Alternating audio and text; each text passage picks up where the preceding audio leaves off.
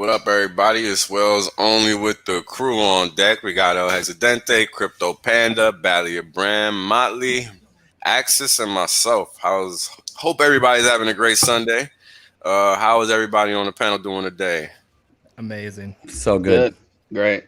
It's no other way to be Can't doing complain. Oh yeah. Price is doing what it's supposed to. Shares are doing what they're supposed to. It's a good day to be a Hex. Yeah. Last time I checked, we all had Hex, so it's hard to not be doing good. Well, exactly. I mean, it's a beautiful thing when you respect your pocket and you respect math. Life is very easy when you do that. And this is what our stream's all about. No matter what, right? Whether you're sharing charts or not. Oh, hold on, guys. Give me a second. Sorry about that. Amateur hour. I suck at the StreamYards. I'm not even gonna lie about that. I am not a pro streamer by any means, no sir. But I try. So yeah, man. It's kind of funny because you're good, man. We're pretty much at new highs. People are selling. People are buying. It's like a nut house. It's crazy, man. It's crazy. I see a lot of buying, not so much selling, brother. Yeah, well, selling that is there. The people are ready to jump in. Yeah, I mean, it's funny because this morning I was like ready to buy some Hex, and unfortunately the gas was too much for me at 31 cents. It was just like, yeah, it was crazy. You gotta be making some. What was the gas up to for a swap this morning? Yeah. Was that? What's the gas up to today? Yeah, the gas was crazy this morning. I don't know what's going on. The gas, like $60 a swap, $60 or $70 for a swap, I think right now. Yeah, right now it's not as crazy. This morning was like, I think it was like 200 and up the way. I don't remember, but it was crazy. It's crazy how much it fluctuates, Yeah. Yeah. Sunday's usually the best, but go ahead. You guys notice how it like spikes up and then it just like comes back down slowly and then it spikes up again? Yeah, dude, the number one user is OpenSea, like the NFTs. Dude, the NFTs are just congesting the network so bad. There'd be thousands and thousands and thousands of people that would buy Hex that maybe only have $100, $150, $50 that they just can't. It's feasible. I mean, unless you have like $500. I mean, even then, that's what I usually tell people. It's like, unless you have $500, by the time you do the transfer and everything, your position size on your fees, that you're doing okay. PulseChain's going to be perfect for that. You guys mentioned OpenSea and NFTs having a lot of the majority of the gas dominance, and they're all going to get copies on PulseChain, and just the more throughput with the network itself, I think is going to be good because, like you mentioned, I got people, they have a few $100, maybe $500, and a big portion of that's already taken away from the gas. Exactly. I know there's like thousands, even on TikTok especially. I mean, some of the guys, a lot of people have gotten it, but the majority, that's the number one complaint. Oh, the gas fees. So by the time you have to do an ERC20 transfer, usually, I mean, even if you buy it on Coinbase, a lot of people if they don't have anything, they're buying Ethereum, they're getting charged a fee. Then they send it away, and then the swap fee, and then the stake fee. So it's like, for a new person, they're like, oh, this is just too much. So for the seasoned guys, it's not that big of a deal. But as far as adoption goes, but we still see the price continue to go up, and the total value staked is like 21 billion or something. I posted, I think it's like almost 22 billion that in Hex stake. So it's we're still growing like crazy. I can just imagine whenever this is no longer an issue. What up, Funding Jimmy? What's up, Gary? How's it going? Exciting stuff, man. Everybody's onboarding friends and family that are saying, what the hell? I missed this. Why didn't you push me 6 months ago? You kept irritating me for a year, but now finally I'm in. Yeah, it's been exciting days. I've had a lot of my onboardees retire recently. That's awesome. Yeah, I think I told you guys before, people were saying you should have put back when it was 100x. They said, oh, you should have pushed me. and then what was 1,000x? You should have pushed me. And then it's like, yeah, Gary, I just got that treatment on the phone yesterday, and I was like, "What are you talking about, dude? I told you to buy under a penny." I was like hammering it home too. It wasn't just one phone call; it was multiple phone calls. But the fact that these people have a short-term memory kind of drives me nuts. Yeah, I've been telling people I'm going to tell you once. That's it, and then I'm not going to bug you anymore. My siblings got told 3 times, but everybody else, you know, family gets the extra. yeah, extra it's push. an extra nudging. But I'm like, I'm telling you once, and that's it. If you have questions, here's the information. If not, it's all done. Yeah, this onboarding thing is definitely an art. You have to approach it differently for different people, for sure. I work with a guy at the job that I'm at right now still, and he's like 60. He's just like my main partner that I work with. And I told him back when it was like before a penny, and he's been watching this whole time. He finally bought some like at 15 cents and stuff. But I'm like, dude, I'm retiring. I'm out of here. And you have to be. I don't want to rub it. He knows now. He feels super bad because he's like, dude, this kid's like half my age, gets to, you know. But I'm like, dude, I tried it.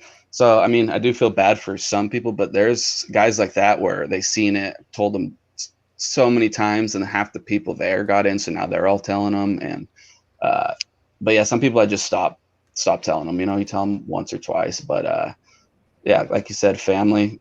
I definitely kept telling them, like, it basically forced them, like, hey, no, you have to do this. Like, just set this aside and we'll just get that done. But I'm seeing that a lot. People are hitting me up like, dude, but most of them know. I told them a long time ago. So it's like seeing that more than ever now. But the people that did get in, they're just killing it. They're so happy. It's pretty amazing to see that with, you know, all their close friends and family that are just never made this much money ever in their whole lives, especially in this short of a time.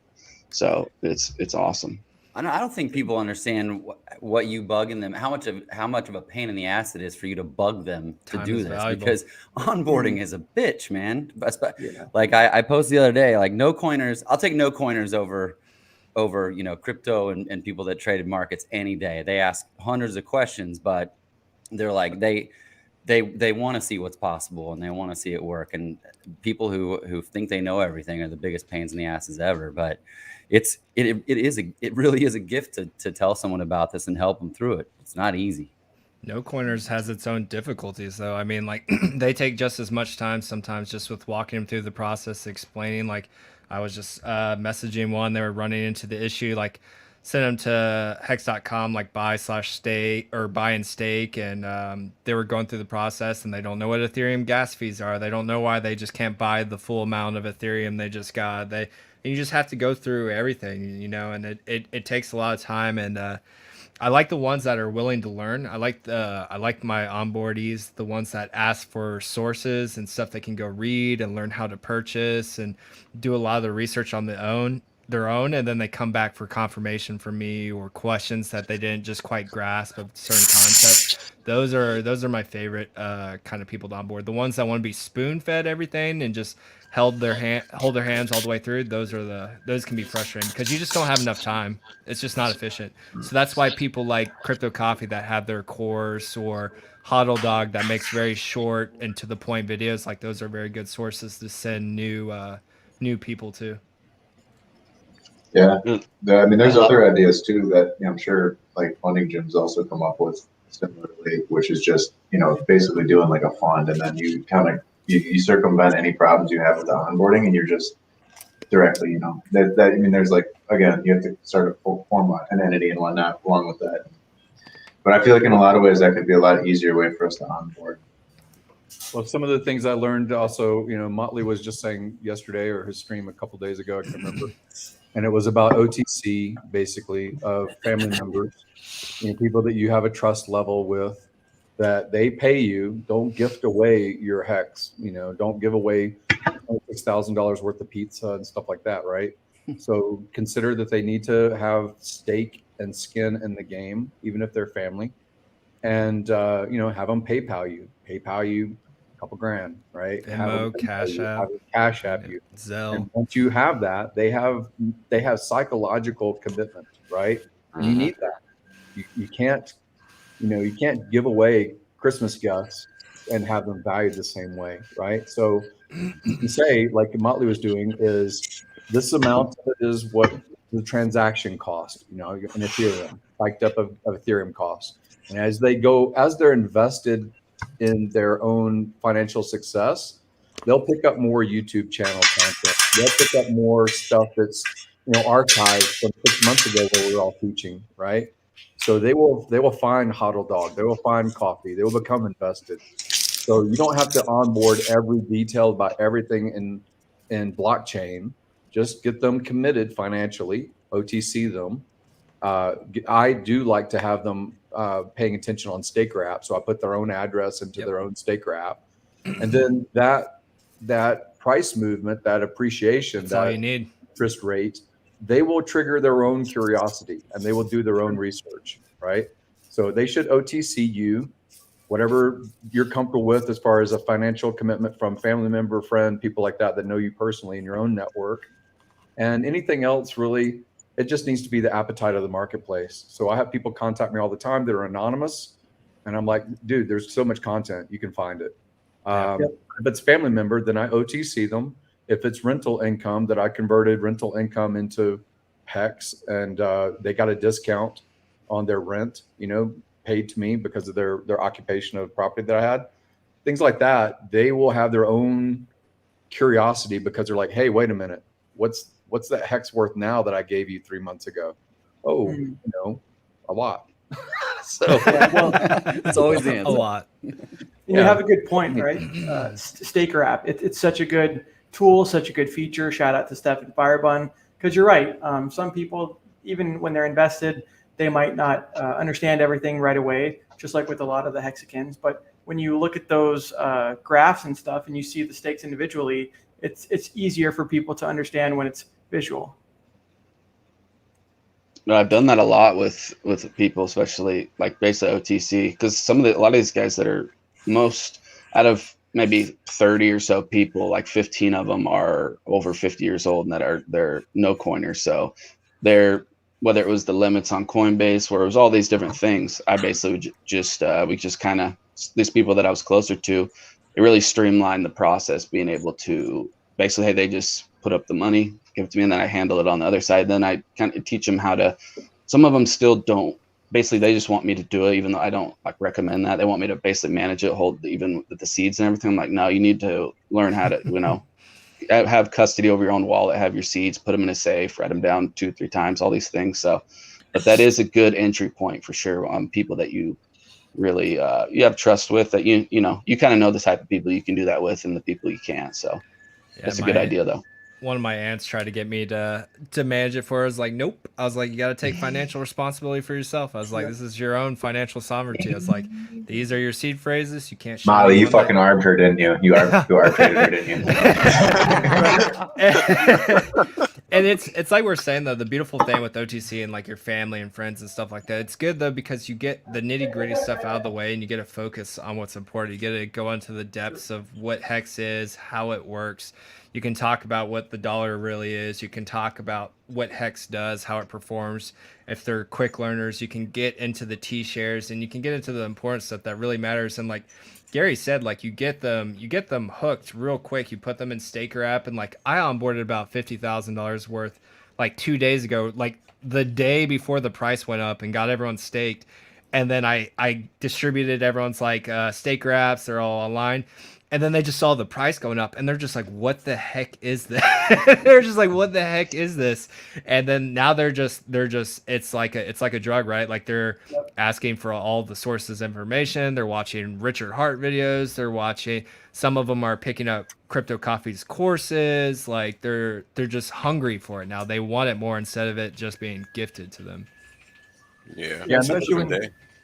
That's a big thing is, today I did onboard and it was about 15 grand worth, and it was making sure that they had their MetaMask temporarily on their phone or on their computer, making sure that they had their seed words absolutely protected, remotely. I was teleconferencing with them kind of thing, making sure that they did 2 stakes while I was showing them how it works, and then deleting everything basically, so that they don't have as much of a risk profile or temptation to basically early end stake or whatever it is that they verbally committed and then financially committed as far as their HEX stakes. So I like the onboarding process where it is set it and forget it. I know that we talked before about HEX being a set it and forget it kind of instrument, and it is addictive to check it every 5 minutes on STAKER.APP. But it is supposed to be, a truth engine. It is supposed to be how much time you're willing to commit, ROI on interest, speculative appreciation of a token's value, all those things they will learn on their own. But my setup process is basically getting them committed, getting them installed, getting it deleted, and just holding on to words. That's really where I have my onboarding process. Yeah, I went Gary, I was gonna say, damn it, Gary, I was doing so good and you just made me check. Yeah, I went to a guy's house that I onboarded probably like 8 months ago. He forgot it, but he forgot it to the point where he doesn't even know how to check it. He's like, what is it? Is it Staker, Meta? He doesn't even know the names of it. I'm like, dude, you have to at least, he didn't even remember how to copy and paste his address. So it's like, I kind of gave him some leeway because he's an older dude. He's super cool. And he already he's pretty set, but on this end, he's just like, I actually had to go. Most of these people, I spend a lot of time, I go to people's houses because I'm like doing all this text, all this stuff. It's like, I just get 5 people, try to in a group, and then meet at one of the dudes' houses, and then 5 new people. I try to do more than just one-to-one, but I go over to people's houses physically. Saturday, Sunday, I'm usually over at people's houses doing this stuff like constantly. Yeah, I put that up on my personal. I'll all right, like I do this, right? Like I'll set up a StreamYard session. I was like, any of you guys that are interested, want help getting set up, like I'll do this. And like I've gotten a couple big ones together, and then I've gotten some where it's might only be like 1 or 2, and then like I'll have people that say they were interested, and then they'll hit me up a week later after the price moves, and they'll be like, oh, I see the price went up, like now I'm interested. I'm like, bro, I tried to get all you guys on this together. Like doing it individually, it just doesn't scale at time. Like that's why stuff like Coffee's course and channels that focus on certain topics are so important for onboarding, because like you're one person, your individual time, Gary talks about all the time, is so precious, and like you just don't have enough hours in the day. You just can't do it. You get burnt out quick too. Well, that's why it's smart that you guys are scaling, right? El Hexidente mentions, 5 people at a time, and same thing with Motley, scaling that too, because I feel the same way. Where if you're just one-on-one, that's great, you're helping them, but that doesn't really scale very well for your time. So if you could do the same thing with 9 people like Motley's doing, or El Hexidente, then that's really cool. Another thing you can do is, if you have a YouTube channel, it's obviously you're putting things out there publicly, but you can make things unlisted, and you can be a little bit more nuanced or personal on the thing that you prepare. So you can say things to personal friends, basically in a boilerplate fashion that isn't public, right? That isn't out there on YouTube. So, you can have a little bit more personal messaging, more content, more detail that is speaking to your family, friends, people like that, people that you're willing to send that unlisted link to, and they can watch and rewatch and feel like they're digesting it at their own speed without it being fodder. So I do that pretty often too. That's a really good idea. Yeah, it's a very good idea. And I'll just send the link. I'll say, yeah, great, read this on your own. And I make it also where it's not showing comments. So I turn off comments so they don't get bad information or misinformation from other people asking questions. And also people don't accidentally put more of their own content into those commentary. So I like the unlisted links, and I'll send that out, and then they can just follow up with questions if they had something I didn't cover. Very good idea. Definitely probably do that. Yeah, because that's the way to scale it for sure. Yep. To scale the level of understanding, right? Because then you're just making the points unique to that individual. It's what a lot of us do when we're learning now, right? Since most of the information is online, some of the first sources we go to is YouTube. Look up how to do it, and we all do that, right? We sit there, we get the bit of information we need, we pause it, we rewind it if we need to. Then you move to the next step, and the next step. You learn how to fix your car, you learn how to fix your computer, you learn how to get into crypto properly, save your wallet, protect your seeds, all that stuff. And you can rewind it, like Funding Jim said, as many times as you need to get the information that you need to. It's a very good way. Yep.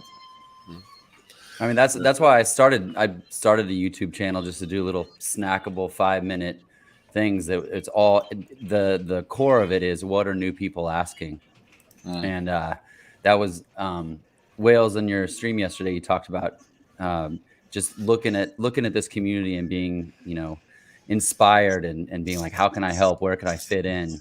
And I saw, I love listening to the long streams. I love being in there, but I was like, I don't see as much like snackable stuff. And if this can help, if I can just answer a question over and over and over again for someone that's helping me, maybe this will help someone else. And I'm telling you, I mean, we know how this is. I don't care about growing a channel. I don't care about this brand thing for me.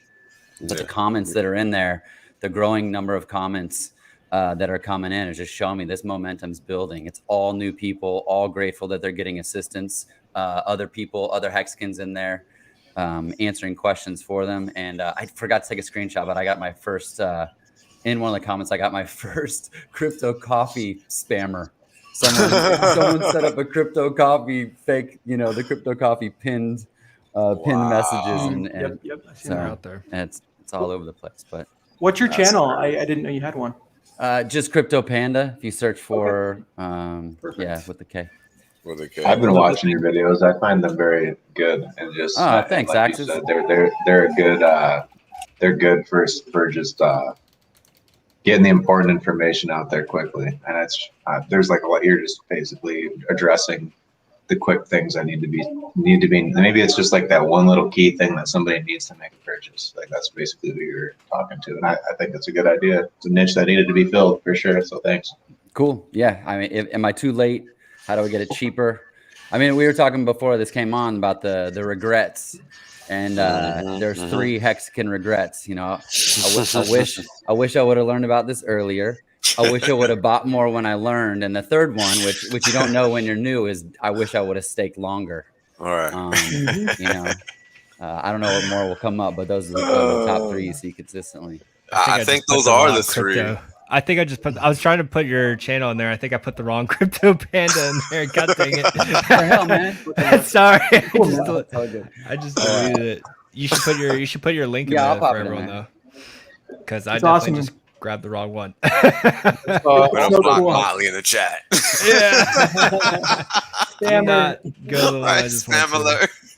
Yes, I saw it got retracted pretty quickly. Yeah, I retracted that shit real quick. Like, hold up. But guys that already have Hex in their wallet, they should be wise enough not to participate in these scams.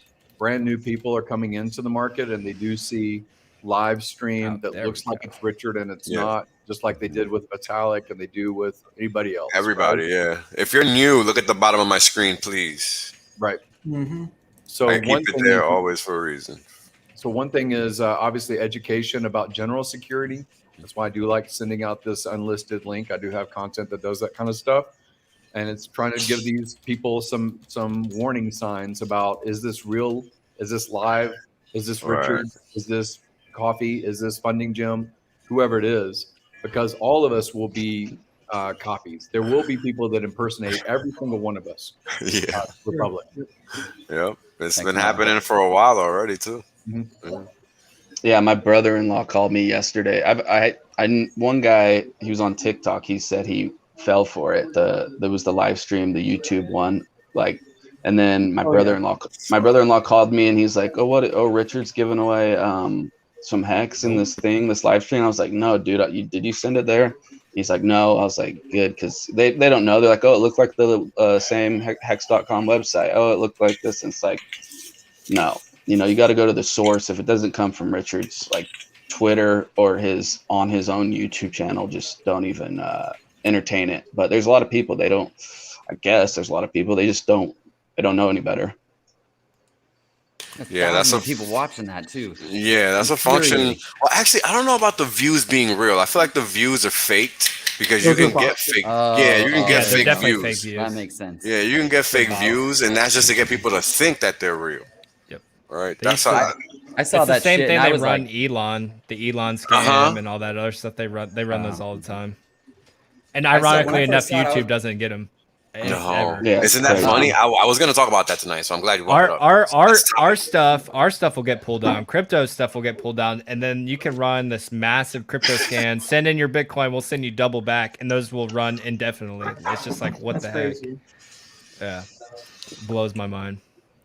But if you're new and you see there's thousands of people on, and even if there's bots there, when I saw it, I was like, what the fuck? And I think it's legitimate. Yeah, I mean, I was trying to report, and that was, and so I reported the domain, but the domain's at reg.com, some Russian, GoDaddy kind of thing. I mean, Russian GoDaddy. That's what it is. REG.com. Like, I'm sorry, but that just sounded funny. That's pretty funny. In Russia, Daddy goes you. Right. Yeah, oh man, that was funny. Yeah, shout out to Trash Panda. I don't think he or she watches many YouTube streams, but they're funny as fuck on Twitter. Yeah, they got a good Twitter profile. It's probably someone we know. A lot of these alt counts are some Hexicans we know. Yeah, Trash Panda crew. There's a whole crew like Hexmac. There is a Panda crew. Right, for sure. All right. There is a Panda crew. Yes. There's even a Trash Panda crew. I mean, Trash Panda crew and Panda crew for sure. Yeah, there's two Panda crews, right? Regular pandas and Trash Pandas. Yeah, they run deep. Oh man, but it's interesting how we're almost at new all-time highs again, but yet we have to worry about our content being pulled down. But if the scammers let it run, they let the scammer information and the scammer streams run non-stop. Whether it's Elon, Hex, or Vitalik, right? You always can find a fake crypto stream running on YouTube. Ain't that interesting? I think that's very interesting. It's unfortunate. Very unfortunate. Very unfortunate. And this is. Go ahead, bro. There's always going to be a select few that do fall for that, and that's why I think it's our duty when we do onboard people to teach them about security. Even if you are doing OTC, like Motley had mentioned with his family member, not to hold on to the keys for them, but to teach them the responsibility, because it really is a new system. It's the most important. It's the most important when you have financial sovereignty, and it's just you, like, you have no one to blame but you when it comes to that stuff. So it's when you're onboarding people, it's the most important thing. It's what I always start with. It's like you're taking your financial, all your financial risk, all your security, all that's on you. So going over all the good OPSEC and how to handle your seed phrase and all that stuff from A to Z, that's one of the first places I always start. You have to teach them that, or they're just going to lose their money. Yeah, I agree. That's like basic. That's number one. Number one is, hey, these seed phrases do not ever go digital, ever. You can't. No one lays eyes on this outside of you or someone that you trust with your life, a significant other. Like, if they do and they know what they're looking at, they're going to take all your funds. They have access to your wallet anywhere in the world if they have those seed phrases. Yep, exactly. That's another thing about I care about things like taxable events. I travel internationally all the time. I don't really want to have access to my crypto at all, really. So, as you become more wealthy in your position, whether it's in Hex or other assets, you need to consider those things. 100%. And a big thing is Hex is designed so beautifully that you can set quarterly, semi-annually, annually, whatever it is when you have a stake coming out, and you can live a relatively freer life. I don't travel with any kind of access to crypto at all whatsoever. I really am kind of, Vitalik does these types of things too. Anybody that has significant money, they shouldn't have access, I don't think. Now, if you are in other crypto products, you might want to pay attention to the market a lot, because you say, I need to sell at a high, I need to buy a dip. You can continue to do those things to a degree, but I like Hex because I'm staked. I don't really have to think about things except for maybe a calendar event and say, oh, I need to be access available during this small little window of life. I live also personally, I live off of credit during the course of a year. personal or business credit accounts, access to capital as far as credit capital, unsecured, so it's not collateralized and all these kinds of things. And Nice. I just pay it off once a year, or pay it off, biannually, right? Cool. And even if I'm paying 8% APR or 10% APR, which I never do, I pay 0% usually. I just rotate between introductory periods and things like that. If you learn that game, you're essentially getting capital for free effectively. If you're, again, you need to learn the game of credit. But if you do learn that game, I pay it off with a liquidity event. That means sale of a real estate, sale of a physical car, sale of a crypto if crypto is coming due in a rung. And then once I have that liquidity and I have it paid down again, I usually have access to more credit because banks love that they got paid off in full. And they then offer they you give you more. access to more, right? So I just play that game, and I've been doing that for decades, right? Smart. So I think that you shouldn't spend down your capital. The thing that has the highest ROI, the most appreciating asset, basically known to man, I don't think you should be doing that necessarily. I think that when rungs come due in HEX, if that interest comes out and it's available to you, you can make your own decision and evaluation about what you want to pay down or pay off or buy. But I like that HEX is designed in such a way that I can live a freer life than any other kind of crypto or other asset management. Yeah, I mean, I think that's very important because, I know I don't talk about those kind of things all the time, or if at all, but you do because that's what you specialize in. But it's important information, right? Because while the fiat system still exists, you have to learn how to, be successful within the system. And these are all things that, while they might sound foreign and complicated because most people haven't heard them before, they're actually very simple. And it turns out that business credit is actually easier to attain and improve than regular personal credit, believe it or not. So these are going to be things that, as time progresses and people become more knowledgeable about the very basics of finance, we can actually move on to these types of topics because as a community, it's kind of hard to just start there. Right. But I think here shortly, once certain things unfold in the economy and we can actually talk about them and why they happen and people can actually see the end result, because I've been talking about a lot of things for a long time. And, we're still getting $1 trillion reverse repo counts day after day after day. Right. So the question becomes, well, you've been talking about this for 5 months at this point. Excuse me, almost 5 months, and nothing has happened exactly yet. That's how they get you. Right? That's how they get you. It's like a carrot stick, right? And they just dangle that carrot in front of that stick until the last possible moment. And then whoosh, you get an event like you saw last year when you had the Rona dip, right? Where the market literally went, I think it might have been in 6 weeks. But it dropped something crazy. Hold on, I got the chart open right now. Yeah, that was let me see. Hold on, is this not picking it up right? It looks like a 30% drop, 35% drop in just a matter of weeks, 3 weeks. 35% drop. That's the average bear market move in 3 weeks in the stock market. That was unprecedented. That's never happened in 3 weeks until that point in time. Right? So the question becomes, well, how the hell did that happen? Well, it happened because it was instigated. Right? It was instigated and it was promoted. And the thing you have to understand is if you go back and look at headlines, what you end up seeing is that a lot of people were already selling. So the sell-off happened before it even happened.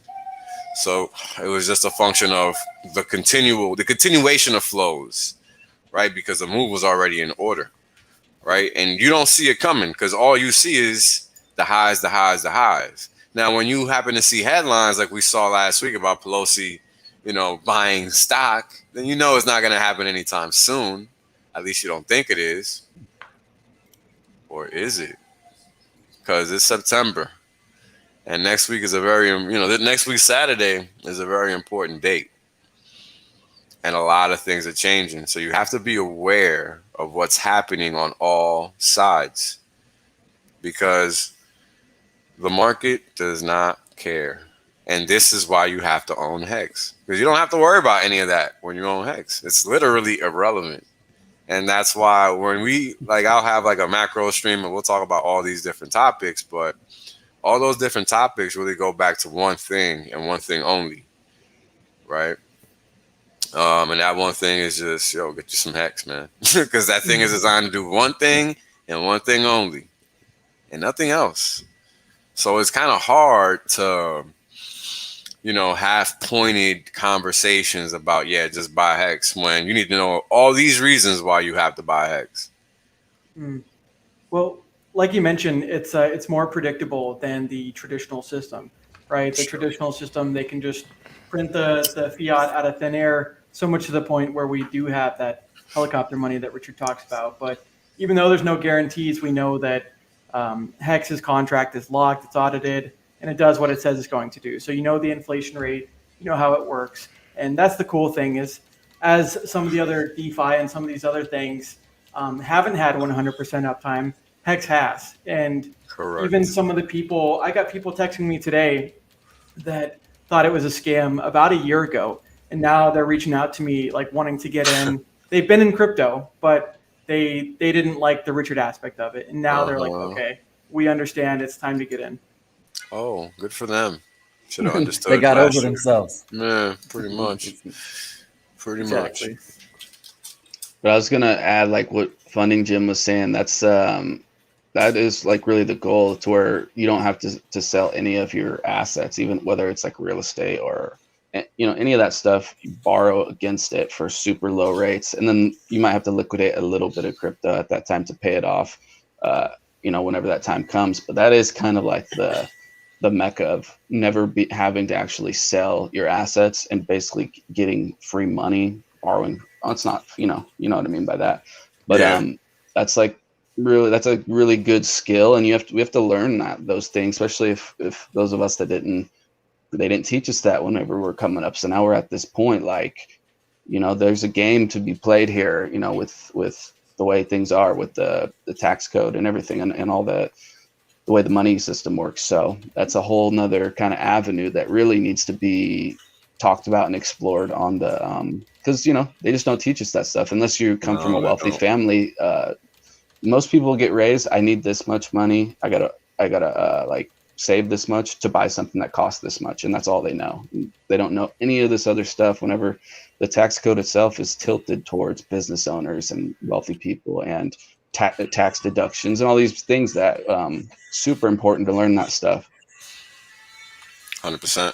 And it's all things that they're like life, they're like success and life skills. Like, you achieve success in life by knowing these skills. And one of the top skills is money management. You know, how to manage your finances, balance a checkbook, you know, understand how to manage your bills from paycheck to paycheck if you're living on a paycheck, you know, stuff like that. Just, I mean, it sounds basic, man, but it's just not easy for some people to do. I remember when I was an 18-year-old living abroad, having to be responsible for my own finances, and finding myself in scenarios where I just really didn't know what to do. And I had to sit there and think, like, well, what decision do I make now versus, you know, later, because I only have X amount of dollars and that's it. And I'm out here, and mom, man, you know, she can't do anything. Like, that's it.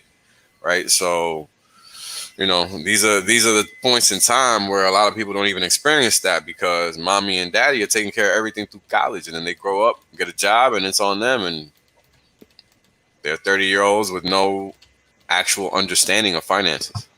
You know, it's interesting, Wales, because this kind of gets back to, like, you know, it's all about building skills. And, you know, you might not see financial gain when you're building your skills, but each skill you build is compounding on the previous skill, giving you a unique skill set.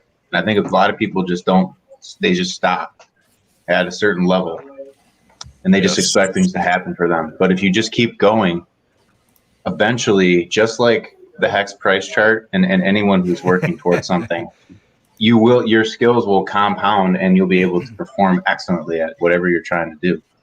And there's not a more talented community to learn from too, or lean against when you're unfamiliar in a certain area. Like, there's a Hexagon that has those talents, that has those skills, and it's just not not only do they have it in spades, but it's quality too. Like I don't think I met a hexagon now that isn't an expert in some sort of field and have some of the best quality work I've ever seen in that field. And so like the tools are there to access it. Like you guys each have, like everyone has something they bring to the table, and you can feed off of each other. You can work off each other. I know for me personally, like there's a lot of hexagons that I've used for work. I've a lot of hexagons that I've teamed up with and built stuff or building stuff. Like you can do a lot of really cool things, and there's a lot of smart, talented people in this community that know a lot about everything. So you use the community, give back to the community. There's a lot of cool stuff that we can all do together when we put our heads together. Totally. Well, there's a lot of opportunities that I have currently that I never would have had I not interacted with the hexagons and things like that. You're definitely right, Motley. I see Falcon Crypto mentioning, talking about mentorship, and that's one thing that I, even if it's not official, that I really like about the community is seeing people like each one teach one. I learned so much about financial markets on streams like this and Quant Gang, and then Funding Gym. I remember, I think it was maybe your right after Vegas, one of your first streams that you did when you're feeling better. A lot better. I mean, yeah. It was like on crack afterwards. Yeah. That was cool. But that ever. You were talking about, I'd been listening to all these other streams about the markets and things like that, and I heard you say something like, all these other businesses that I have are to put money into Hex. And for me personally, I felt such relief because I run a software company, and there's this element of guilt, even though I look at the fundamentals of what it is that we're trying to do in software. And I mean, Hex didn't just kill everything in crypto, and it's not just killing everything in financial markets. It's fucking up everything in business. I don't go to my business partner now and go, hey, we need to spend more money on marketing. I'm like, bro, we need to give ourselves some bonuses and get some more fucking Hex. And Hex. Turn it into a business asset. Yeah. I mean, he's a little more responsible fiscally, which is good. But I'm like, well, even like last Monday, I said, dude, this is the last chance before 25 cents. I'll make a deal with you. You pick the number, and I'll close a deal in September above and beyond what we're going to be closing. I'll close a deal in September for that amount. And he's like, all right. And I let him pick the number, and, and we went in. But what I was going to also say is that, but I still have I have the sense of responsibility in a good way to the people that work for us. There's families people are going to college. We have an angel investor.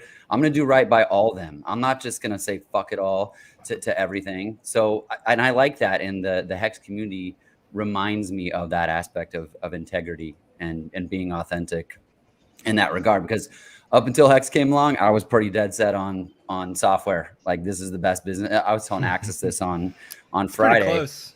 Yeah, I mean, it's it. Close. But you in software, and this, by the way, this is when Richard Hart talks about product market fit. I know in normal business that's what people are looking for, but definitely in software, it's like you iterate and iterate and iterate until you get product market fit, and then you just fucking hit the gas. And so when he's saying we have product market fit, it's like something stands up in the back, and the hair stands up in the back of my neck. I'm like, holy shit, we do. It's done. Now it's just people. Now it's just people understanding how magical this is. In software, it's build a machine that when you put $1 in, $50 comes out, $100 comes out, and that is Hex, with no overhead, with no developers, with no salespeople to pay. It just fucking works. It just works. Period. So it's anyway. I just want to say that sitting here and learning about finance and markets and things I didn't really know about, I was really relieved to see Gary talking about the normal startup world, and it made a clear connection for me as to what it is that we needed to do as a business and as a business owner to keep this going. Because I told my business owner I had a root canal and I was on the pain meds, but I called him right after. I said, love you, bro. I love you. We're gonna make it. We're gonna do great things.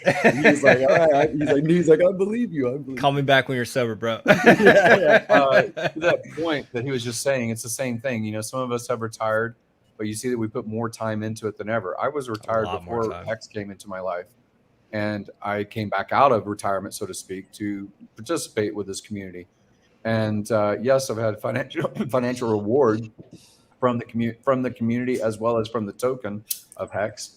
But there comes a sense of responsibility. Part of it is like in my perspective right now is education about asset protection. Now that you have something under your belt, don't get sued.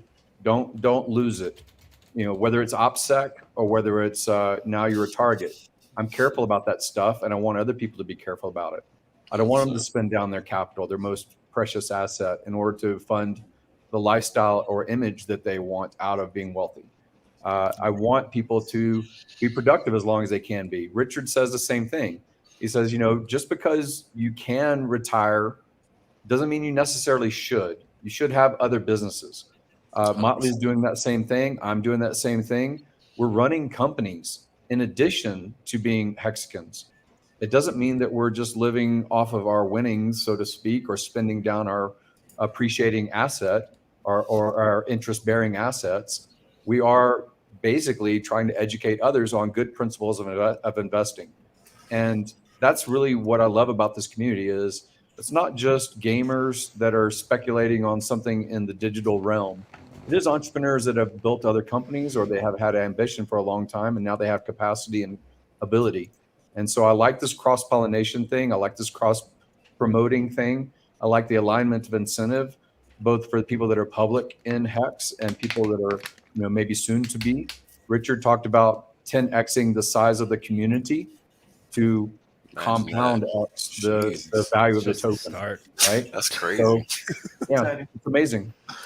Yeah, really people here retired and they think, okay, you don't work another day in your life. Like it's just the opposite. It's just like if that was the case, it would just be pure boredom. If anything, it's become more busy. It's building businesses. It's getting together with friends of yours that have common interests in building new things, starting new companies, working for more, upgrading your content, making more content, doing different things, like coming up with stuff that you love, just stuff that you're passionate about, just turning it into another form of business, revenue, in-stream, and you can put it into stuff like Hex. Like, I mean, Hex isn't just like an amazing asset. Like, it is the best asset on planet Earth. Like, Crypto Panda was talking about, like, there's just nothing that beats it, right? Like, everything else has some form of overhead, some form of employee.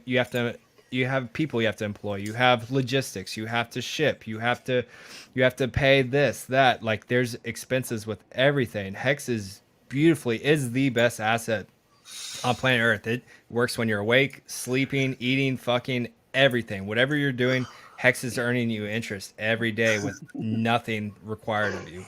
You just can't beat that anything else. And it just happens to be the fastest appreciating asset that goes alongside with that. Like, Jesus Christ. Like, why would you not want to put as much money and monetary capital as you can into this? Like, doesn't even make sense. Yeah. Doesn't even make sense. Nothing else makes sense. I've never converted. Or people like to have something that makes the money while they're sleeping, but never during some of the everything. Whatever you're doing, Hex is earning. I think someone made a meme today where it's just like, it was like me, and then like they had some dude that was like passed out and just looked like he was wiped. It's like my t-shirt is working while I'm just doing whatever I want, kind of thing, you know.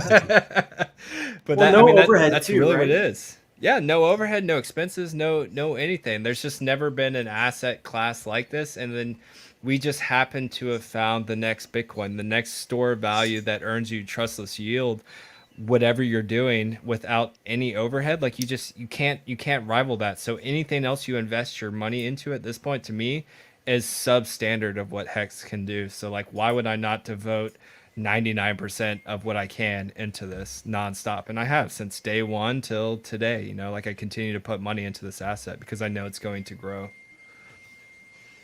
So check this out. We just had a sale of 936,000 Hex and knocked the price down from basically 36 cents to 35. Let's see how quickly this disappears. Yesterday, while I was streaming on a little mini marathon, I think it was gone in like 5 minutes. 6 hours. No. It was like the first. Yeah, the dip, it was like the first dip that we saw. I think it was going on like 5 minutes, some crazy like that. It didn't last at all. Everybody was like, "What the fuck?" That's where the demand is just so high, and even it's for crazy. people. It's crazy.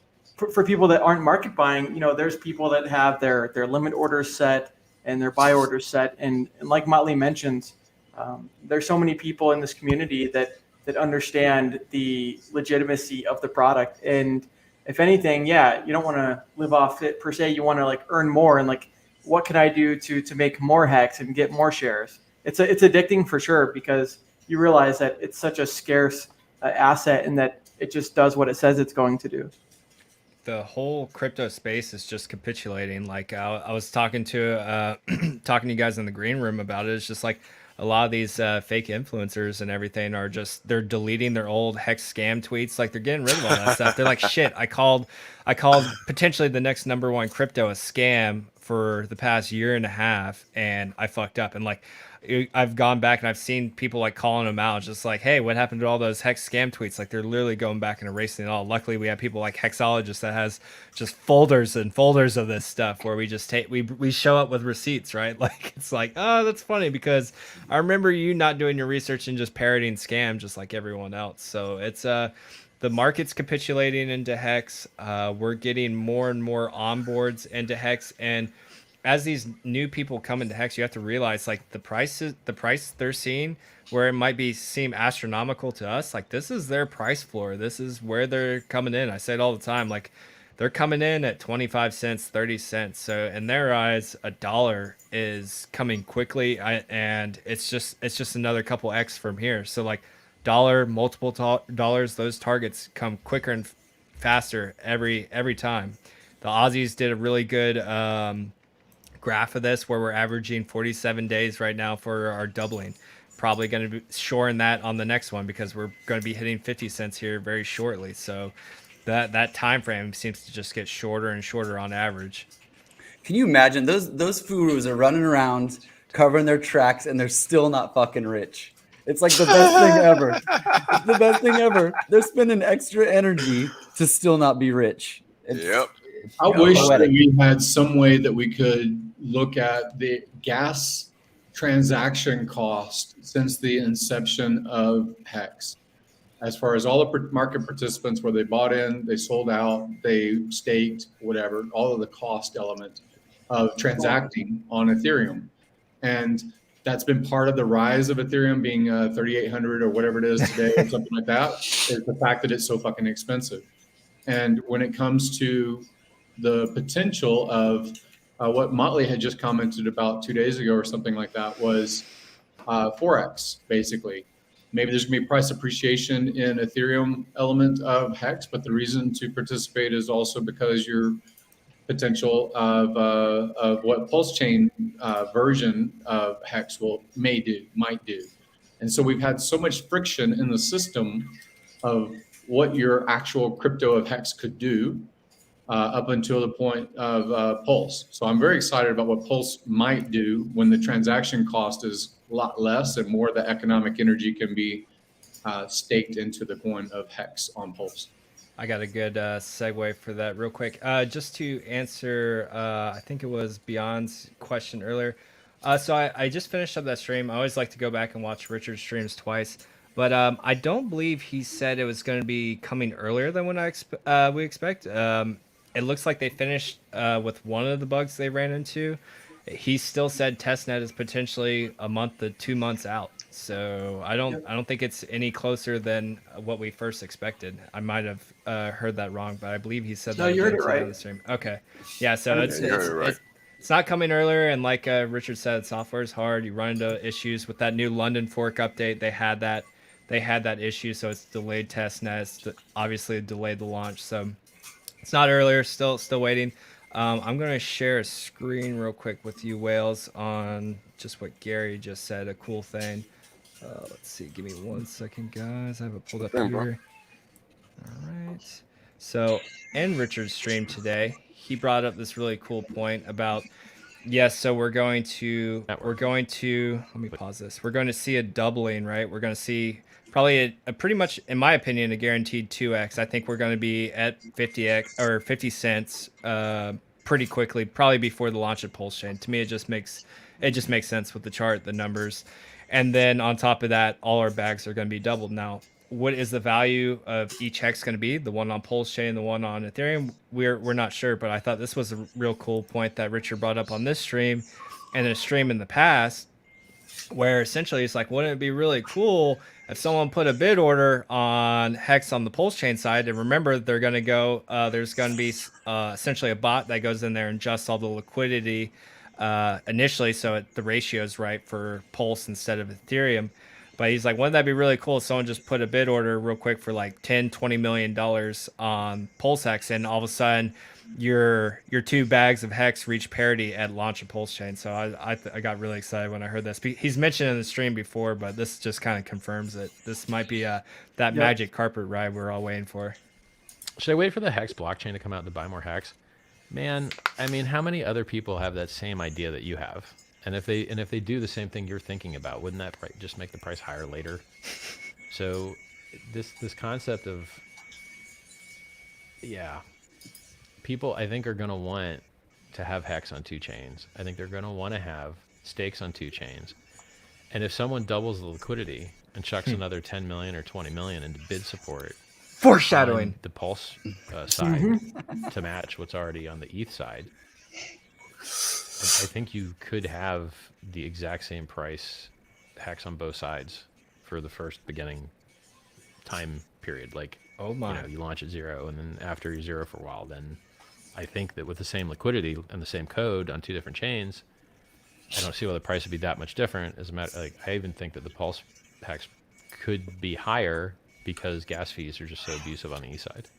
So if people see value in higher throughput, lower fees, and reducing the destruction of the environment, then you could see Hex be more valuable in Pulse if Pulse is considered a better network, which it's designed to be. So yeah, I think having Hex on 2 chains by having it before the fork, and having your stakes on 2 chains by having them before the fork, I think it's a big deal. I think it's a really big deal. Yeah, it's just the optimal strategy, right? Like, buy your Hex now. Don't have to worry about slippage of trying to buy on the Pulse network. You don't have to. You're going to get your automatic doubles. You're going to ride the price up. It's just the same concept as when the sacrifice phase was announced. Like, buy your Hex now, ride the wave up, increase your economic mass when it comes time to sacrifice, because you bought your Hex at whatever it was, like 3 or 4 cents back then, and you got to ride it up to 17-18 cents, the highest it was at the beginning. Like, buy your Hex now. You don't have to worry about buying it. People are like, oh, I'll wait, I'll try to do USDC, I'll try to get this Uniswap token over on Pulse and then buy it with that. It's just like, buy Hex now. It's going to appreciate probably more than any other asset. You're going to get a copy of it on the chain. And then Richard's kind of alluding to the point that, like, hey, there's a good chance your Hex bag don't expect any work from others, but it might be equal to your Hex bag on Ethereum at launch. So we might be at parity at launch. After that, it's up to the market to decide. But man, so like Gary was saying, we're probably looking at least a 2x from 25 cents. You're looking at another probably 2x with your bags being copied over and beat it at parity. Like, to me, it's a no-brainer, and that's why I continue to up my onboarding process and reach, because this is one of the best times to get in than any other time in the system. Like, if you are not getting your Hex bag now, you are fucked up. That's true, man. True. So Go ahead, Gary. Go ahead. To speak to that, in classic cars or any car, you look at what the torque and what the horsepower is at the engine, and that's completely different than the torque and horsepower at the wheels. That's right. And so when you look at the translation and the friction in the system of Ethereum at the moment versus the potential at the wheels of PulseChain, it is a no-brainer. I don't think that there will be a migration as much as a lot of people might think from Ethereum only to PulseChain, where there's going to be a big sell down event. I think there will be a dip, but I think that that's also after the fork, there will be more of a scarcity model in the Ethereum side, and there'll be more sequestering basically of what tokens of value of HEX. And so I don't have a mentality that I'm migrating. I have a mentality that I'm holding two equally valuable at the moment of airdrop, and then price discovery for both separate tokens on different networks. But you know, I love a classic car that has a gas engine and has horsepower that is lost at the engine getting to the wheel, just as much as an electric car that has instant torque. So I just see it as that kind of analogy when it comes to the two networks. Yeah, you know, that's a great analogy, Gary, because that's basically what it is, right? Oh, and guys, thank you for all the super chats. I haven't even mentioned them, but thank you for all the super chats as always. I appreciate them. You know where they're going. Pumping your bags. And what's up, Wave 3 TV? Yeah, oh, word. Yeah, hey, that was my bad. I was ranting. So what's up, bro? And Aliens is an OG guy too. Put this So. guy There in we the go. middle. Yeah, put him front and center. There we go. Sorry, man. It's all good. You guys can hear me, right? Yeah, you sound good. Yeah. Cool. Sure. Good deal. So you been, brother? Long time no see, man. Enjoying that surfer life, are you? Yeah, it's good. So you had some very interesting conversations earlier. I like the one specifically about building even after you hit certain levels of financial well-being. So I think it is true that there's a plenty of hexagons, you know, as Funding Jim was mentioning, Motley, Whales, like a lot of the guys on the stream, there's a lot of stuff that's going on in the background. So I personally find myself fairly busy, at least during the morning hours of the day. But it's good. I like it. It's an fun. Opportunity. It's fun. It's an opportunity to build something unique. So, but surfing is part of it. I do surf early in the mornings, and then I'll work at home for a good part of the day. I've noticed. Wave 3 TV and I are building some stuff, by the way, guys. Coming soon. Oh, nice! Man, it's so cool. It's so one of the guys that we hired, he sent us some renditions of what we kind of brainstormed over the past week, and man, it's gonna be awesome. I can't wait. Very nice. I got don't an even idea I want to work on, but I really don't want to give it away because I know. Wow. That's the problem. You want to give out like little. I want to share it. Yeah, I know you want to share it so bad. Not yet. Soon.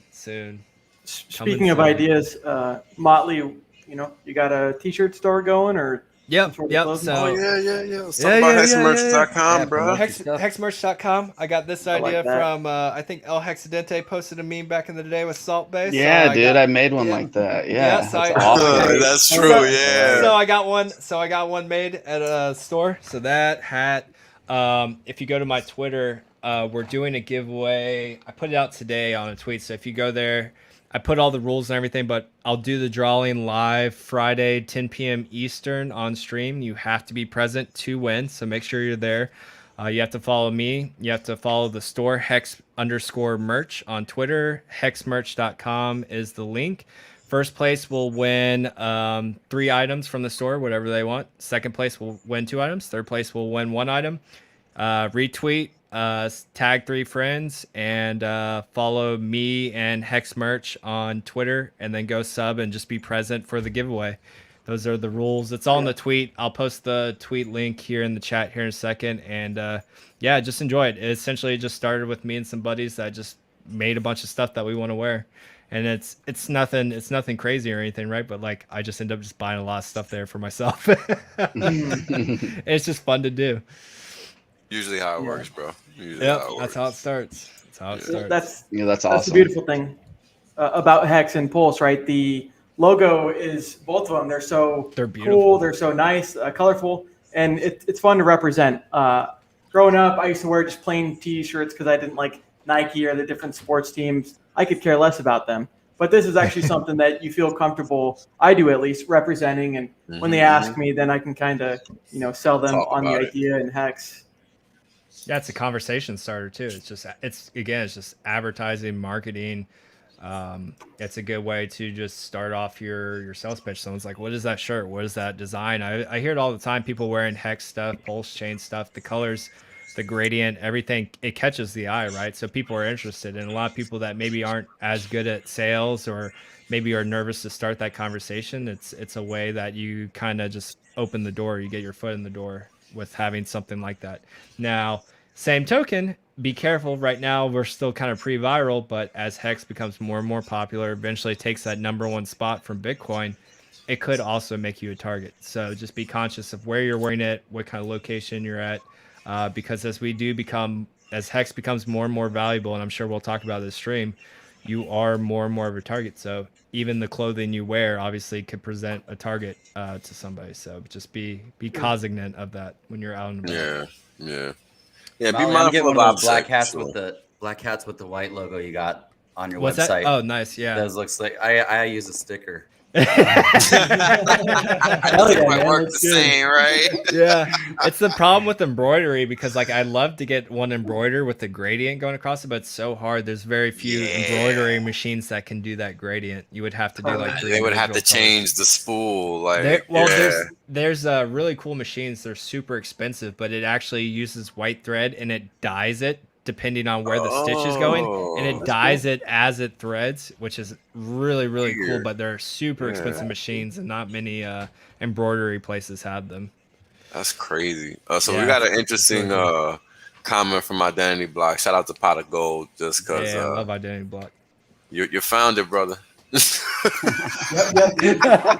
True. Just had to shout that out. So he wants us to cover what's the incentive of Parity at launch. If not only to create a major dump, the idea is to start low, to shake the weak hands. So I think that's an interesting comment. We can talk about that for a little bit. I mean, I think Richard's idea is to essentially, because he's talked about it numerous times. He wants both Hex to be.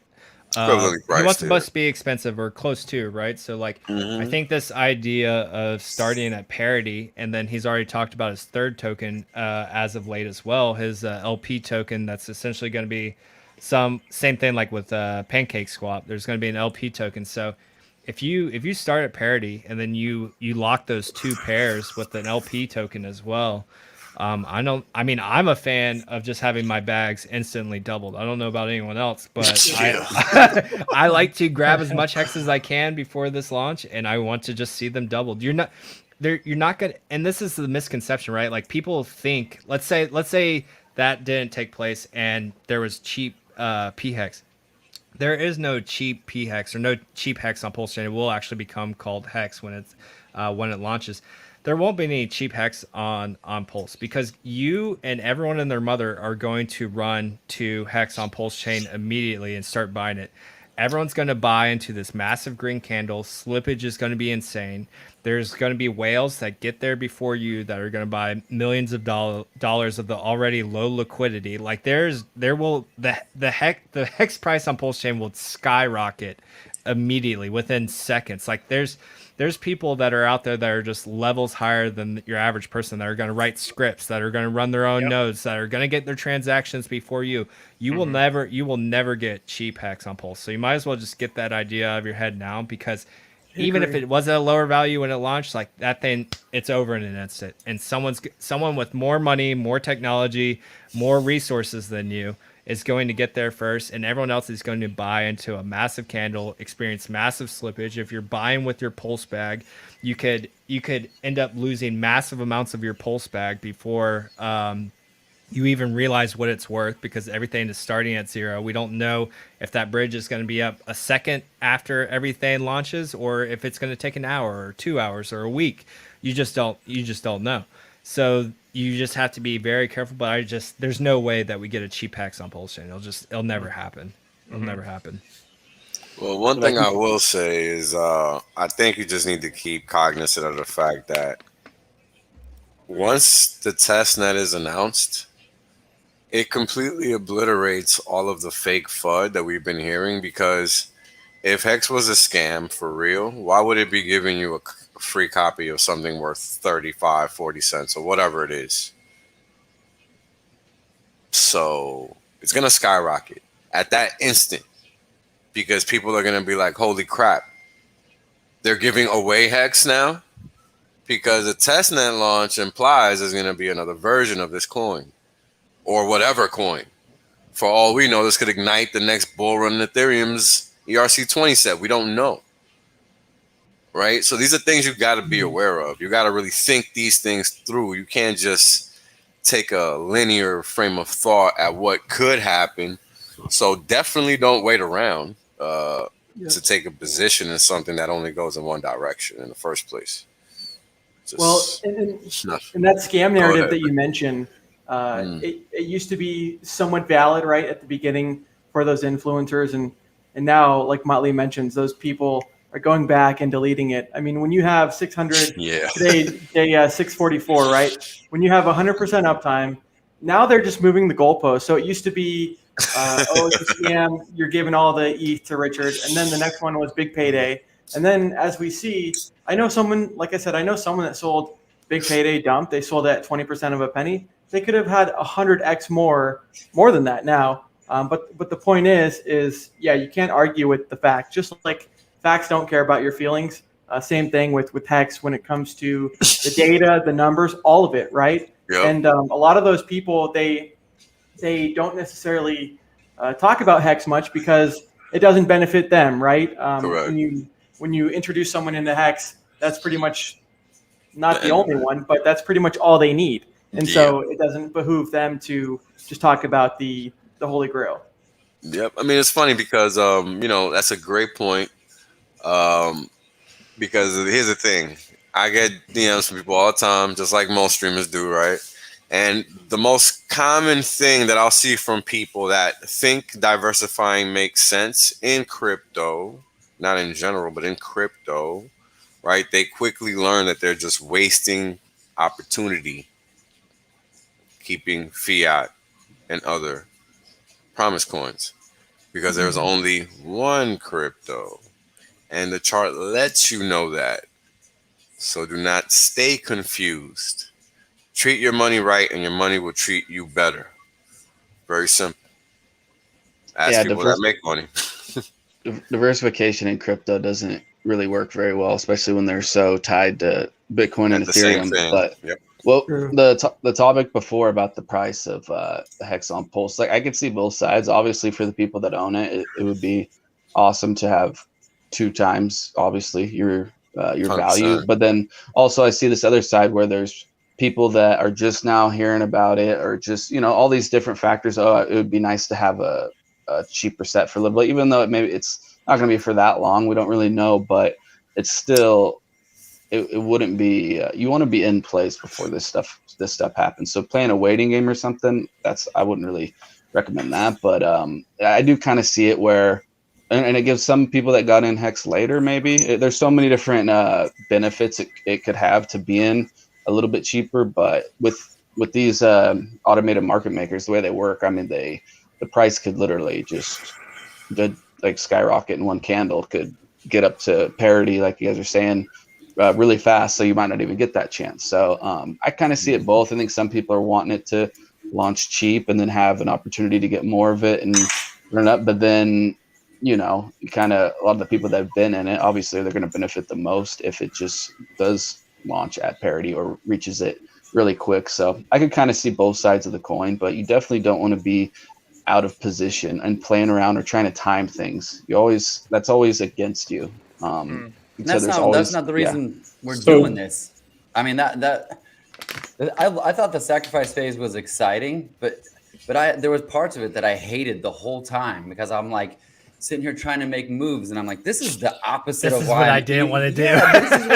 This is the opposite of what I was here in the first place, and now I feel like this again, and it sucks. And there, fine, it is what it is, and it's great. But that same energy is in this. What's going to happen after mainnet, and so listen to everybody that's saying this right now. Just get it now, and don't try to play games. Yeah. You want to play games? Go ahead, man. You don't have to. You don't have to. I have something that maybe Wave 3 and people that look at numbers, because I can't do it on stream very easily. Whales the same way.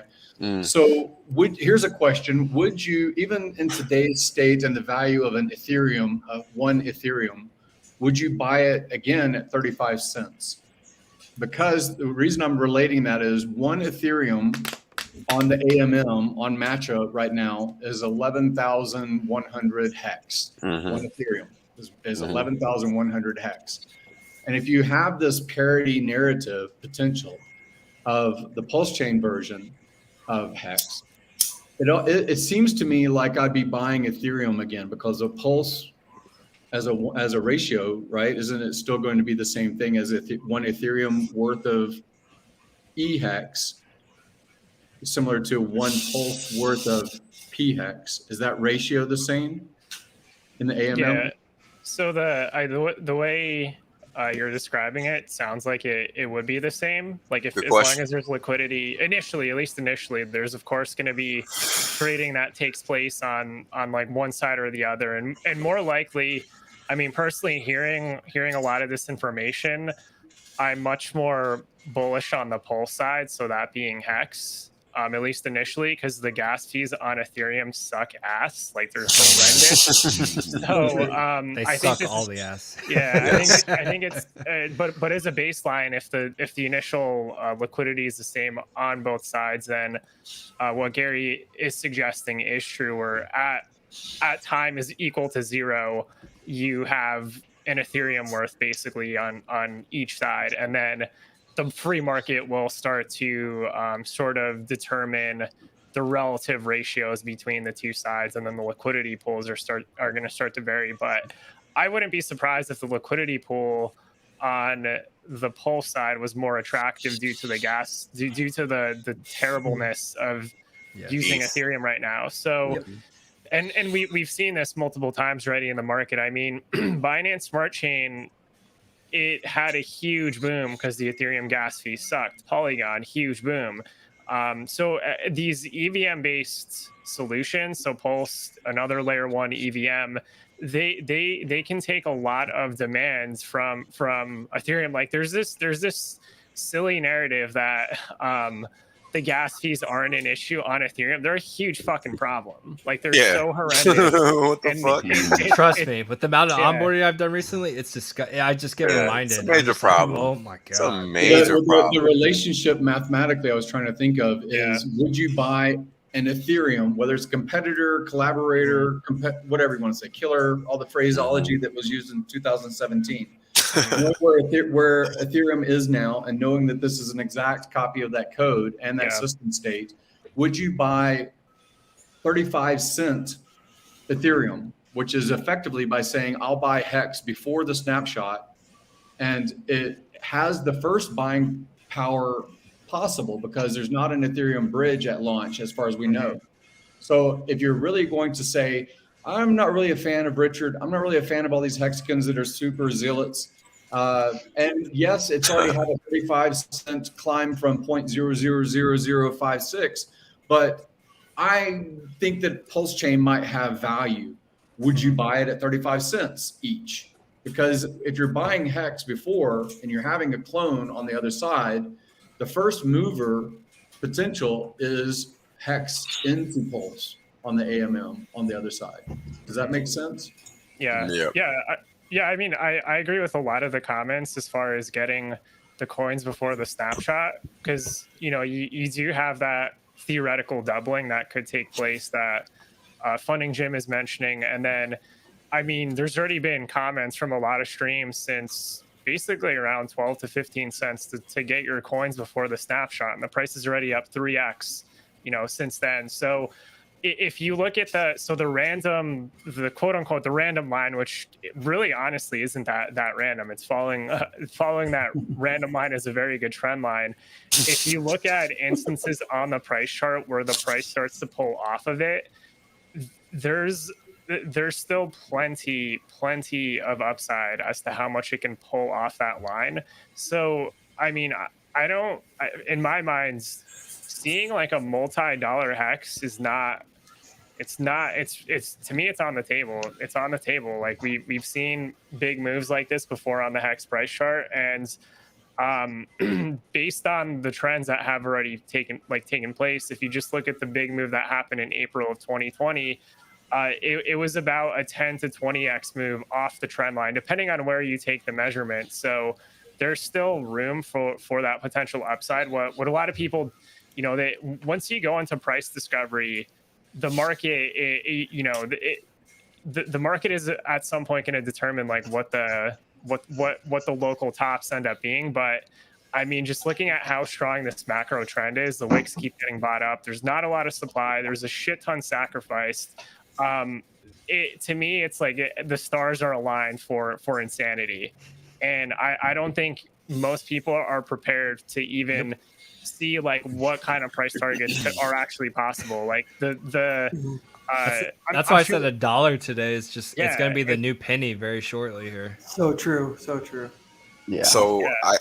I said this yesterday, and I don't know if anybody else has heard this from me, except for the people that were on the stream yesterday, but I just have to repeat it because I think it's important, because I said this a long time ago and we've already surpassed this goal. Now, when I first started streaming, I said that this trade is going to be better than the Big Short. We've already beat the Big Short by, I think, at least 10x, if not 15. Because I think Big Short was only 15x. I think it was only like 15x, because what you have to understand is, even though we knew the price was going to zero, you had to cash out of the trade, because otherwise you are not going to get paid, because the system was going to zero. Going down. Yep. Yeah. So it was a crazy thing. Imagine that. Imagine knowing you have the best trade in history and you can't even 100% that trade. That was tough for those people. Trust me. We've already surpassed them and we're just chilling. We don't have to make any decisions. Yeah. I watch The Big Short all the time, dude. Me too. Oh my God. That's my top Wall Street movie. Oh, that's my the eyes of a lot of people. Yeah, yeah. They even do a great explanation of what was actually going on. Like when what's the guy's name? No, I can't remember his name. The guy that plays Steve Baum. Steve Christian Bale? No. Stephen Crow. Yes, Stephen Crow. When he goes, right. So you're telling me this is dog shit wrapped in cat shit? Yo, that kills me. Oh my God, because that's exactly what it was. There's so many good lines in there. Yeah. Yes, so many good lines. And it's like, yo, how could you not make the, like, I love trading places. I love trading places.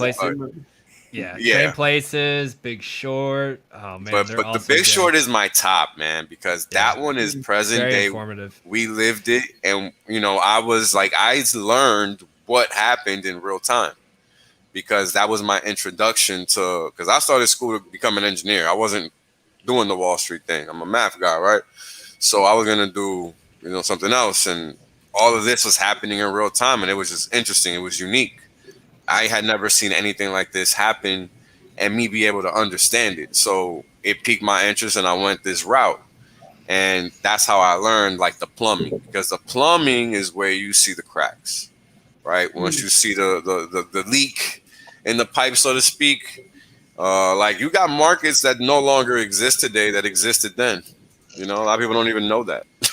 But there's a reason for that. Imagine that. Just complete buckets of capital depleted, gone, because people are not mindful of their pocket. They don't respect risk, right? And this is the thing, when we're talking about Hex, we're talking about something specific. And Crypto Panda, I actually want to tap on you for this, and I want to get all these questions because this is going to get really good. Now, you work in the software business, in the software industry specifically. How much software out there exists that runs 100% of the time? Please inform us.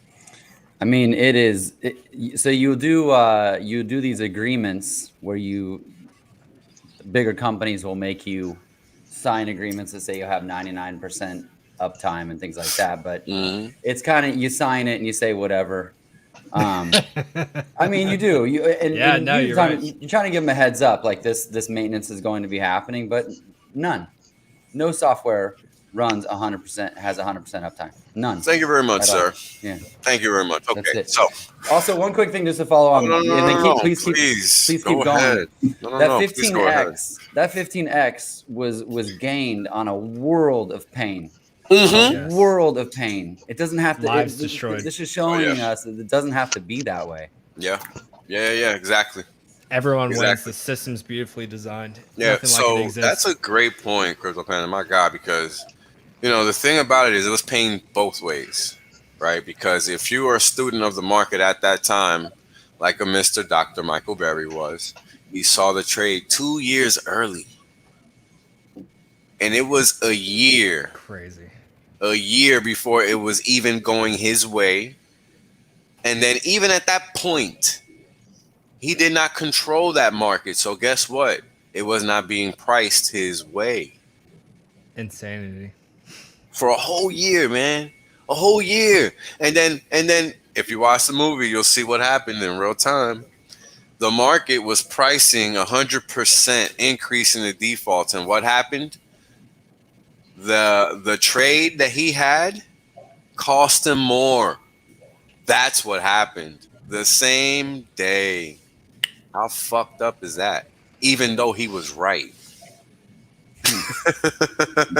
But that's what happens in the fiat system, right? This is what happens when you don't trade in a decentralized market that is not run by a centralized party, because even that transaction is meant to be decentralized, but clearly it's not when somebody's making the book. And that's the thing that people don't get. OTC on that side isn't really OTC. Somebody's really making your book. Right? So you got to remember, like, it's all these little nuanced things that you just don't think you have to take into account until, stuff hits the fan. Then you have to take it into account. And that's why there was so much pain in that trade. Imagine being right for that long and just not seeing a result at all until the world damn near came to its knees. I mean, that's crazy. And then it happened in an instant. And you really want to ride this bad boy till the wheels fall off, but you can't, because then the whole thing might fall apart. So, we don't have to worry about that here. Here, it's 100% uptime every day, and it's just a beautiful ride.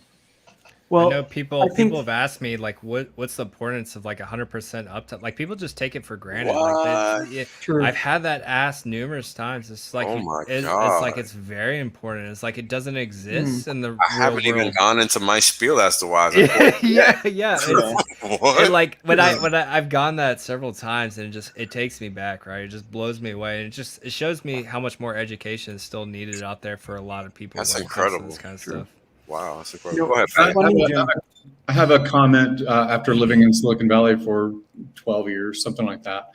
I've heard this statistic before. You have to verify if it's actually still current, because I remember saying it about 2 years ago. 7 times as much capital flow goes through the 40 miles, or did before COVID, between San Francisco to Santa Clara County, which is Silicon Valley, basically about a 40-mile swath. 7 times more capital flows through that area than New York City. And what I'm pointing at is you have this concentration of wealth, in whether you call it stock equity or intellectual capital that migrates to the area and gets hired out of other countries. So you basically have a concentration of whatever you want to call wealth. And that same thing can happen, and is happening, in my opinion, inside of cryptocurrencies. You have borderless flow of intellect through teleconferencing and this kind of networking effect, and you have borderless flow of financial energy, whatever you want to call what crypto represents. So someone can get in Korean currency, and they can get in USD currency or US currency, and they can get in euro, and they can get in all these different currencies, but you have a hyper concentration potential. So if you have, in 2020, the GDP of the United States was $21 trillion. I just looked it up. $21 trillion. About 6.5 of that got printed, right? So a lot of that GDP was just basically a ledger entry that distributed through checks and went to PPP loans and things like that, right? So you have this potential perfect storm, maybe in a positive way, as far as the valuation of cryptocurrencies. And when it comes to the shining city on the hill, HEX is in a perfect position. Yeah, so I think it's very interesting to be in a borderless kind of monetary expression as a crypto. And yeah, I would like to hear any comments you might have on that, especially since Wales pays attention to all of that kind of terminology. Yeah, I could talk about that for like 25 hours straight, bro. Well, let's not do that. Yeah, we're not gonna do that. Don't worry. Don't worry. We're not gonna do that. But you know, it's interesting you asked that, because the main reason I'm doing all of these streams is so people can understand what's going on out there, so they can see the potential of HEX. Because you're 100% correct, right? HEX kind of fulfills both of the so-called financial prophecies, and that is capital appreciation and interest. And there's no usury here, so it's even Islamic finance friendly. You understand? It's a whole nother level of get the out of my face. You can't tell me anything, right? And this is a complete financial product, and this is, you know, this is going to be great. I wish I had a. I hope Hex Clips is watching. You're going to like this, brother. Check this out. So we have a product that exists that has no intermediary, that allows you to mint your own rewards at your leisure. It even gives you 2 weeks to get it done. 2 whole weeks, 14 days and nights, just in case you're confused. So what does that mean? 100% uptime gives you the ability to understand that when you're sleeping, you can rest for real. You don't have to worry about waking up the next day and seeing a gap down in the market and it actually affecting you. Unless you're liquid, then you're just stuck anyway, right? You just got to deal with whatever the consequences are of being liquid. But if you're staked, you're going to get paid for that day.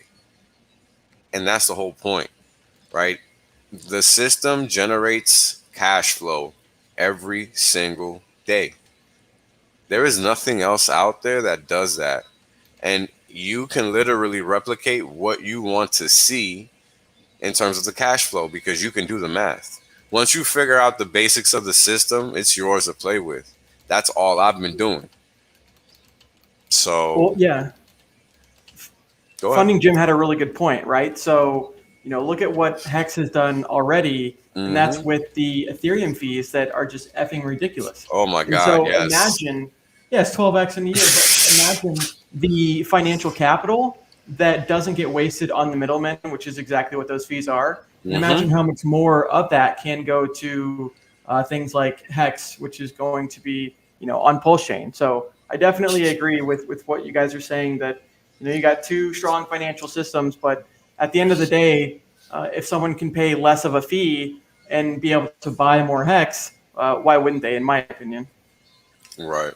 And it's kind of interesting, right? Because now not only is Hex going to be doubled, which is pretty amazing, and I've never really talked about it that much, you know, but the past couple of days has been topical. And that's just because we already know the sack phase. Now we got this crazy pump in Hex. There's nothing else to talk about. We know where this is going. Everybody now sees basically the end of the tunnel, right? Now we're going to head past the buck here soon enough. It's less than a 3x away at this point. And we're just going to keep on going. And we're just going to keep on educating the people. We're going to keep showing them that crypto is a real deal. We're going to keep helping them understand that what they need is just simply education. And once they receive this education, they'll be able to make the right decisions for themselves. And that's going to fix everything, really. Not much is going to have to be done in terms of whatever else after that point, because once you have the right tools in your arsenal and you learn how to sharpen those tools, you can't be defeated because you have all the weapons that you need. And that's the whole point of these streams. We talk about a whole lot of things, and yeah, number going up is important, right? Like, question here from Paladin. Thank you for the $10 super chat, brother. What is the price of Hex basically done since then, since the sack phase? It's doubled. So do you guys think that the price increase will be reflected in the Pulse price? So Pulse is going to be something that's not Hex, right? So the incentives to transact in Pulse are not going to be the same as they're going to be to transact in Hex. So I think people need to understand that first and foremost. You know, Pulse is going to be infrastructure. It's not going to be a coin that encapsulates time and pays you for that. Now, yes, you can delegate your coins and you know, delegate your staking to a validator node and all that fun stuff, but it's not the same. It doesn't have a time lock component and all the fun stuff that we're used to with respect to Hex. So you have to realize that with that being said, it might not move the same, right? It might just be a straight shot up. It might move like Ethereum. It might be something in between. We don't actually know. It might be log base 2 again. It might be log base 3. But we won't actually know, until it's actually running. Because you have to realize that even when Hex came out, Richard didn't know what was going on. Richard didn't know. Abbott, I'll send you that, brother. I'll send you that meme. So I put a meme as a logo instead of whatever was there before. Abbott wants it, so I was it too. Yeah, so you know, this is game theory playing out, and theory based on, you know, educated experience or knowledge, or, you know, inferring from other examples. You know, just like gravity is a theory. Like, we don't know why it works. Really, it just does, right? It does, right? So you look at that trend, and it's the same sort of thing. So I'm really, I'm excited about what the potential is Pulse as a network or highway or system state that is comparable in my mind to, you know, Polygon Matic experience when we were on that kind of system. Yeah, it's really exciting. I'm really looking forward to it. I mean, imagine owning Hex on 2 chains, having something valuable in your arsenal that can essentially just increase your net worth, you know, with minimal stress. Like, that's never existed before. I think that's important to, you know, kind of realize, because that's kind of crazy. You know, this has never been possible in human history. No. Right? Like, people used to hunt and gather, forage. You know, we had to create this way of living, so to speak, as far as we know. Right? Adversity. And now, adversity, exactly. Overcoming obstacles the whole way. Right? This is all that has led us here. So this is going to give us our time back to really tackle the serious things that need tackling. Right? And I think that's important, because in a lot of ways, having to slave away and become a tool has kind of detracted our sensibilities and our reason for purpose in a lot of ways. I mean, a lot of people, you know, and this is going to sound kind of crazy, but they feel like they don't even have to sit there and take time to educate themselves anymore. And I think that's kind of crazy. Like, I'd rather not eat than not read. In all honesty, I'm just like that. You know, and I think it's important that people just realize that there's more to life than earning money. You know, money is useful, but you must know the rules to the game. If you don't know the rules of the game, it's not even going to matter if you know what the price of Pulse is going to do. You're going to bumble it anyway. Yep, it's only a matter of time. Yeah, it's only a matter of time. Well, and what's cool about this community is that there's a lot of people that are experiencing this together. Like, there's a lot of reference points of, because we've been on this for so long, this freaking lie that we need to go, you know, this is just what you do. And as the truth is being revealed, it's not easy, because some of these programs have been running for a really long time. And so being able to even have a reference point, or Matty Allen doing sudden wealth syndrome streams, you know, the stuff that's going on with Funding Jim and the house in Miami, like, just, I mean, it just can't get any better to help people along the way. Otherwise, you know, getting a bunch of money all at once, it's going to mess with some people. And one of the things I want to bring up, I think we might be about 50-50 with retirees and people that are still working. But But when I say people that are still working, I don't mean that in any sort of bad way. That's another thing that's been motivating me is I see whales, I see Axis, I see people that are still El Hexadente. I think you said you might be on the way out, and not to say that you're not, that when you're retired you're not working, but if you're, I see a lot of people that want to have that sort of Jerry Maguire moment where they tell their boss to F off. And I would just say, man, get your head straight now with your job. Get your head straight now with how you feel, because get that Jerry Maguire moment is not going to all of a sudden make everything in your life feel great just because of money. So fix that shit now. Feel good about the fact that you're going to work, that you're making money, that you're using that economic energy and putting it into your future. Change your relationship with this job that you hate. And I know that we talk about it a lot. It's a good motivator of like, fuck this. I want to get off this treadmill, but challenge yourself. That's what being a Hexkin is about, is challenging yourself to grow. Get good with the job that you have right now. And become better while this is happening, so that when that new freedom comes, or as it's starting to present itself, that you're approaching that and receiving that in a healthy way. Because otherwise there's going to be a vacuum, and those vacuums are where bad habits start happening. Real quick, Brent, I don't know if Shock 1999 was talking about Hex or Pulse. If you're talking about Pulse, Shock, do not sacrifice now.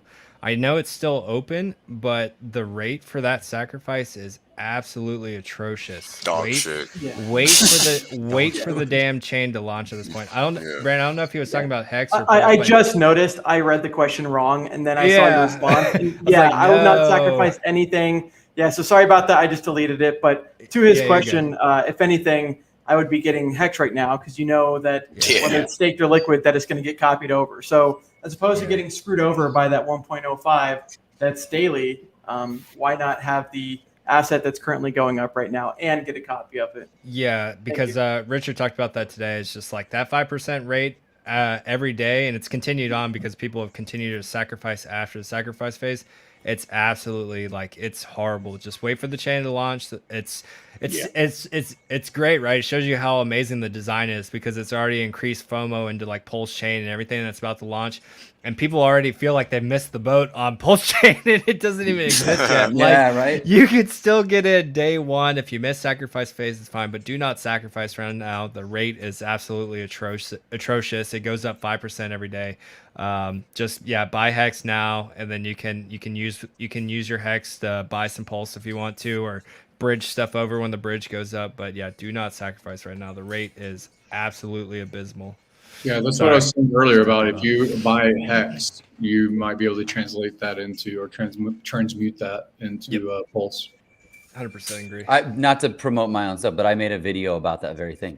There you go. Like if you want, promote away. I don't give a shit about. It's not. This has nothing with me, but it was literally if you miss PulseChain, buy Hex.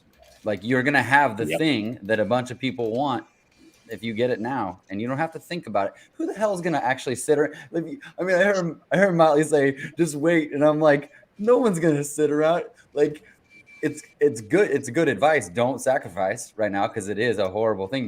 But people are actually going to sit around for 2 months. Get your Hex. Get it now. Don't wait. Yeah, that capital is going to be something else in 2 months, man. Yeah, totally. Yeah, I had one onboarder. He DM'd me on Twitter, and he's like, "I sacrificed into the PulseChain because Richard said it was still going on." No! Buy Hex, bro.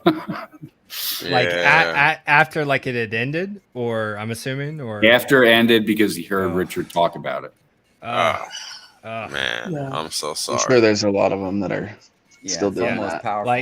Like guys, it's gonna compound so quickly. Like eventually, it's gonna be like close to 1-to-1, which is like cyber dust. It's gonna be ugly. Do not. Yo, if that shit happens, I'm gonna act so stupid. Yeah. He's a coach at the local university here in Montana. So I call him Coach. So, but he was a Lyft driver. Hex is the key. He's gonna be happy he did that nonetheless. That's one thing. He's gonna be happy. Oh, he's happy now. Trust me, I got him in. Oh wow, okay. So good, good. Yeah, but he should definitely buy more Hex instead of sacrificing anything else. Yeah, Seriously. yeah. No one touch that sacrifice. Yeah, don't. Yeah, please I don't. saw another. Yeah, go ahead. Sorry. Oh, I saw another comment today of someone that was like, "Man, I sacrificed 100% of my Hex bag, and now I'm sad and jealous that everyone's having these gains." And like, you know, I implore people to listen to Richard, right? Because he's always mentioned that 2/3, 1/3, just as an example. And so, yeah, definitely get your Hex bags if you are interested and you don't have it yet. It's the problem people have with trying. Everyone wants to get most people want to try to get rich as quick as possible. And they don't realize there's sacrifices that go into place. Like people see us now and they're like, wow, these guys just really got lucky and just hit it out of the park. It's like, this has been years in the making. This has been years and years. It's been years of diamond hands. Like it's come with giving up time, giving up effort, giving up like Wells says, it's all about education. The more you learn, the more you know, like the more dangerous you become. And it's like people that don't put in the time, those are the people that are sacrificing now, like a month plus over the sacrifice phase being over. And it's gonna cost them. Their lack of knowledge is going to cost them severely, and some of them don't even realize it yet. So the input that he just said is very important. It's not just, you know, the year of 2019 when before it was launched. It's not just that as far as Hex's development. Hex's development, maybe 20 years. You know, Richard being a gamer, Richard being, an entrepreneur that sold businesses, built up and sold enterprises. The appreciation of value of an enterprise, all of those game theory things that basically a polymath absorbed and then concentrated into code, concentrated into community, concentrated into marketing. You know, so all of those things are really, Hex is the culmination of 20 years plus of a genius focusing on those kinds of things.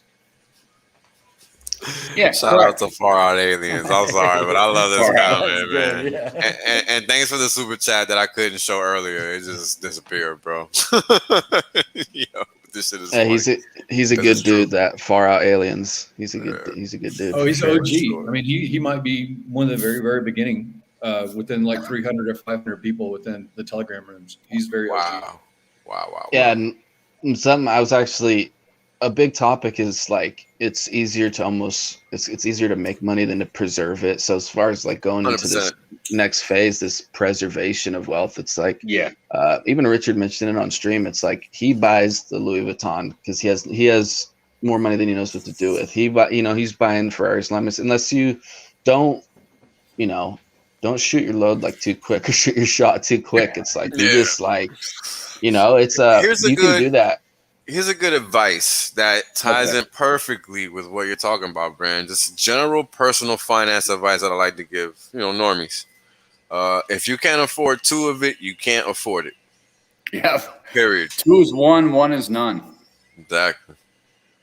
So that is financial advice. It's just basic savings advice. I mean, you should be able to, handle that mentally. Like, if you can't afford two of this one thing you want, not need, but want, then you don't deserve it. You haven't earned it. You got to earn it. That's how you do it. I had to teach myself to do that the hard way, because otherwise you're just throwing your money away frivolously.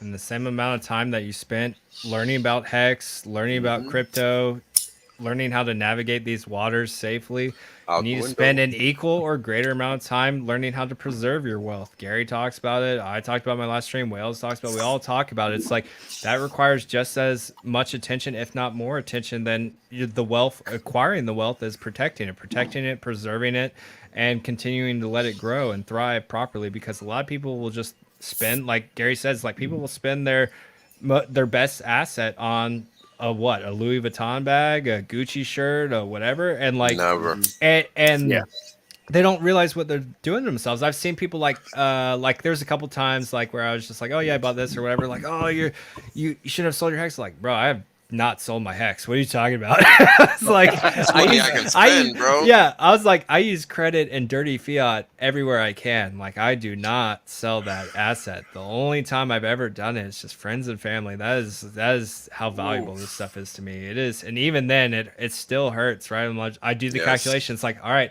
how long do I have to wait to yield back what I gave out to my family? You know, not too long, but it's still, man, it's still, because you know how valuable it is. Lose their keys, they're no longer family or loved ones. Yeah, right.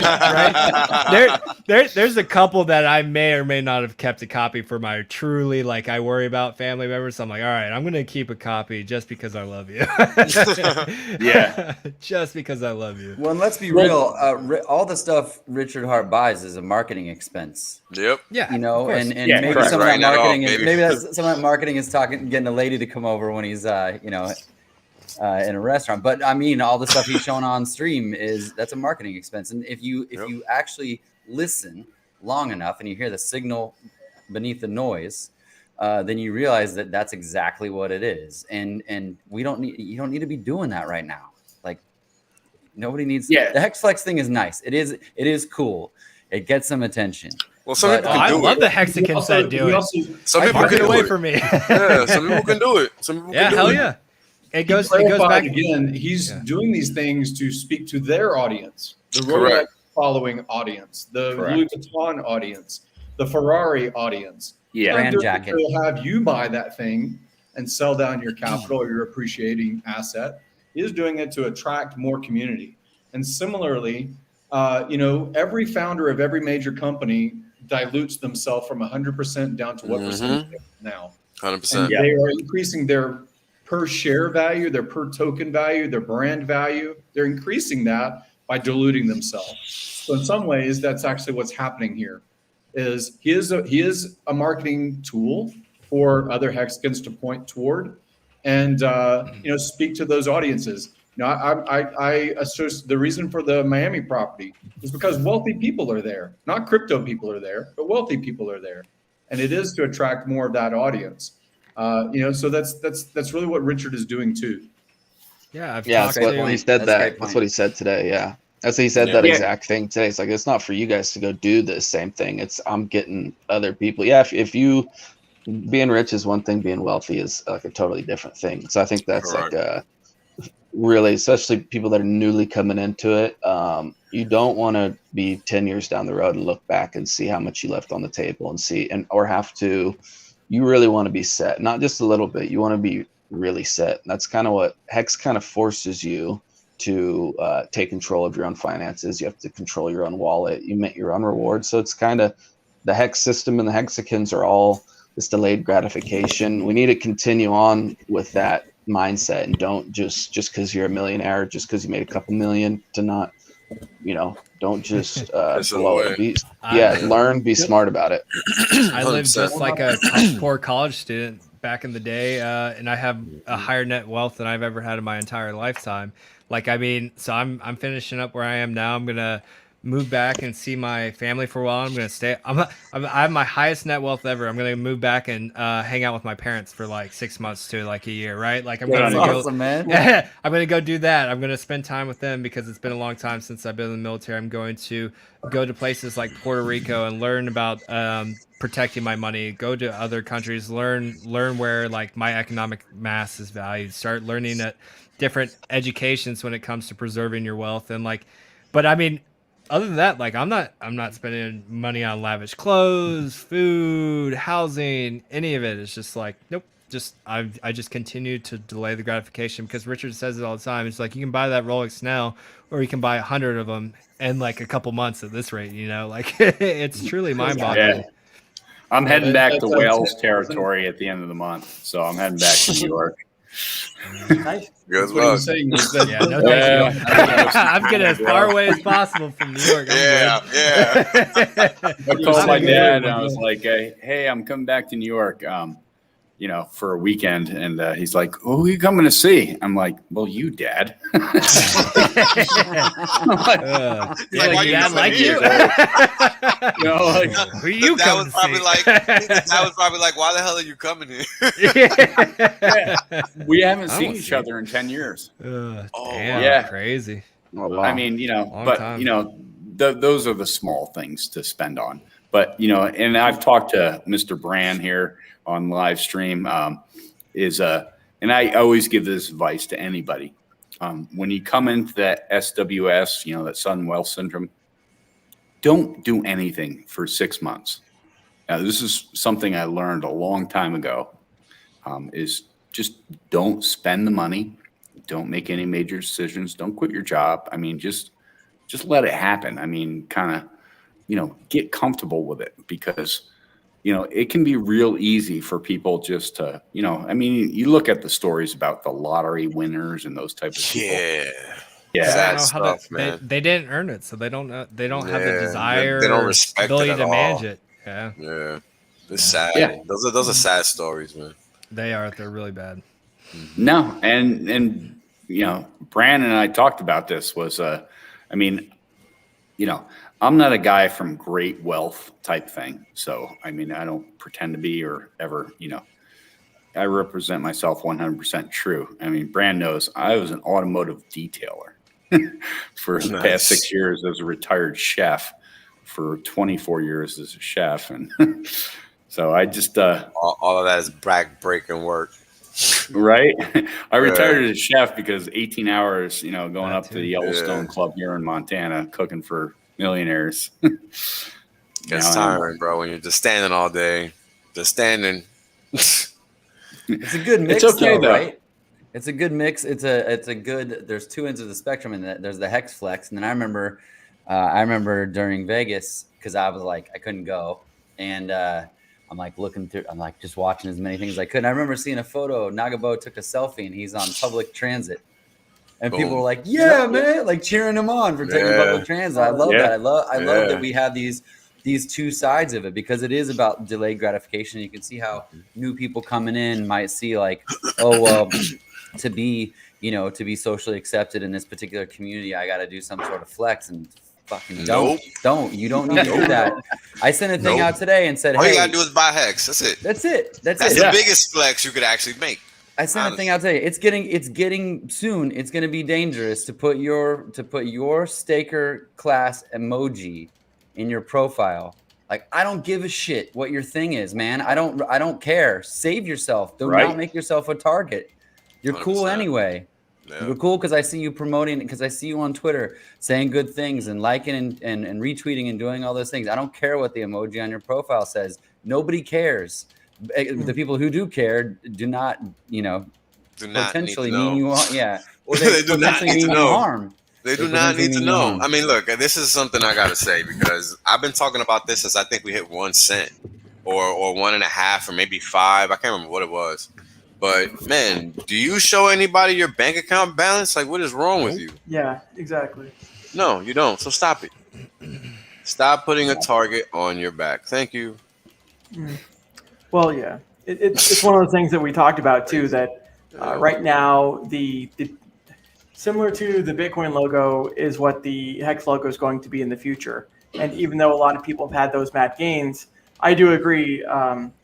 Even stories of people that had the Bitcoin sticker on the back of their car got robbed, stuff like that. So at the end of the day, yeah, it really comes down to those principles that made you successful in the first place, right? Why are 100%. People trying to, and people can do whatever they want, but if you're overcompensating in other areas, like Panda mentions, that people don't care about, then it kind of looks double bad on you, and it puts you in a vulnerable scenario, because now people know when your stakes end, they know how much you have. It's just not smart. Like I was saying with Motley, the cool thing that he did is with his family member, he taught them security, and that's really what it comes down to. Is like he also says, it's one thing to make the wealth, and then it's another thing to protect it, secure it, and make sure that it stays there for the future that you worked so hard for. Hey, Brian, I don't want to put you on the spot, man, but I like these when Hex reaches things, get them to do something. Can we get you when Hex reaches some amount? Will you teach us how to make a crustable live on? Oh, good old videos. That's funny. Hey, Brand, This best video remember ever. I sent you the crustable, the pampered chef thing I have. I Let's did see do that. that, bro. Yep.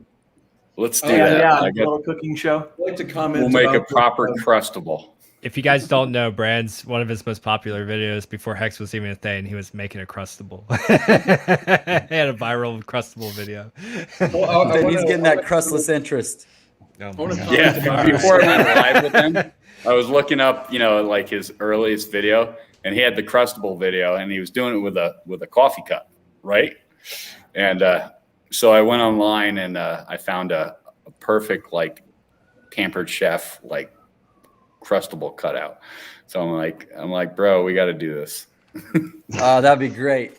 That'd be great. So I want to comment about that comment that was on screen a moment Yeah, ago. Lemon Ortega loves being a concerned troll. That's an easy question. So that's a You got it, concern Gary. statement, because anybody that's paid attention to this community and any of the broadcasters, I don't see a triggered and resentful response. Nope. What I see is some older brother kind of responses, which is basically, hey, if you're going to deploy that capital, why don't you maybe buy real estate, and look at the cash flow from that real estate to fund those things. These are the principles that like Kiyosaki comments on for 20 years. Just as an example, his intellectual property, which was about 6 months of his life dedicated to writing a book 20 something years ago. And then he licensed that intellectual property, not just in the United States, which became a New York bestseller for like over a year, brought up his brand value when he was on Oprah and things like that 20 years ago. But he licensed that out to 50 different countries. So he doesn't do the production work for those 50 countries. And then that intellectual property has been paying him on average about $500,000, I think 20 years ago per year. So I don't know what it is now. And then he rolls it into real estate that he depreciates. So in our US tax law, you can depreciate over like 27 years the price of that piece of real estate, and the cash flow actually, whenever he gets about $1 million, whether it's a speaking engagement or something like that, he then turns it effectively into real estate, the cash flows, and he takes debt against it. So he's only spending debt, which is not the same as capital gains. There's all kinds of tax structure reasons why you would do what you're doing. And so when we say things, or at least when I say things, I'm never triggered. I'm never resentful. I'm never like, hey, man, you're going to hurt the price because you're selling. We actually encourage people to be smart with their money. And there's all kinds of people that can help educate that process. Association, affiliation, the learning curve. We're all going through this process. Some of us have more years of experience than others, but that's what we're trying to do if we do anything at all. It's not about being triggered or resentful. It is saying that consumer element of the fancy watch might not have a ROI for you. So you need to think about the $10,000 Rolex that could be $380,000, when it was 1 penny hex and then it's 38 cent hex, you effectively gave $380,000 for your $10,000 Rolex. So we like to talk about things that make cash work. And typically, again, in the United States, which is a hyper leveraged kind of credit environment, you can get your capital back out and you can put it back to work for you, in my opinion.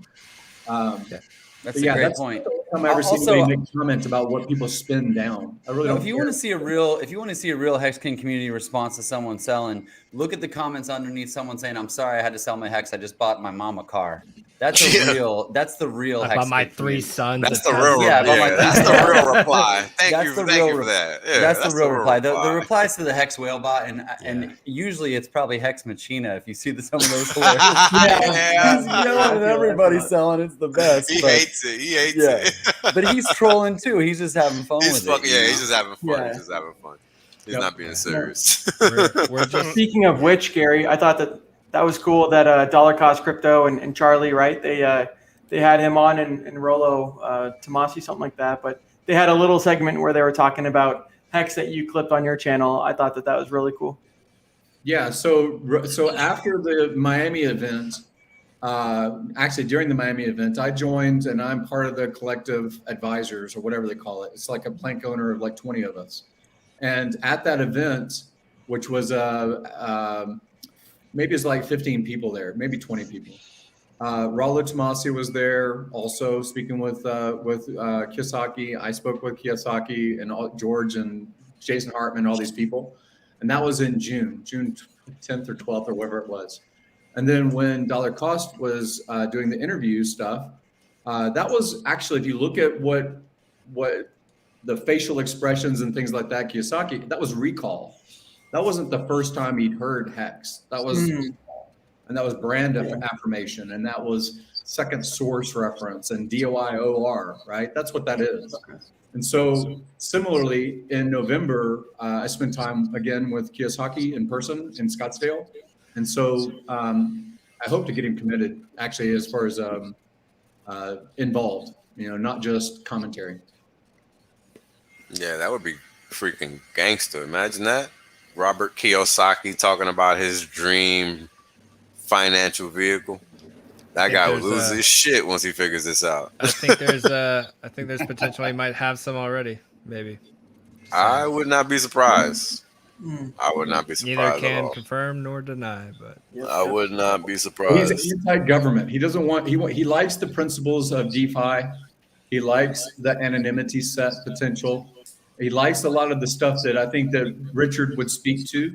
So getting them on camera together would be epic. That'd be awesome. And actually, Robert doesn't mind saying fuck. I mean, he actually constantly is cursing in his. Yeah, he is on his own show. I listen to him sometimes. Yeah, I watch his streams sometimes because they're just his shows on. They're just his podcast, and he just records them on YouTube. It was epic having Dollar Cost Crypto and Charlie and them on stream together. Like, I mean, to me, it was just like two of my worlds colliding. It was my Hex world and my first passion, which was real estate, colliding together on the same stream and talking about my newfound passion, my new favorite crypto asset. And it's funny, I talked about this earlier too.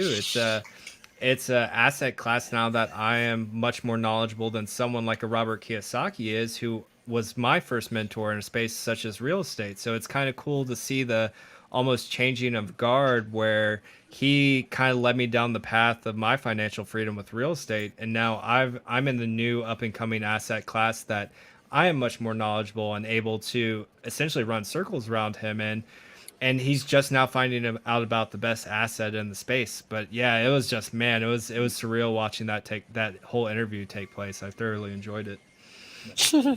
Dude, that was the same for me, dude. Because like for 3 or 4 years ago, like Rich Dad, Poor Dad, the quadrants, his whole system. Yeah, exactly. Yeah. And it's like seeing them, dude. That clip is powerful too. I put it out on TikTok. I put it out on a few different places, and the response is like, "Oh, there's a partially validity because so many people see him as, whether it's silver, real estate, or all the financial stuff. They see it, and it would be pretty awesome to get him and Richard on camera together. That would be epic. That would blow the doors. I think it's only inevitable. I think it's only inevitable at this point.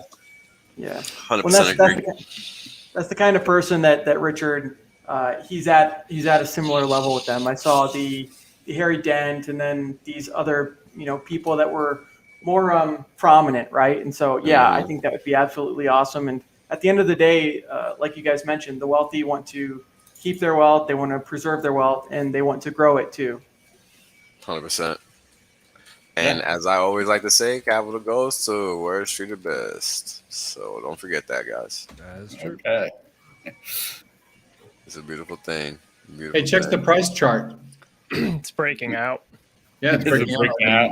I actually wanted to wait for the candle to close, but thanks for blowing the spoiler, guys. Thanks for ruining it. Sorry, it's a verification addiction. I got a little excited, and then I got a little excited, and then Wave 3 said it's breaking out. And I was like, yeah! He was even more excited when he confirmed. I think this just becomes the new norm. Yeah, this is the new norm until PulseChain launches, right? Like I was talking about this, is like I think we see a 1 to 2 cent increase in Hex every couple days, every day, every couple days until PulseChain launches. That's why like 50 cents is a very grounded target at this point. And then beyond that, like dollar could come very rapidly, very quickly when you just add the catalyst of testnet launches, or hey, the date window for PulseChain launching is 4 to 5 days. Be ready. Like these are huge catalysts that haven't even occurred yet, and prices can continue to do this steady creep up by increments of a penny or two. We're only at September 5th. We still have like what, almost 85 days left in the year. I had also said was, you know, people have this narrative, some of them do, not many, that think that there's going to be a sell-off after, but there's also bridge elements. So you have a news cycle, and then you have an event of okay, PulseChain is going to have this snapshot date, and then it's live, and then after that there's a bridge, and then there's price discovery movement. So the speculative stickiness element of this is incredible. The news cycle that just continues on and on. Very interesting. Yes. 100%. And shout out to one gal from Twitter, Chloe. She's a Montana Hex young gal. But she shouted out this morning, like she's like, I reached $500,000. I mean, this is a gal who's probably like, stop doing that, people. She's excited, I know she's excited. Like, good for you, girl. Like, because we're going to try to get a meetup going here at the end of October for some of the Montana Hexicans. I know she's excited, but like you do just have to be careful, because like this isn't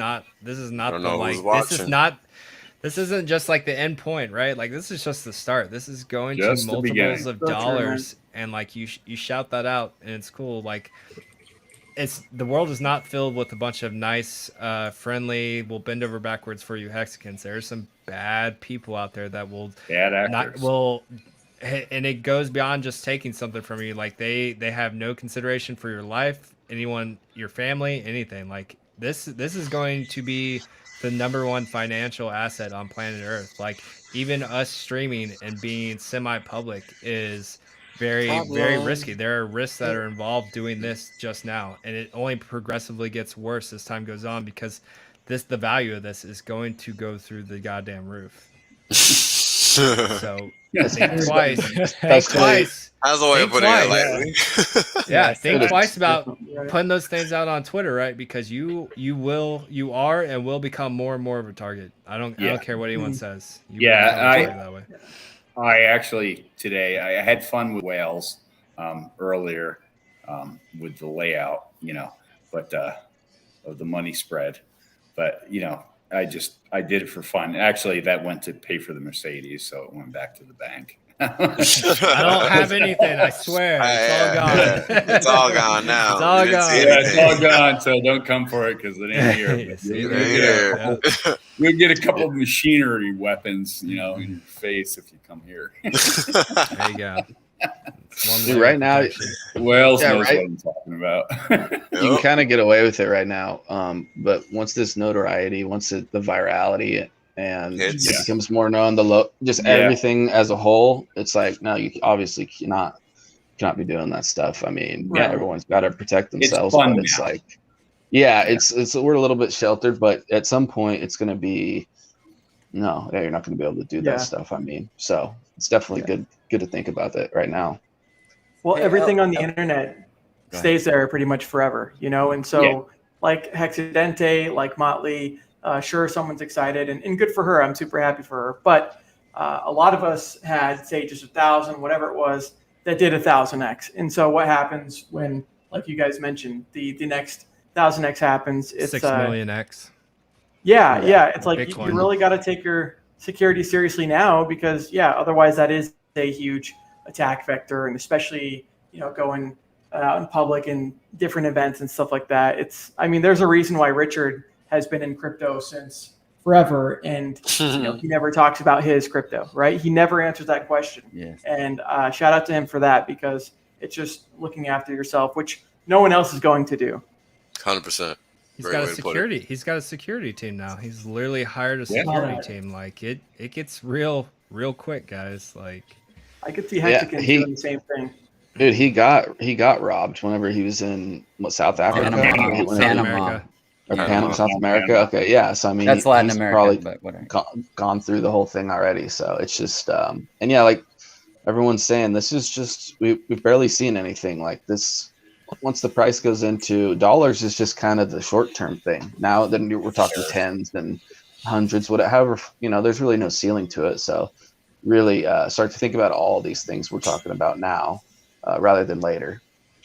Hexidente, this is kind of a bad segue to it, but and if you don't mind, hey, this segue. If you don't mind, no, I want to know because, dude, you're freaking crushing it on TikTok, and I've gone in and I just try to do everything I can, but we got about 300 people watching right now. I think this is a good opportunity. Like, can you talk about that a little bit? Like, what's helping? How can people help? What can they do to just get? I'm seeing numbers going up. I'm seeing comments, but anything you can tell anybody listening to help your efforts and Hex's efforts in sort of getting known, I'd love to hear it because I'm all ears. Yeah, it's been an amazing journey. I had one for a few months and I posted just a couple. They're more like test videos, but then I just started really posting probably about 3 weeks ago. We hit had 1 million views on 2 videos, and most of them are Richard Hart videos. But then I mix it on education and stuff like that, financial education. But most of them, they seem to love him. The algorithm really picks up on his voice and some different things, and it brings this polarization because it's almost like these social media apps run off drama. So the algorithms will pick up if people are arguing in the comments, whether it's a positive comment, negative comment, and then how it pans out. So the best, and then some people. One of the biggest things that I'd want to get through is that people are still thinking TikTok is like this young kids app about music and dancing and all this stuff. And it's like, if you look at the demographics, they have over 1 billion users, and a large majority of them aren't.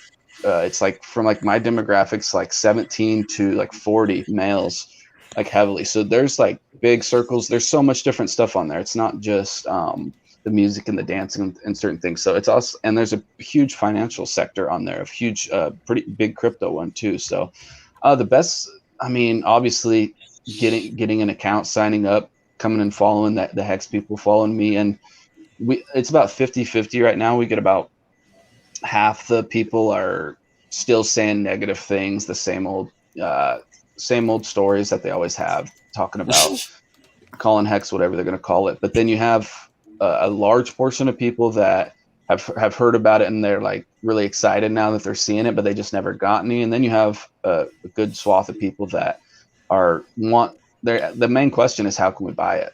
Like, how can we buy it? How can we buy it? And then that usually leads to, so education on the pathways of getting there. It's just starting to get, because most people, they just say, I want, is it on Coinbase? Like the biggest question is, can I just go to one place and buy it? So we're having to like, make those routes. Yeah. And then it becomes this huge thing, STAKER.APP or MetaMask. And then you're kind of trying to feed them through. But I think the biggest thing to support would probably just be to support it in views and sharing and all those things. And obviously people making their own, people making clips, people sending me clips. 80% of the clips I use I make them, but about 20% I'm getting from other people that have already made them. And that's cool. So there's very few Hexkins that are even on there. So that's what another thing, the people that are, there's very few Hexkins. So it's like we're tapping into a group that's basically uncharted. And the ones the crypto people that are on there that have heard about it, those aren't really the people we're super going after.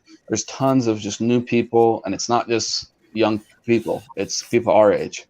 Like, so it's becoming just like they Twitter. Needed more, just actually, right? Oh yeah. And the topic of like financial freedom, passive income, all these things, and all these things we're talking about right now are like, people are so hungry for it, and they want it. Yeah, they don't know where to start though. So education from your level in your circle is a good starter. Then if you can add more value on these platforms, or if you can just come support all the people that are on this stream and the things that they're doing. But obviously we'd love to have you come over and make an account and just become part of the community there, because we're just kind of starting. There's not many Hexkins over there, really. I'm kind of me, Crypto Panda, Trappa Valley, what Hex Crypto did. Gym Rat. Yeah, Brand starting. Brand's on there. Nagabo. Yeah. Yeah, so we're kind of starting to get that. And what's the algorithm, though? It's really interesting is that we're getting in front of huge accounts, huge ones. I mean, guys that have 6 million, 8 million followers that have 500 million views are following me now, messaging me. So it's like, Nice. and all the influencers, Blockchain Boy, and these guys that were super haters, they're commenting on the stuff. So they're seeing I saw all that this one. stuff. I saw that one when he saw his head on a spike. Oh, nice. He's like, You know- oh man, cringe. Dude, so That kind of reminds. we're making waves. So yeah, go ahead. Oh, that kind of reminds me of what Richard's talked about, right? He's on DLive and some of these other things, but he's always mentioned that the same reason that he would primarily use YouTube is because that's where the fish were, right? When you're fishing, you don't want to be the only one in your pond. You want to go where everyone else is at. And so I spoke with Super Hex in Vegas, and it's like, hey man, thanks for all your work on TikTok. You're doing really good stuff, and it really doesn't take that much to learn TikTok and, like Hex.INFO says, kind of participate, right? Because even if you don't do streams or don't do these other things, the least you can do is, like he mentions, make an account, participate, follow the people, like the people, and maybe even get some of the clips yourself and post them yourself. I mean, that really spreads the word on a platform that is undervalued. So comments I want to make about that, I've said this before, is almost all of us are fine with our content being chopped up, redistributed, sound clips, 20-second little snackable bits, as was commented earlier. And what's interesting about TikTok is you can, on the phone app, you can right click and basically save that to your phone. So you can save that TikTok video, including sound. You can't do it on Instagram and other things like that, but you can on TikTok, and it keeps the sound clip to it. And there's an example that's pretty amazing on YouTube that's called Daily Dose of Internet. Daily Dose of Internet has a huge following. And basically what he does is 30 minutes of content almost daily, and it's other people's clips. And he just makes a soundtrack on top of some of it or in between. Says this was interesting, or I found this interesting. And he's got huge following. And what I'm getting at is you could right click on some of the Hex.INFO commentary or video, Super Hex, same sort of thing. And right now what's super popular, whether you think of it scandalous or not, is all of these big bank videos of girls showing their butt and stuff like that or whatever, right? Or some interesting bit of commentary or whatever it is. It's socially popular. And you can make a 3-minute video, maybe 30 seconds of it is TikTok from Super Hex or from Hex.INFO that's interspliced into these other attention grabbers, and you'll get more messages out there. I've said the same thing about having background logos. You might be interested in restoring cars or some other woodworking thing or something like that, and in the background you've just got brand recognition of Hex logos. So there's all kinds of good ideas you can do to create a YouTube content where the audience is and recycle some of this stuff. It's what we're trying to do also with our Kiev trip coming up. I'm going to distribute that for everyone to utilize. Let me interrupt real quick. Sorry, let me interrupt real quick. In 9 days in U.S. time, Kinetics on Wake Up Hex is going to be doing round 2 of the interview with Congresswoman, or former Congresswoman Cynthia McKinney. Please tune in because it's an important conversation that's going to be had. I'm actually going to be on with Kinetics this time around, since me and her seem to speak the same language. So it should be good. Be sure to tune in. Cool. That's going to be awesome. And to follow up, High Impact Flicks. I'm not sure if you guys are familiar with him. Look him up on YouTube or on BitChute. I think he's on BitChute. But I think he has a YouTube channel too. But the guy talks about stuff that's going on. Forever. And he wants to do it now, which is great. So there you go, making moves, baby. Crypto Coffin, I did one with him a while back. Oh, that's right. Oh, I forgot about that. Yeah, and what Funding Jim was saying is important as far as the taking the clips, but you don't have to have a Hex specific channel if you have some type of talent or some other stream, but you have brand recognition that people are going to eventually ask what that is. Then it can roll into that. So as we kind of expand, we're you could you could just have a channel about something else and you integrate the hex talk and certain things in other ways. So it's not just hex specific, because you know we have a lot of hex stuff. But yeah, just back to the TikTok, one last thing. It's like, yeah, we're up to almost 20,000 followers in like 2.5 weeks. So it's taken off a lot, and it's dude, I appreciate, dude, all the love. And it's Yikes and Super Hex both were kind of two guys that were on there. They're both Hexicans, and you know, they kind of paved the way, you know, and it's just TikTok OGs. Yeah, so good shout out to them for sure too. Yeah, well, like you said, people are looking for that, right? People are always looking for that, but maybe got led down the wrong. Maybe they got into something that they shouldn't have as far as investing goes. And I actually saw El Hexidente that you had someone that followed you that kind of shouted you out, someone that got into Hex. Oh yeah, there was a guy. He was called the stock sniper. He's like I don't know, a 20-year-old kid. He just took one of the videos. Basically, he made his own, but he had like 600 likes and like 10,000 views, and none of his people really knew who I was. So now you're starting to see this like snowball effect of people that he was just a stock guy. Then he bought Hex. He's seen the APY was high, and he's like, hey, I'm gonna stake this out 5 years. Kind of forget about it. And then people are asking him about it. Then he's sending them to my channel. So it's like, that's like where the virality can, and TikTok's like quick. I mean, this things happen super quick. That app is, for virality, it's one of the fastest I've ever seen as far as on other people's channels and stuff too. So it's just the beginning, and we're just going to get started. So it's pretty awesome. Yeah. So if you're watching and you want to know, you want to do something, you want to know how to help, just sign up and start following it. TikTok does a pretty good job of suggesting people too. So fellow El Hexidente, Super Hex, Nagabo, Bran. I mean, it kind of works itself out. It's pretty genius in terms of what the algorithm does. But but the point is that is helping, liking, commenting, all of it. You don't even have to make videos. Just be on there, engaging with the Hex content, and it's helping. Yeah, I really like when other people come on. Hex.LIVE on stream. I see a live face. I always see that magical money man. Yeah. Well, didn't someone think you were the CEO of Hex? I thought there was that's confusion. They're like, because I do put Richard Hart in my title, because a big question was like, who's this guy? Who's this guy? Who's this guy? So in my, it doesn't say my name is Richard Hart, but most of the channel you see, it's most of like Richard's clips. So and then I put CEO of Hex in my Twitter handle now. So I just owned it. So. Nice. Might as well. It's decentralized. Right. You got it, baby. Claimed it first. Title's yours. I'm looking at Richard's old tweet a couple hours ago. Evidently, someone just made a website honoring his feat from when he would put up that deadlifting video. He's like, all right, that's enough internet for the day. That's hilarious. Oh man, for all our foot fetish people out there, we're branching out to new communities. Bro, everyone's way possible. Oh my god. Too much. Oh man. Too much. That's crazy. Yeah, I mean, TikTok is definitely getting engagement. That's for sure.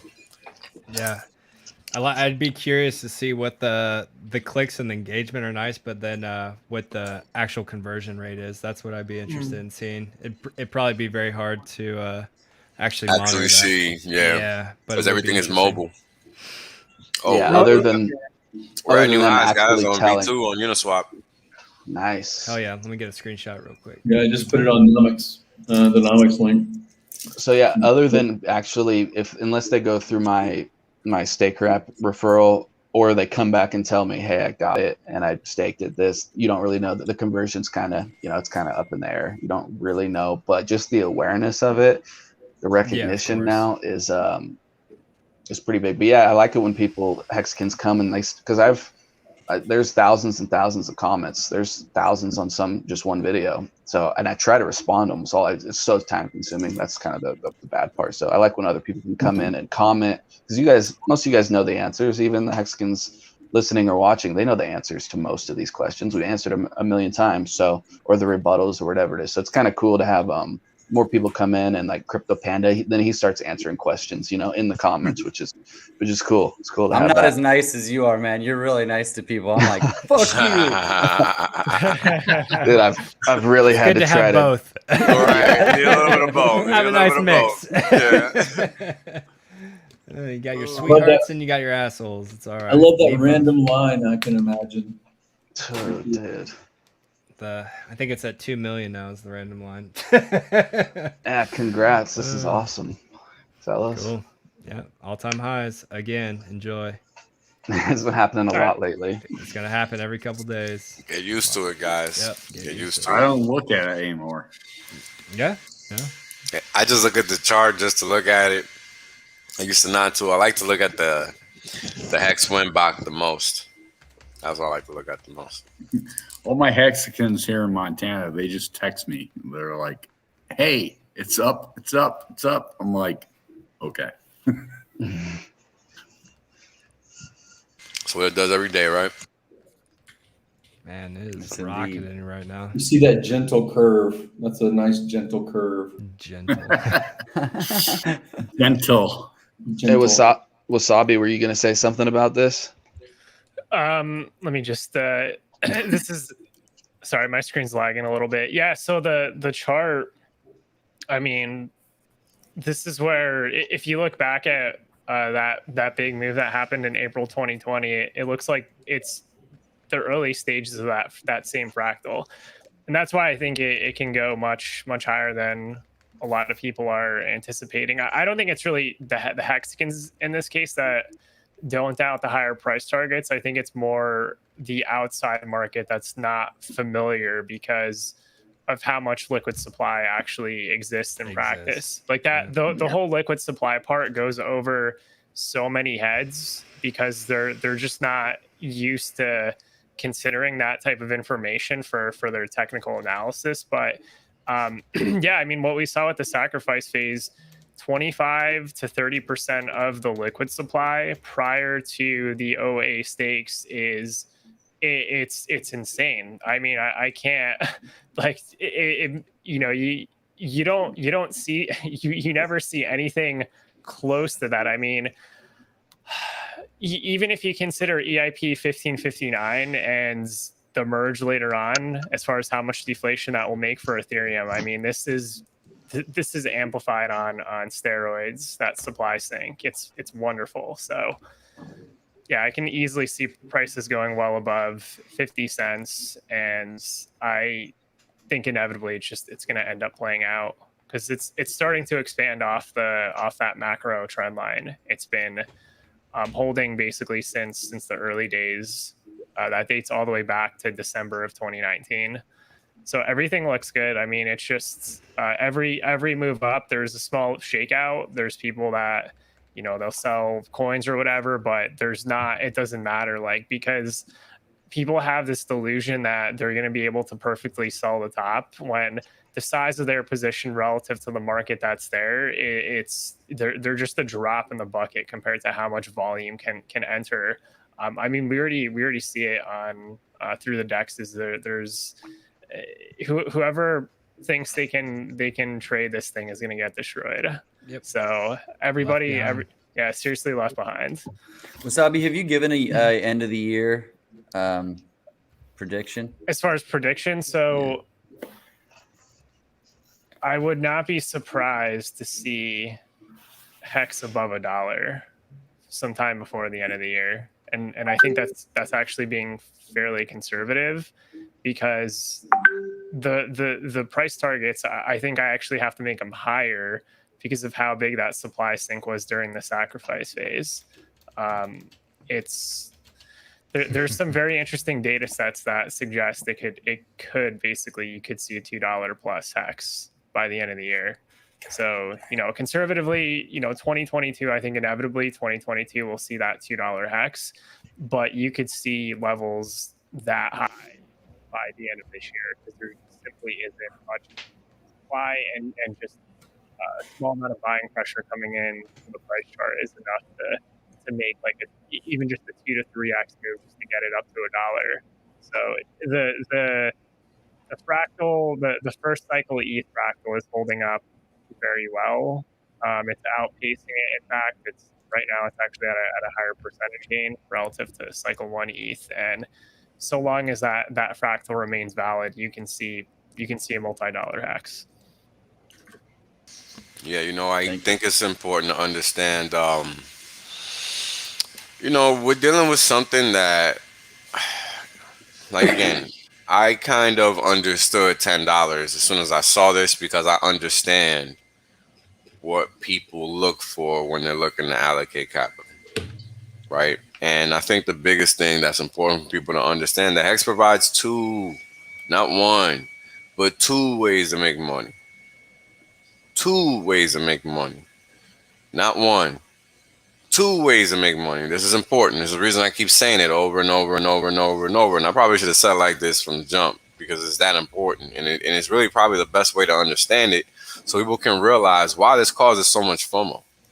Because there's never been anything like this before. Not only does it go up and down in price, but it also pays you interest more than 10%. Like, there's never been nothing like this on the planet ever, period. Nope. Ever. It's never existed. Ever. That's important. That's important, because that's exactly what's going to get us to $10. Because people can do the math at $10. People can do the math at $1. And when people can do the math at $1, getting to 10 is nothing. Mm-hmm. And then once you get to 10, it's easy, man. Yeah. Sorry, go ahead. Go ahead. I was just saying the total value lock, the TVL, is like 22 billion, or like, so that thing has been going up like quick for and an a average lot. of almost 6 years. Doesn't exist anywhere. It just, like Will said, like, this asset has just never existed on planet Earth anywhere else. Like, and that just shows you how damn early everyone is. Like, everyone on this stream right now is just, everyone is just early. It doesn't matter if you were in since day one or today. Like, you're early.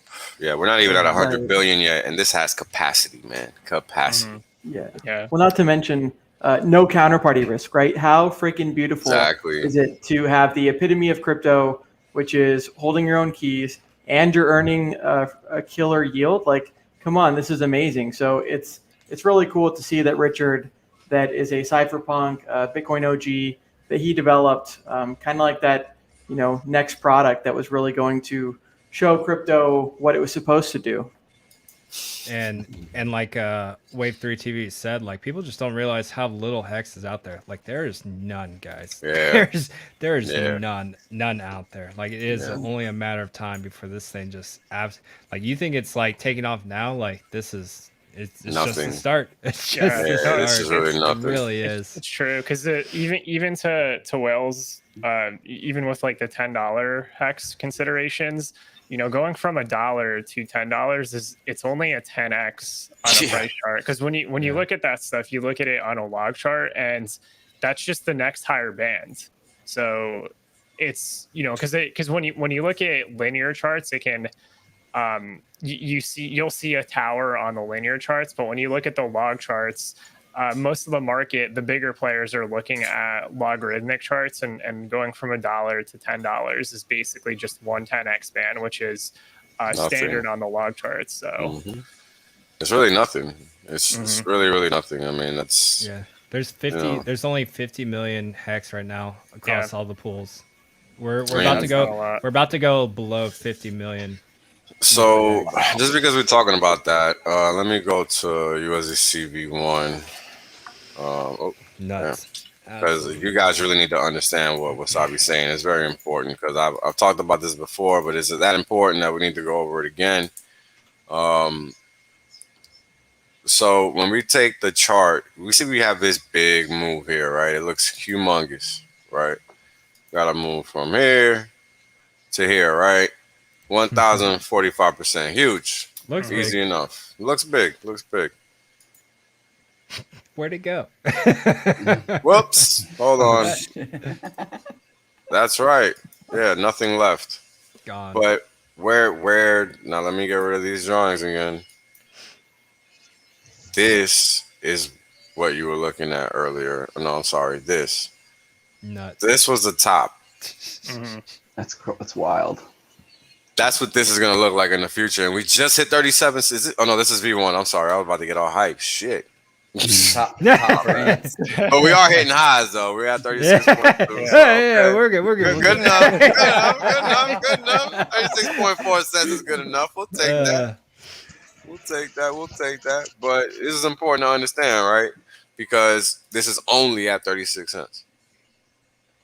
Right? And back then, it was only at 0.6%. People thought they were buying the top. Yep. How many X later? I don't even know. Like, 60X later plus 0.6% at 37 cents, right? I mean, 6 squared, 60X later. So it's crazy. I mean, this is what Hex is doing right now. Imagine, and I was talking about this yesterday, we're talking about $6,000 T-share, right? And the damn thing only keeps going up. 67. I was looking at, wow. And I was looking at the Hex per T-share. It's what, 18,592 now. Like we're 6. we're about to hit that past that 18,900 or 600. Like, oh man, it's crazy. I'm terrible at math. Is that 10,000 X? Is that 10,000 X on the T-shirt price? 11,170 X. Dude, we went up $500 million since we started this stream on the TVL, on the total value locked, like $500 million in the last couple hours, 4 hours, on the top right there where TVL, or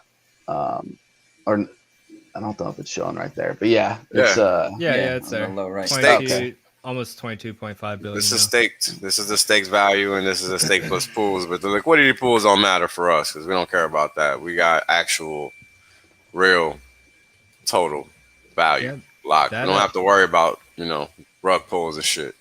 T-share the price of 1 Bitcoin, like that is coming very soon. Wow! Congratulations, guys. Soon. You all own a Bitcoin for every T-shirt you guys have in the next couple months. I can't wait to update my charts. I don't know if I'm gonna sleep tonight at these prices, but I'm gonna update these charts at some point, and I can only imagine because we must be like. I think it was David Feeder way back in the day that made that analogy early on, which is like T-shares are eventually just going to become the Bitcoin, like that. It's going to become that valuable, and then it's going to surpass it, right? Like it's going to go way beyond whatever the value of Bitcoin is. Yeah. I mean, man, we're almost at 2x over ETH. That's insane. Yep.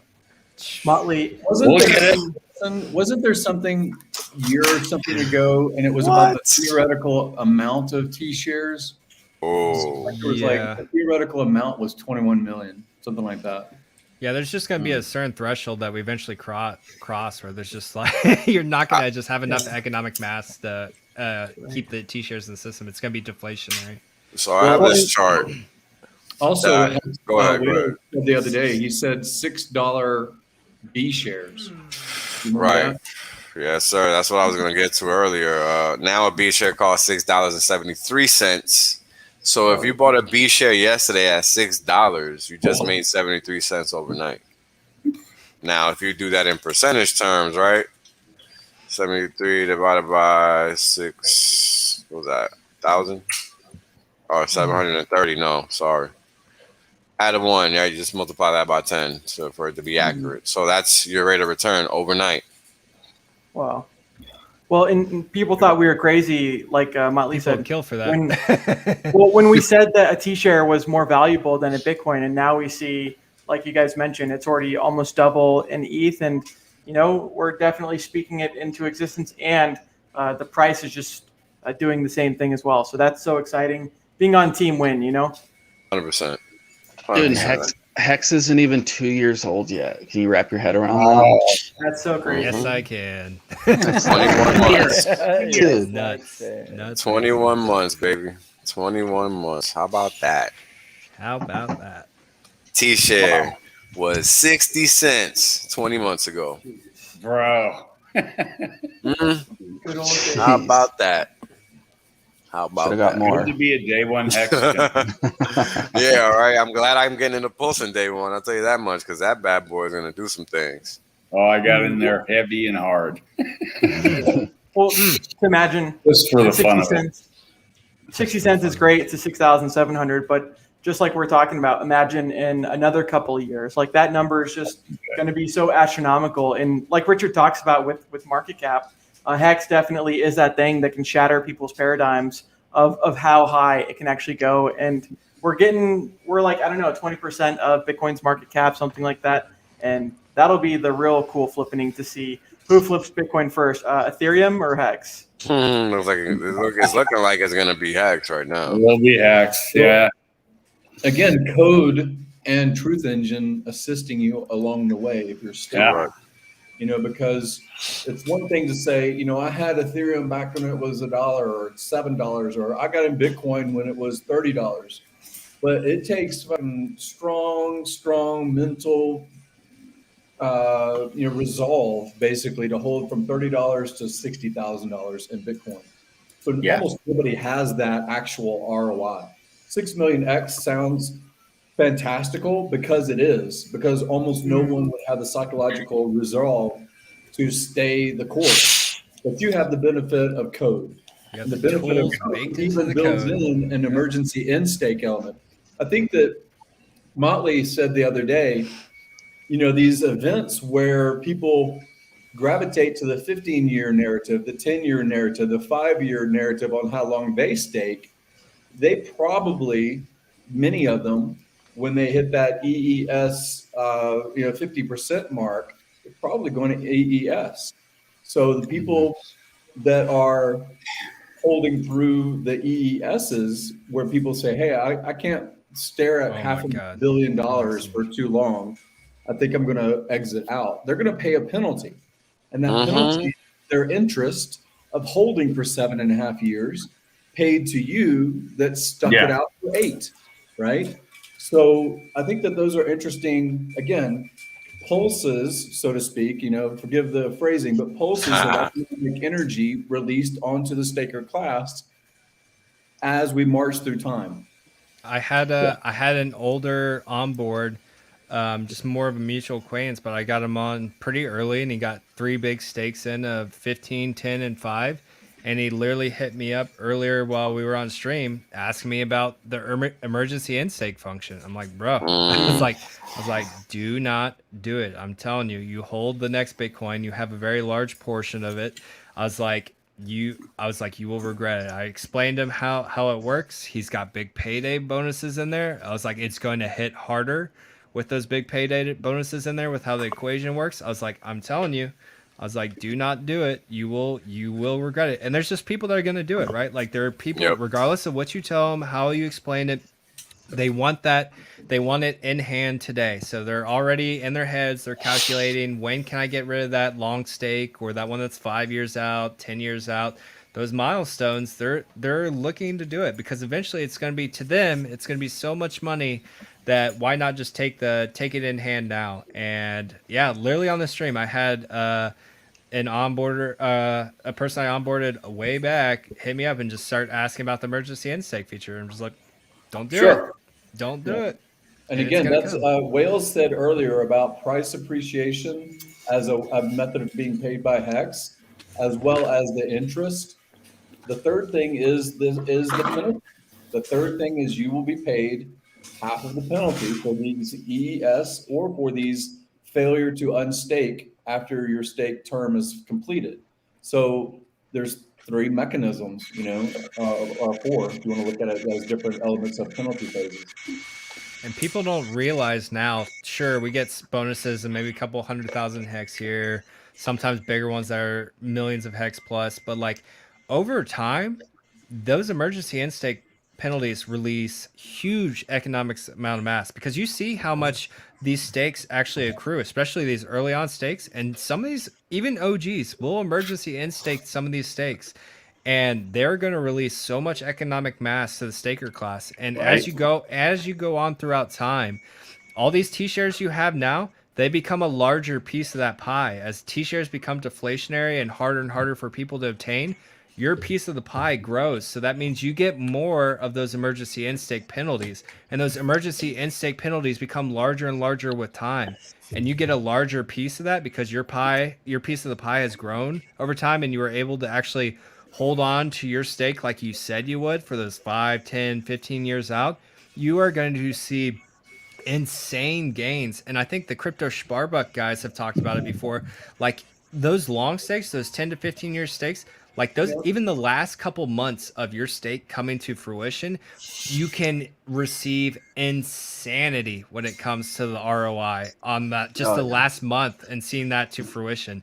It's just a tremendous amount of money. So the ultimate diamond of hands, the people that see their stakes all the way to fruition, I mean the long stakes, the amount of gains you're going to realize is crazy. You just don't even know. You just don't know. It's going to be nuts. And that's what makes it also very attractive over the long term. As you know, the idea that institutional money would participate in a very volatile marketplace of crypto is because there is buy and sell trade that spikes it up and spikes it down. But over time, the potential of HEX as an appropriate vehicle for pension fund, institutional money, you know, ones that look at the trend line more than the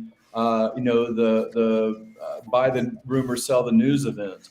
You know, it is very appropriate kind of financial instrument as far as crypto asset class is considered. Yeah, can you throw up Easy's comment real quick at the bottom, Wales? Sure. Thank you. Wait, no, one above. Sorry. 10 years too long to keep. Yeah, you know how many people that bought Bitcoin 10 years ago would disagree with you? Every single one. Yep. Every single one of them. Right. So that's completely incorrect statement you just made. But hey, each to their own. Yeah. Well, and that's the beautiful thing with HEX, right? Is even if you don't have much capital right now, we're in so early that if you just let the time do the work, which is what it's intended to do, like Motley mentions, I think a lot of us are going to see those emergency end stakes around the 7.5 year mark. And just, it's going to be awesome to see how much interest is earned, right? Because it's going to go to the people that did delay gratification and that aren't going to just market sell, right? So what a cool game theory to reward those that are willing to hold as opposed to those that are going to end their stake early. Yeah, because the system pays you to hold longer. So let's say you ended at 7.5 years, you were being paid essentially the equivalent of holding out to, well, you get bonus shares for 10 and then 15, it would just be in the system longer, but you're getting paid at a higher interest rate because you said you were going to hold longer. You didn't hold up to your end of the agreement, so it pays out to the other people. You get punished, and it gets paid out to the people that actually are holding to what they said they were going to do. And the system is beautifully designed that way. What's up, Hex Mac? What up, What's going on, fellas? What up, bro? I'm waiting for that Mel Tony 0.369. I can't see your face down there.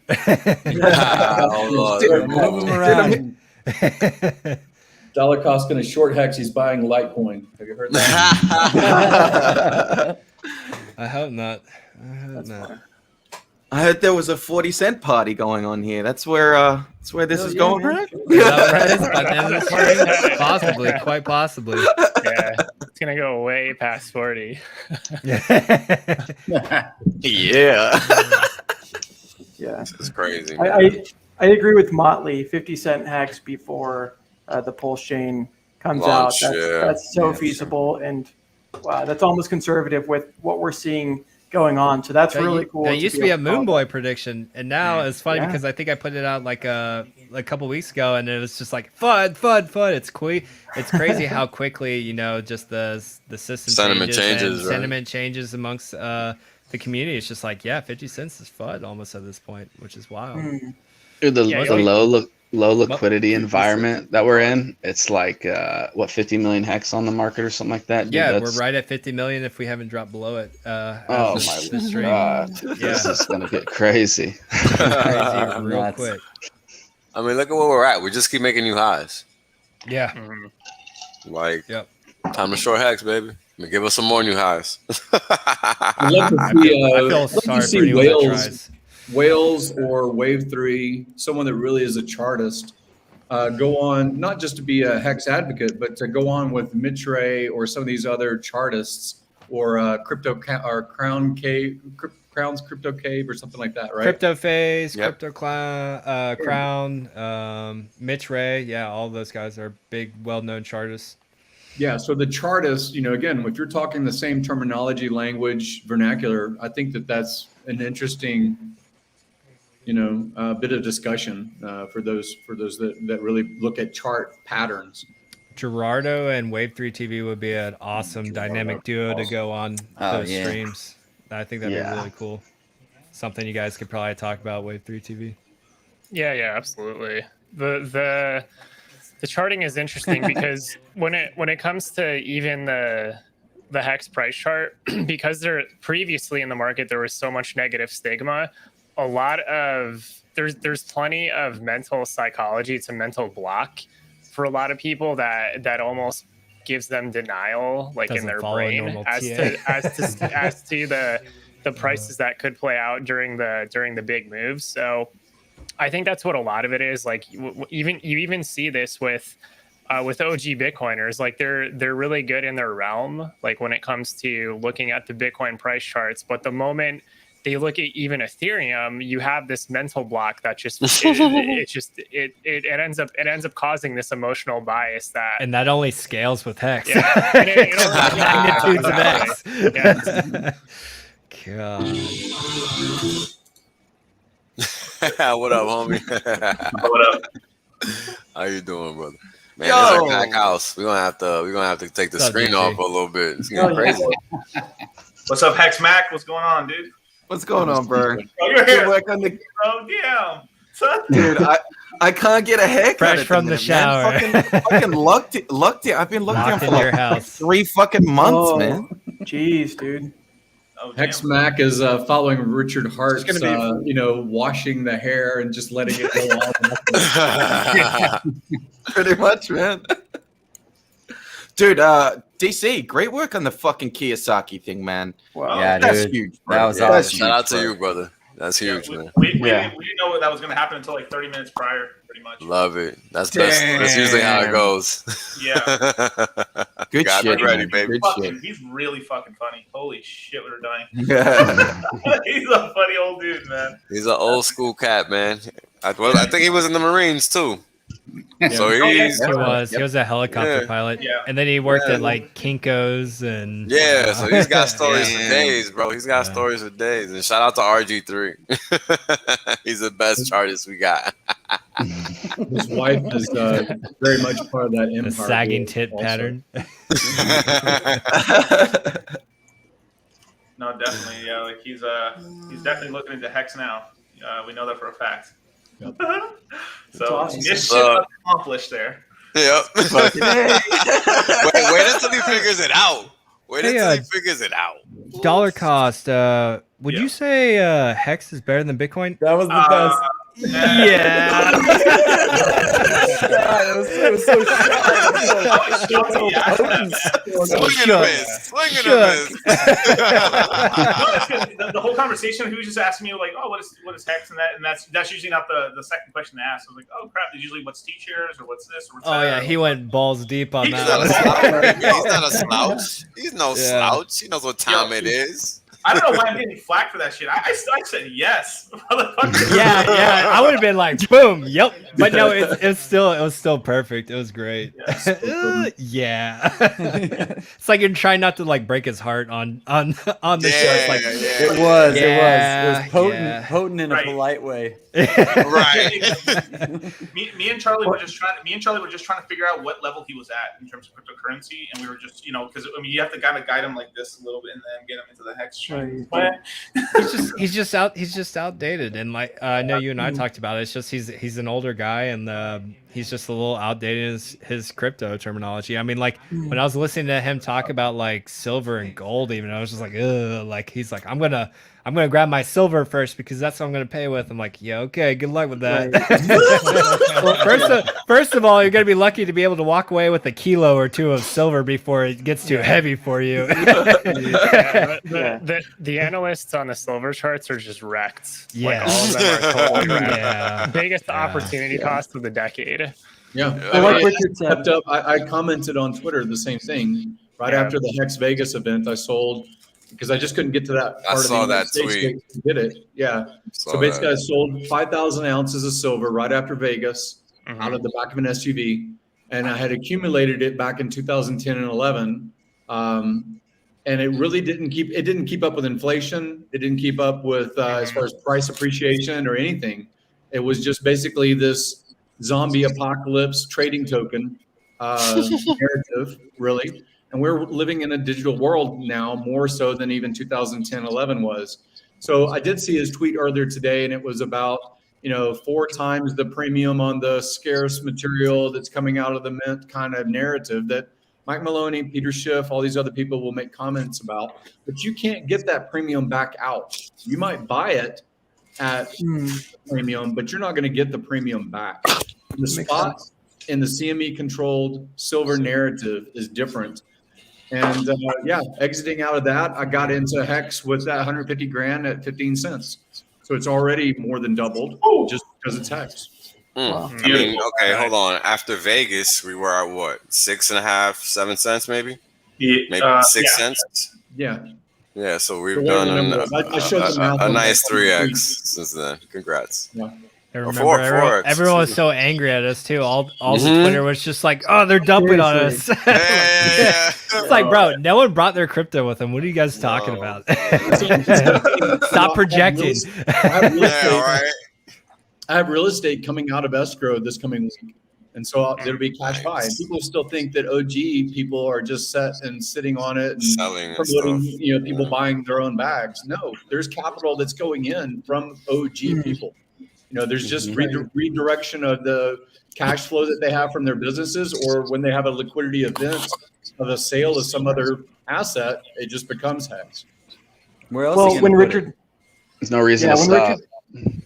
When he says that we're so early, it's like those people, Robert Kiyosaki, haven't gotten in. These other people that might be in traditional markets or maybe just heard about Bitcoin or Ethereum, and yeah, that's where like some of the big mass can really come in, but all of us that are in now are before that big wave, that big third wave of financial capital. So check it out, guys. I don't know if you guys caught this during Richard's stream today, but he mentioned how he's now making contacts that he never was making before, literally like this week. This is how early we are. So let me explain. In the real world, people find out things at certain points in time, okay? And it's like a passage of information. Information flows. It trickles down or trickles out or whatever you want to call it, right? Like it goes down through certain levels. And the closer you are to the money, the sooner you find out this information. Okay, hold on. Apparently something's going on here. So let's take a look. Thanks for the super chat, brother. You didn't have to do that, though. Yeah, you can just put it as a comment. We'll see it. We'll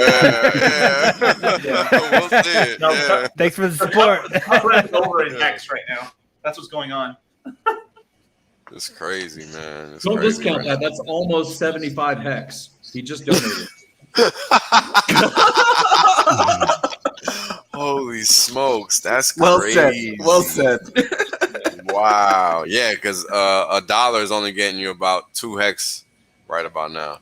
What is that? 10 T-shares of income, basically, just gave you? Yeah, right. When it's 1 million Hex per coin, that's 75 Hex is going to look very nice, man. Yeah, it's going to be crazy. when we hit that target, it's going to be crazy because people aren't going to think we can hit that. I mean, it's 8 million, but I mean the majority of liquidities have been on V2 the whole time, anyways. It's still sitting at like 50 million total. Dude, my bad, you guys. I didn't know you guys were streaming yesterday at 7. I didn't know that when I was doing my stream yesterday. Oh, that would have hopped on with you guys if I'd known. So I think Wales was going to talk about information flow. He was talking earlier about information flow and about Richard or someone speaking to a different audience. Oh, right. So yeah, this is cool, right? Because this is like very important. We're talking about virality, how it happens, when it happens. It's already starting. And Richard getting phone calls from movie people is a function of that. Because again, the more money you make, the closer you are to the money, the sooner you're gonna find out about opportunities like this. Now again, for the normies, it's gonna be different. Right, because if we're talking about normal people here, right, like a movie actor isn't gonna know shit about anything, right? Like they just get told what to do and they get paid to look pretty and be in shape or whatever it is that they do, right? They just fucking, tools on a chessboard or whatever, right? Like they're there to do their thing and that's it. They're there to act. So a lot of these guys, they're not like savvy in any which way whatsoever. They just do their one thing and that's it, right? And then they live their life. So when these people start finding out about this means somebody is telling them about it. You understand? So that means other people are looking at this now. And that's exactly what we're talking about. Right? This is exactly what we mean when we're talking about virality. And just to look at the liquidity real quick, there's only 600, well, not only really, but a $650,000 buy right below at 35 cents, 34.5 cents. I mean, the support level just keeps getting higher and higher. That's pretty crazy. No, 36 cents. Sorry. Oh, no, that's the current price. Sorry. I always get that confused. 34 cents. I always get that confused. So 34 cents. So currently, you can only get 2 3/4 hex per dollar. I was looking earlier at transactions I was doing back in the day. And man, back in the day, you can get 200 hex per dollar. 200 hex. Now we're down to 2.73. Go ahead, brother. There's an interesting bit of information. I don't know how you even would extrapolate it, but on the bottom left corner, we know that on Uniswap, there's 0.03%, basically at the very least in fees. Yeah. And so I wonder what the Ethereum cost is to transact, and then on top of that, pay a Uniswap fee. If we think about PulseChain and its fee basis per transaction. I got you. You know what I'm saying? So right now that's only 50. I mean, it's 52,000, which is 52,000 regardless, but the Ethereum at the cost to transact is much higher than that. Yeah, at the cost, right? Like per transaction, they're paying, and that's what you mean. Yeah. Per transaction, people are paying out the yin yang.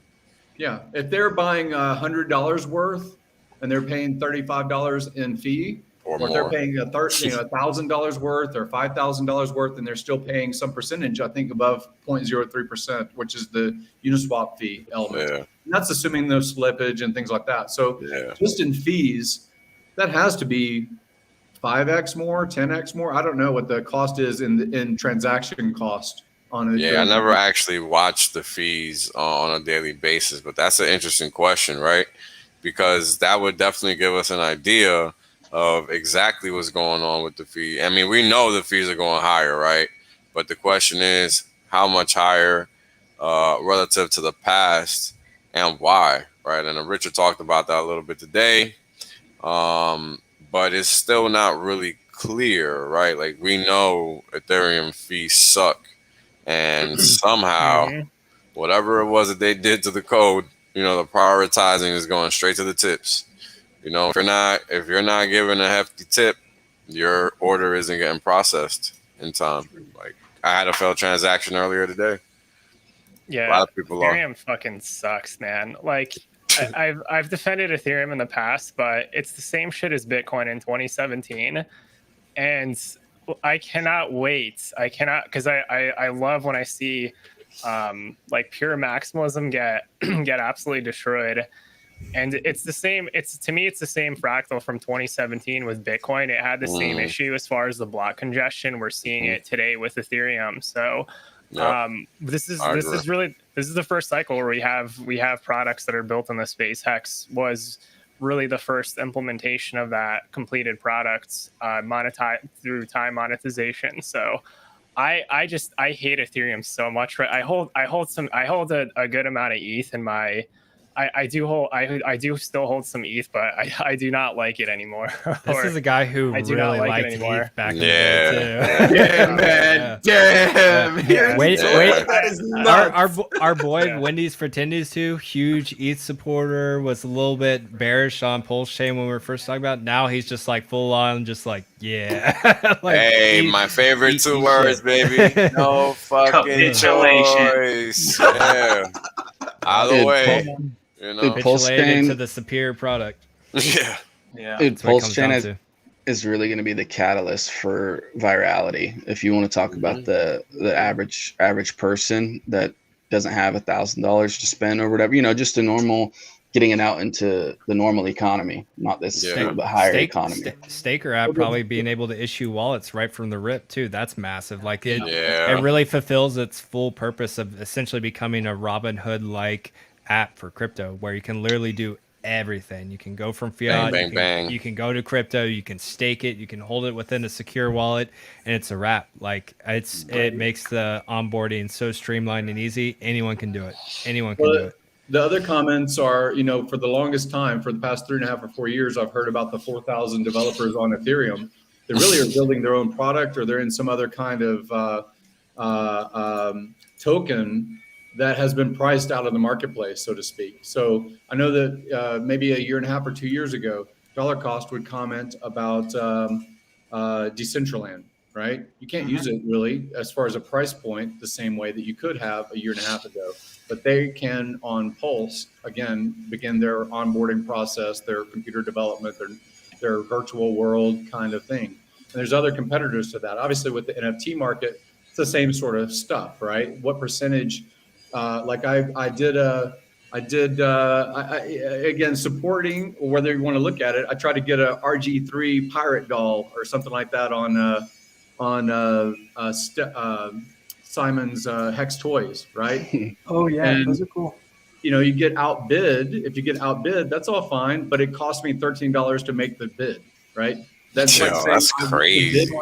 I want to bid on something on eBay, and I'm not guaranteed to get it, but every time that I put a bid on that auction, I'm paying $13. I don't think eBay would be that popular for very long.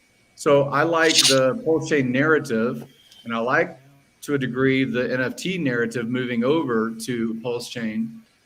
Yeah, it's exciting. It's really exciting potential. And nothing was better than that clip of Vitalik that we had going around Twitter for a while, when he was giving Bitcoin shit for costing like 5 cents a transaction. He's like, that's ridiculous. That should never occur. And look at us now. Like, you're talking $50 to literally just transfer ETH, let alone, God forbid, you want to transfer another ERC20 token. And it's just it's outrageous now. You're talking about hundreds of dollars per transaction on someone, depending on when you're transacting. Nothing pisses me off more than running out of ETH when I did a transaction and then it failed. You know, I've got to send. That's the worst. That's the worst. That wallet. Yeah. That's the nail. That's the nail in the coffin, where it's just like, son of a bitch. What the hell happened to that Vitalik, man? Like, that Vitalik was out to change the world and make things better and kind of do what Richard's doing now. What the fuck happened to that guy? I don't know. He doesn't exist anymore. He seems sickly. Whatever happened, like I think it got away from him. I think it just got away from him. He's Manchurian. I think so too, man. He's already been cloned, and he's one of the lizard people. There you go. It's the diet of no red meat. Let's go, lizard people. Being a vegan soy boy is bad for your health. There you go. That's a fact. Need some protein in there. Yeah, but hey, you guys, I gotta get some sleep. I'm so fucking tired. Thanks for stopping by. Awesome. I'm gonna try to jump on some Hex streams and stuff tomorrow and stuff. But yeah, definitely. Yeah, tomorrow, most people are off. Show your course before you go. Yeah. It's Q4. It's Q4. Yeah, Crypto Mindset Q4. We almost have over 1,000 people right now. Shit, nice, bro. Pretty fantastic. Yeah, it's going to start September 12th for 10 days, over 80 hours of recorded content, pretty much A to Z. We onboarded quite a lot of types. Again, we have a lot of new people on this next one. We're expecting something close to about maybe 1,500 to 1,800 new people in the course before it's all said and done. The last day to get in is Tuesday, the 7th at midnight. And yeah, man, please sign up. I'll throw the link in the chat in a minute. But it's really cool. We're going to do all kinds of flash webinars and all kinds of things to explain once PulseChain does launch, for people who kind of want their hand held a little bit, during the process. Hey, if I didn't say so, Dollar, Hex is much better than Bitcoin. You should look into it. I mean, obviously, I know, man. He's just gotta convince Charlie of that. That's the last step, Charlie, to capitulate on Hex. It's hard to let go, dude. I held on for fucking ever on Litecoin, dude. I know how it feels. That's what we talked about on Nights of Crypto last time. It's just like you have that emotional tie to that bag that gave you that first like generational like wealth. Like when you really strike it big with a crypto like Litecoin, Bitcoin, with Plan C, it was Celsius. Like it's hard because there's a very strong emotional tie attached to that first bag, and sometimes it puts blinders on when there's something truly better like Hex. I defended my first girlfriend for a long time, but a long time. Eventually, you move on. Yeah, you gotta let it go. Yeah. I mean, I get all that, man, but I'll tell you what, there has to come a point in time where you have to respect the math and just grow the fuck up. Yep. You know what I mean? Like it's just crazy. Emotions aren't meant for them. Yeah, I mean, one of the first things you're taught in the legacy market is never get married to a position. Period. Full stop. Doesn't matter if it's a day trade, a position trade, a swing trade, or you're holding it forever. You never get married to a position, because what happens? Opportunity fucking happens. And guess what? You get left the fuck behind. Bye-bye. Yep. And that's exactly how it works. Like Motley mentioned, when that blonde's gonna hit you up, bro, you never know, man. It's all about the Colombians. It's all about that, baby. But anyway, hey, good night, you guys, and it was really cool to talk to you guys. So I'll catch you guys later. Brother. I'll probably end up doing some kind of Hex stream tomorrow. I'm gonna go on the Fresh and Fit podcast tomorrow. So nice. I'll put some Hex on there, and I'm gonna do an after show. So you guys are more than invited on there. Cool. Nice. Amazing. Later, bro. Good to see you, bro. Peace, man. Like Motley mentions, Hex really is that better technology, right? Does Bitcoin pay you an interest? No. Does it have security against inflation bugs? No. All these different things. And like you guys talk about with the current quote-unquote influencers that are deleting their old calls, they definitely messed up by doing that. And now it's much more apparent to see as they delete their calls. And yeah, Hex will just continue going up, and those people will continue to silently capitulate by not mentioning it or by deleting their hated tweets. And some are gonna double the fuck down. Did anyone see this the Sunny Decree post that went out over the last couple of days? No. He put out a poll that was like, hey, which thing would you like to hold for the next 10 years? And it was like a piece of shit, Dogecoin, Binance, and Hex. And he's just stupid. It's so stupid, man. Like, you have no foresight about what is going to come. You're digging your own grave. All of these influencers that are doubling down on that position are just digging their own fucking graves. And it's only a matter of time. It's only a matter of time. Wills talks about it. Fake gurus, right? They're furus. And that's definitely the case, right? And so to think about how much of an opportunity those people have costed that talked about Hex, they didn't even have to say anything, but they chose to. And like you mentioned, doubling down too. That's one of the things I love about the Hex community so much is the information that Wills gives out, Motley, Gerardo, all of it. That's normally information that people would be paying for in these little groups and whatnot, but this is better. Like it's like the last coin to rule them all. Hell yeah. I like that. I like that word, furus. I like that. Yeah. Me too. We'd be much more like if someone just comes out, especially one of those guys, and just admits their capitulation, admits they were wrong, then we'd be much more accepting. But until then, we're just going to keep reminding them how wrong they were. And it's some of them probably have so much pride that they'll never say that they were wrong. But we're seeing some of them come around. But yeah, we're just going to keep reminding them. We're not going to go away. So they're going to be reminded constantly of the horrible decision that they made and that they've led their followers into into death or into a life that could have been a life of wealth, and now it's a life of continuing to struggle. Dr. Dipcatcher put out a tweet earlier today, and it was great. If you guys know, I forget what the guy's name is. He's like bro. He does like NFT stuff. Oh, Kenneth Bosak. He was on. Dr. Dipcatcher put out his tweet from the beginning. He's like, Bitcoin Hex is a scam, and now he was gifted 1 million Hex staked for 4.5. And now all he does is brag and say how amazing Hex is because of his Hex bag, and what he's seen, it's done, right? Like it's inevitable. It's only a matter of time. I'd love to see a chart of Bitcoin, or what is his name? A BitBoy's sell of gifted Hex versus Crypty Girl's staking of 555, 2.5 million. Oh my God. Yeah. I'd love to see that chart. Yeah, well, and just real quick, shout out to Motley again, because he's come up with a lot of thought leading ideas. Well, I mean, right? Because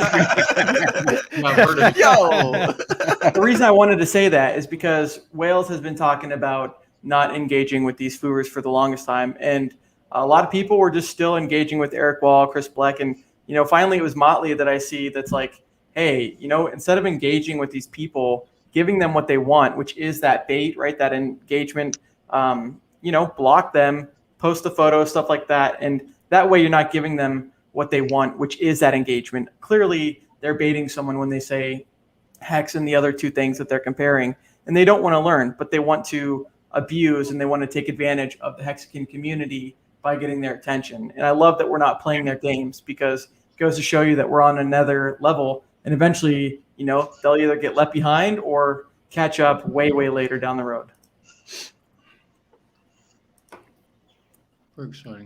So it's important to realize that people just don't have a choice, right? Like, I've been saying this for a long time, and it's simply because we have something that just does what it's supposed to do day in, day out, and it lets us know day in, day out that it's going to do that, and that's just what it is. So we have to respect the math and enjoy the ride. Like, this is probably the easiest trade I've ever made in my life.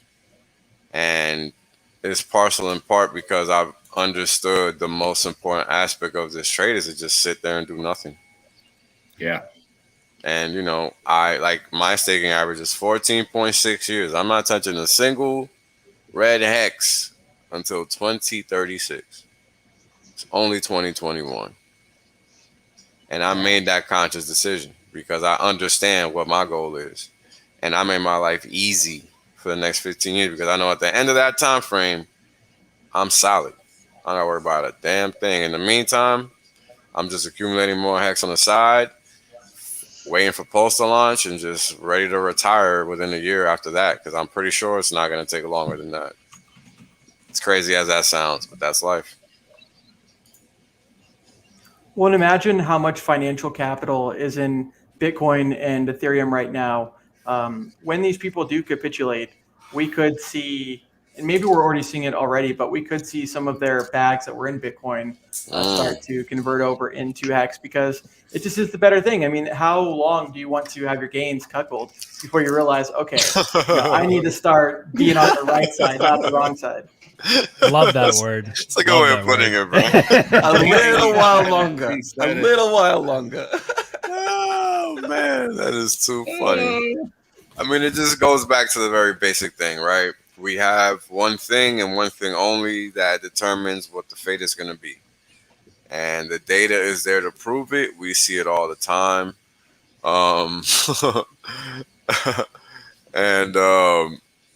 Yes, this is true. This is true. Got me laughing. Yeah, that's a good one. But he'll upgrade eventually. Oh yeah, yeah. 4.5, he'll upgrade. All right. Yeah, I'll upgrade right, a month before. Oh man, but in all seriousness, right? When we take here and we look at this math, right? Like, Hex does something very specific that I think people they can't appreciate because they just don't understand it outright. And I understand why that's the case. And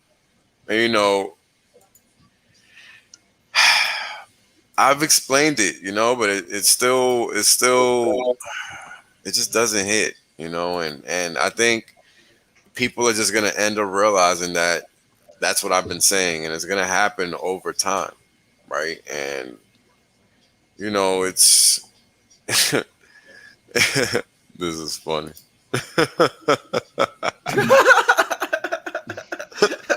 Maybe not. Maybe not. Yeah, Mexicans have enough money, either with lobbyists or medical research. One of the two, right? One of the two. We'll get it done either way. Yeah, we're gonna get it done either way. That's for sure. Variance. Oh man, that shit is crazy. Anyway, but we got the math, right? And that's the thing that backs us up. We got the combination of not just the math, but also the logic behind the math to support it. And that's why, you know, we see the price moves that we see. It's very simple. And the reason we don't see it in other products and in other facets of the world, right? Like if you look at the fiat markets, right? The legacy markets, stocks only go up because the value of the dollar goes down. Most assets are like that over there. And I think that's important to understand, because when you're allocating capital across asset classes, you need to understand exactly what you're doing. And I think a lot of people don't appreciate that simple fact over there. They think that they're actually building wealth, but they're not, right? They're just keeping up with the Joneses because everybody else owns stocks. So you're not really doing much. When you sit here and you look at HEX and what HEX does, it's actually maintaining value. And on top of that, you're earning that rate of return based on the fiat devaluation. So not only is the system increasing in value every day based on what it's designed to do, which is pay out the T-share, right? And it pays out the T-share however many HEX the payout per T-share is. And that number gets added to the value accretion that the system has just generated. So the price it can't ignore it. Whoa, I just realized on Namex our price is 369. Dope. Nice. Yeah. That's great. I'm gonna screen grab that real quick. Awesome. Beautiful. My phone is full from like screenshots, you know. And when you think about would love us.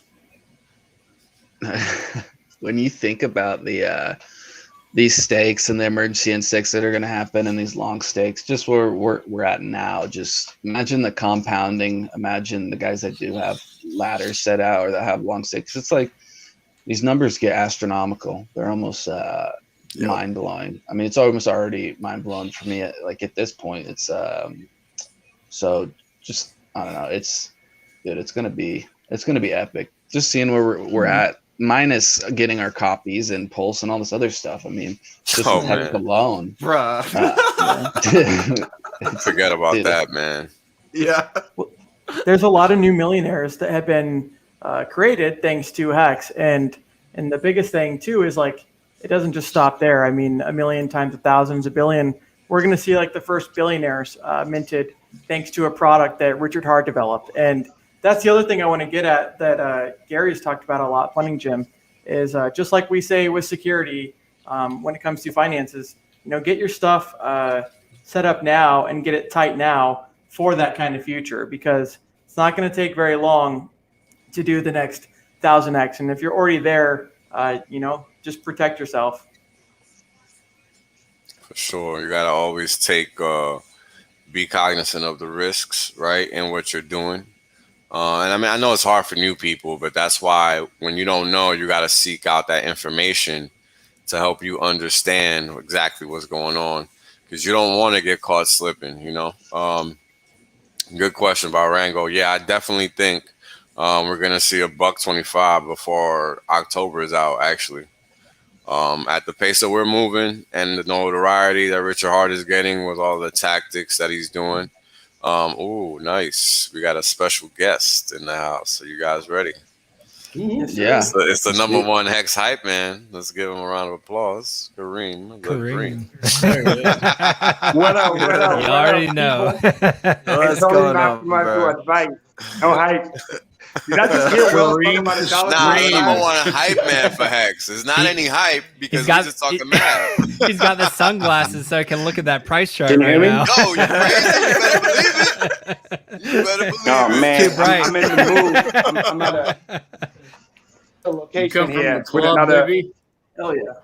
Always. I ditched the club because the price keeps going up. I was talking to Gonzo. I was like, nah, we gotta go. Fuck the club. Fuck the club, I'ma man. buy The that price motherfucker. just The club is not It's like- exciting enough. I got to be in with a bunch of dudes talking about What that. up? What up? It's like, Much better. we're in the penthouse. Much better. Chippity 100. I was like, I keep refreshing the STAKER.APP. I'm trying to make a move, and then it's like it goes up, man. It keeps going up. I'm like, I get distracted. I'm like, all right, I gotta get out of here. I'm not getting the same fun. So, and then Will sent me the link. I was like, oh, perfect. I was driving back. So, oh man, It's a party stream, man. We just having a good time, talking some great Hell facts. You know, sharing valuable information, I'm still in your answering state questions. right now. Yeah, man. I mean, oh, you in New York still? Nice. Still, by the way, we've been onboarding crazy too. Oh, I know. New York right now. So, yeah, yeah, we everywhere. We got Texas license plate too. Nice. So, nice. that's awesome. How's everybody doing? Everybody's Good. living, man. We just seen Hex make some new all-time highs. All-time highs again. again. What we got on V2 on Uniswap, 36.993 cents. So we're climbing, man. We're climbing. You know, just You know as what's crazy though?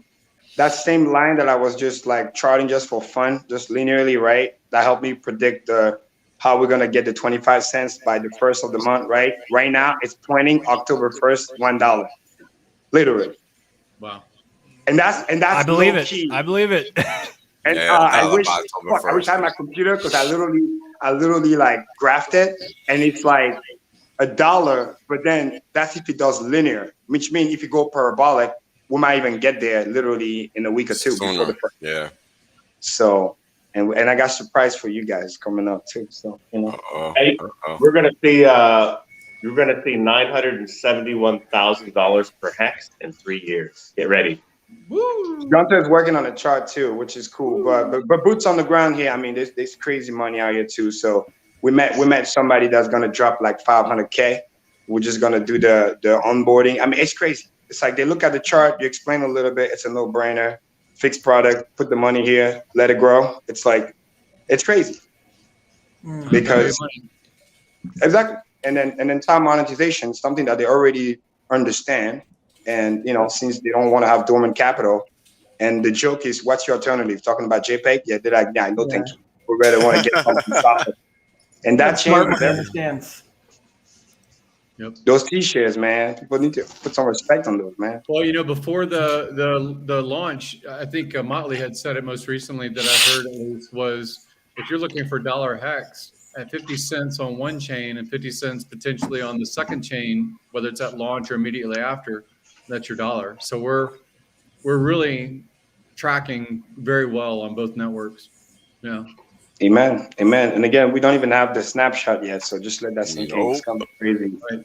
That's the key for me. That thing is gonna put the wheels in motion like we just can't even fathom. And also with high fees, because there's other people that we're on board that are like, you know, $500, $3,000, whatever, but they're dealing with $70-some fucking trading fee.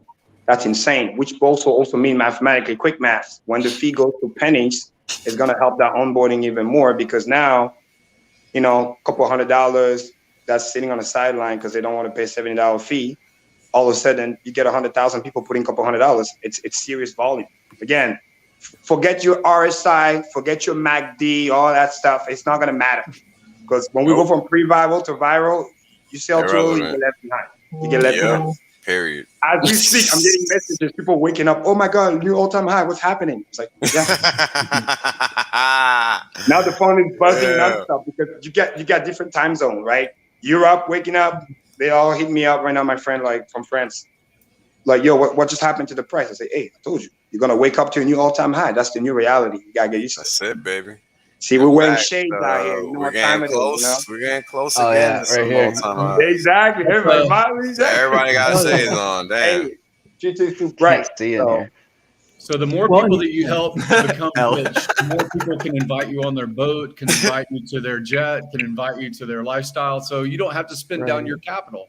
You can either make all the money or just know a lot of people that have a lot of money. And as long as you're in that link, you're good. You're good. Well, we were chilling at that millionaire's house, like it's like a penthouse, 4 floors, 12 bedroom, was crazy. And then we just casually joking, yeah, we just went out, whatever. And then we left the club, went back home, and then like the net worth just went up like, you know, more of $1 million. It's like, how do you do that? I said, don't worry, HEX.com, hit me up. Let's turn up first. Don't worry, we'll get to that. You see, it's so cool. It becomes exclusive. Like, don't worry, I'll hit you up. No, I want to know nothing. Don't worry. We got to sit you down. You got to write your seed words, all that stuff. So yeah, you don't want to onboard live in the club because obviously it's going to be crazy. Right. Yeah. You know, safety. Or they'll literally, people are crazy. They'll just like put it in, take a screenshot, and then. Yeah, they don't know any better. They don't know any better. Yeah. They're always itching to do that screenshot. It's like, no, knock that handle away. Like that. Like, literally, the FOMO is so real. You have to tell them no. You have to wait. Well, we're just beginning the S curve too. I mean, you guys think, like Kareem said, the FOMO is real. You think this shit's real now? I mean, we're literally just starting that tick up, and the momentum is going to get even more exciting and viral, and the price is going to shoot faster as we have more. Growth, and Richard's, interviewing with people that are big names. It's all just the very beginning. And when you look at what Bitcoin did from 1 penny to 6.5 million, or to 6.5 million X, that's kind of like one S curve, right? And Hex is just doing the first like 7,000 X. So imagine that many more X as the curve goes up. Like, we are just at the beginning, and sometimes you need to say it many times for people to understand, because they think, oh my God, the price has already gone up so high. How could it go up higher? And it's like, no, dude, this is just the start. Yeah, but again, it goes back to what me and Will's been saying for a while. Again, product, not project. If the value proposition is there, I say it many times and I repeat, its price become irrelevant. If you're still getting 37% APY, whether it is 30 cents, 50 cents, $1, $10, $100, it doesn't matter. You can come in with your fresh fiat and get 37% on your money. It's game over. It's forget S curve. It's a new curve. It's the hockey stick. Up and to the right. There is no down. There is no. It's up and to the right. So it's a new shape. Can you imagine all those poor people that were just like, man, I'm just gonna wait for Hex to dip to buy in? Oh my God. Yeah, good luck. Dip never comes, man. We've been hearing that for so long. All these price levels. We've been hearing that since 1 cent. The liquidity with the Hex disappearing every other day on HEX.net. Hey, if you guys are selling before September 2024, you guys don't understand the value proposition of Hex nor mathematics. Like Let's go. Good to see you, Gunther. I'm just gonna leave you guys with something. This will be very brief, right? Bro, how fucked up are you? Let the man preach. I would if he would stop stuttering. Some gospel. Check it out. From the all-time low of 0.00005655 to basically $1 million, there's 34 doublings. Listen. So far, Hex has doubled 12 times since the all-time low in about 20 months. That means on average it doubles every 50 days so far. I wonder where that number came from. If it continues that same rate of growth, the price will be at $971,000 by September of 2024. Can you say that again, sir? Jackpot, bitch. All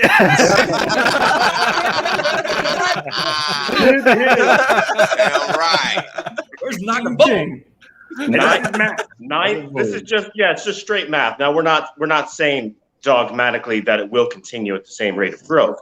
We're just saying if it continues to double with that same average rate of growth of doubling every 50 days, roughly 1.67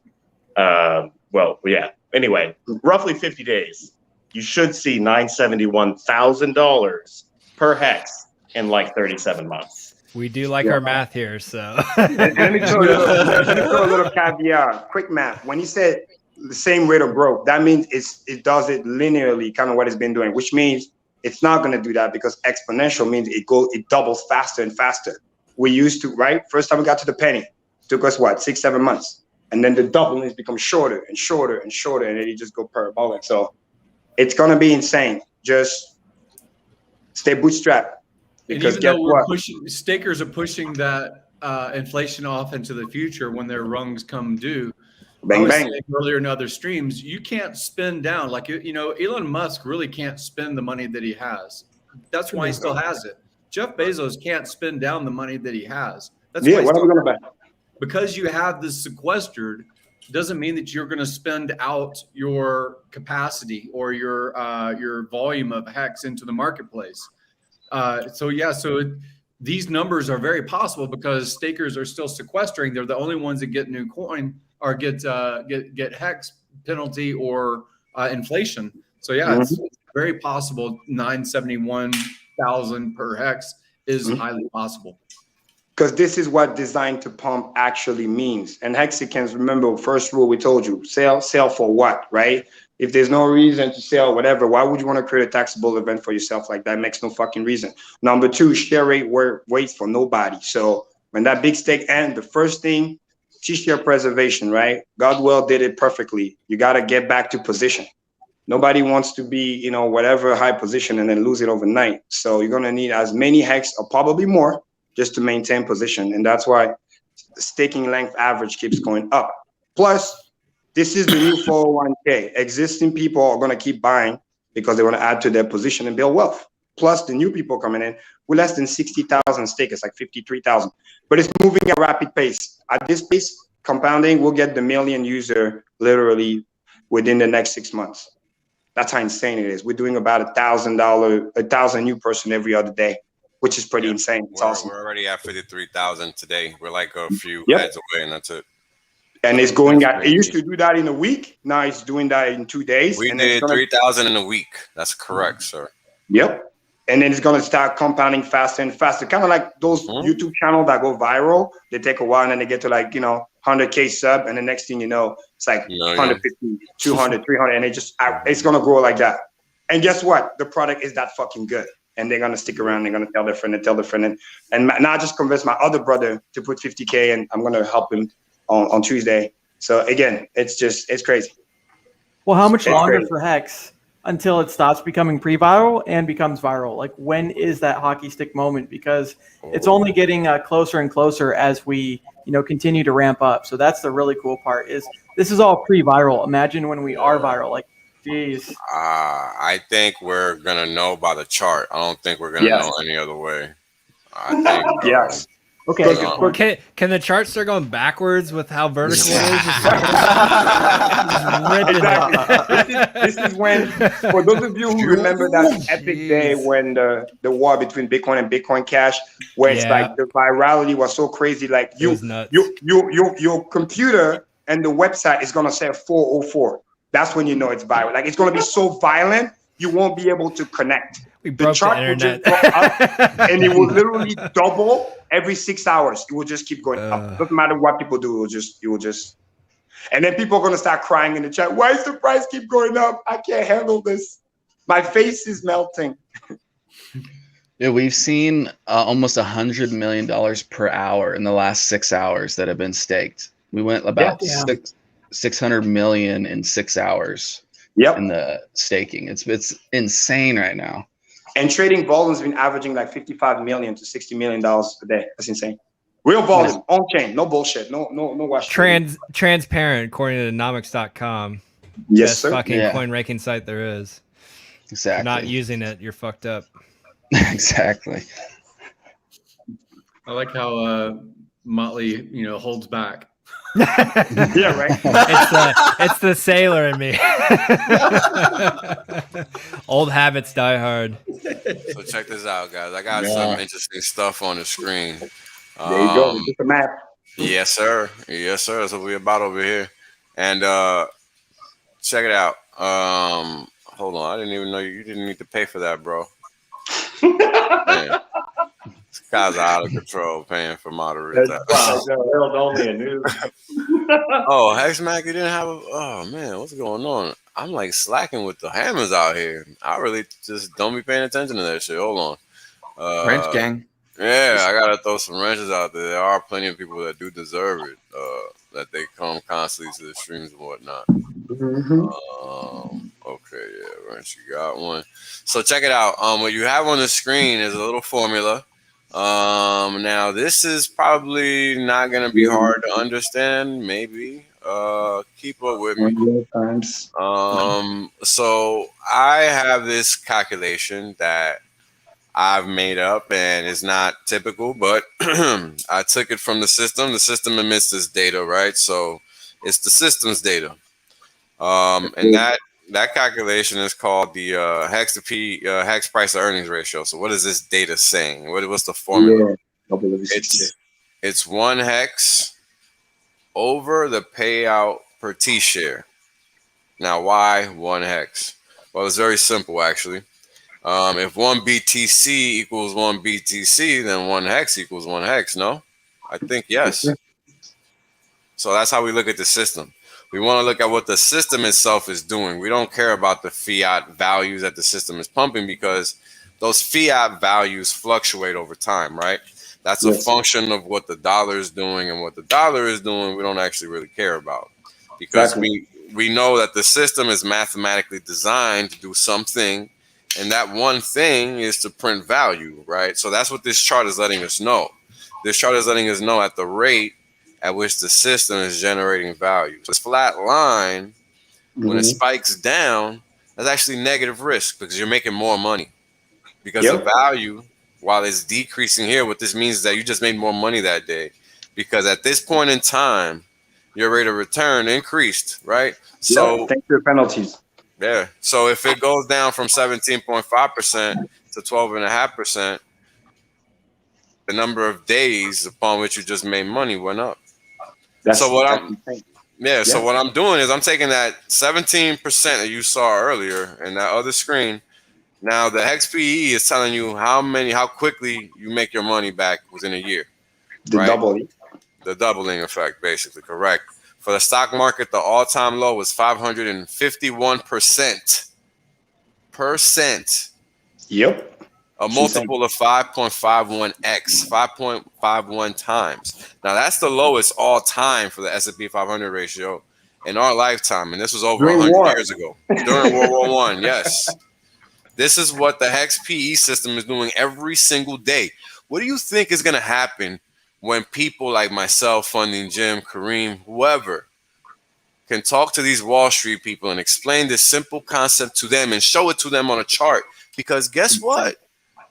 Holy crap. HEX just does that. It's over. Now, let me explain something to you guys. How did I determine what HEX was and be so bullish on it from the start? Well, it's actually very simple. And I'm going to teach you exactly how.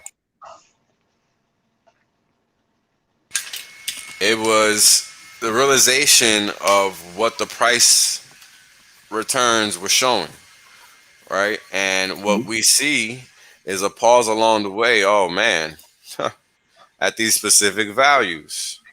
Return stream, baby. Right. I mean, but check this out. The T shares are on the left-hand side, Kareem, and you haven't really looked at this chart that much. But look at where the values stop. Nice. Log right there. Log base 2. Yes, sir. All across the way. That's when we see the pauses in the system. So what does that mean? Why do I care so much about that? I've been talking about that for 9 months. Well, we're talking about a system that's designed to take the shape of this curve, which is I've described a million times. I don't know how. I'm tired of talking about it, but it's important we understand it, because this is the power of understanding HEX. If you haven't seen my first video, how cryptos work, go watch it. That's your cheat sheet for financial freedom. You're welcome. Because that is going to really give you all of the tools you need to understand what's going on here. Right now, log base 2 is a very specific type of curve. Right now, if you understand what a logarithm is just giving you the inverse of the exponential function. Now, what is the exponential function? Well, the exponential function is just the value of E.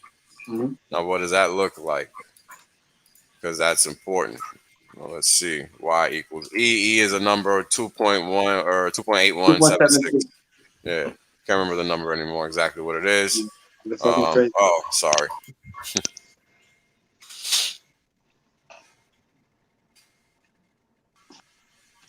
272 and a bunch of decimals. Yeah. E1. Oh, sorry, I'm showing you the wrong thing. 1 over X or 1 over E, or is it? No, it's E to the X. No, it is 1 over E. Hold on, let me check something.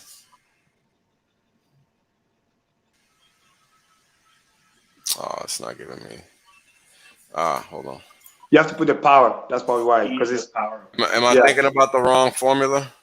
Yeah, try I am E to thinking the about power the of wrong X. formula. E to the power of X. It's E to the power of X. Yeah, it's E to the power of X. Because X is just all of the power values. Yes, and then you can substitute by 1, 2, 3, whatever. Yeah, but that X one is is 272, and then he just goes like fucking insane. Hey, and the derivative of e to the power of x is always e to the power of x. the derivative of e to the That's why it's the Well, check this out. What's the integral of e to the power of x? E to the power of x plus some constant. Negative.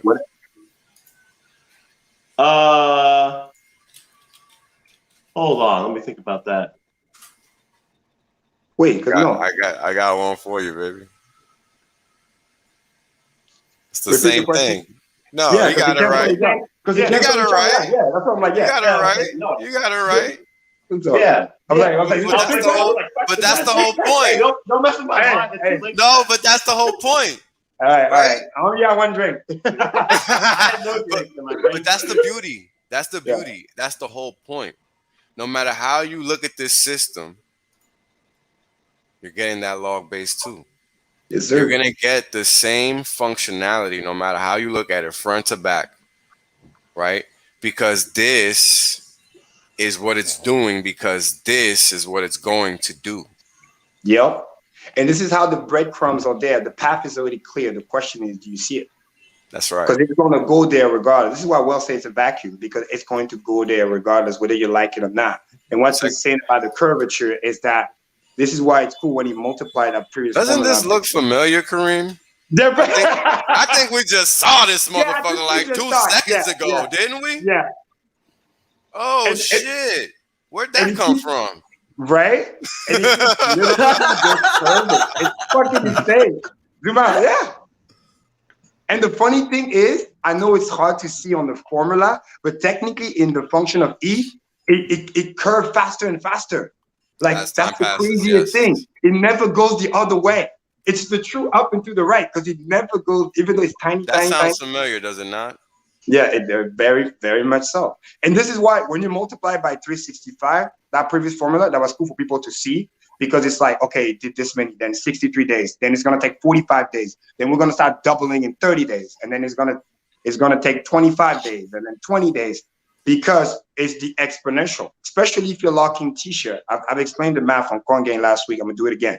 If somebody is at a penny and it doubles, right? That's okay, he got his 2x. And then it doubles again from 2 to 4, right? But the guy that's at a penny, that was his entry point when he bought his T-shirt, he's actually doing a 3x, because from 1 to 4, it's a 3x multiply. And then let's do it again.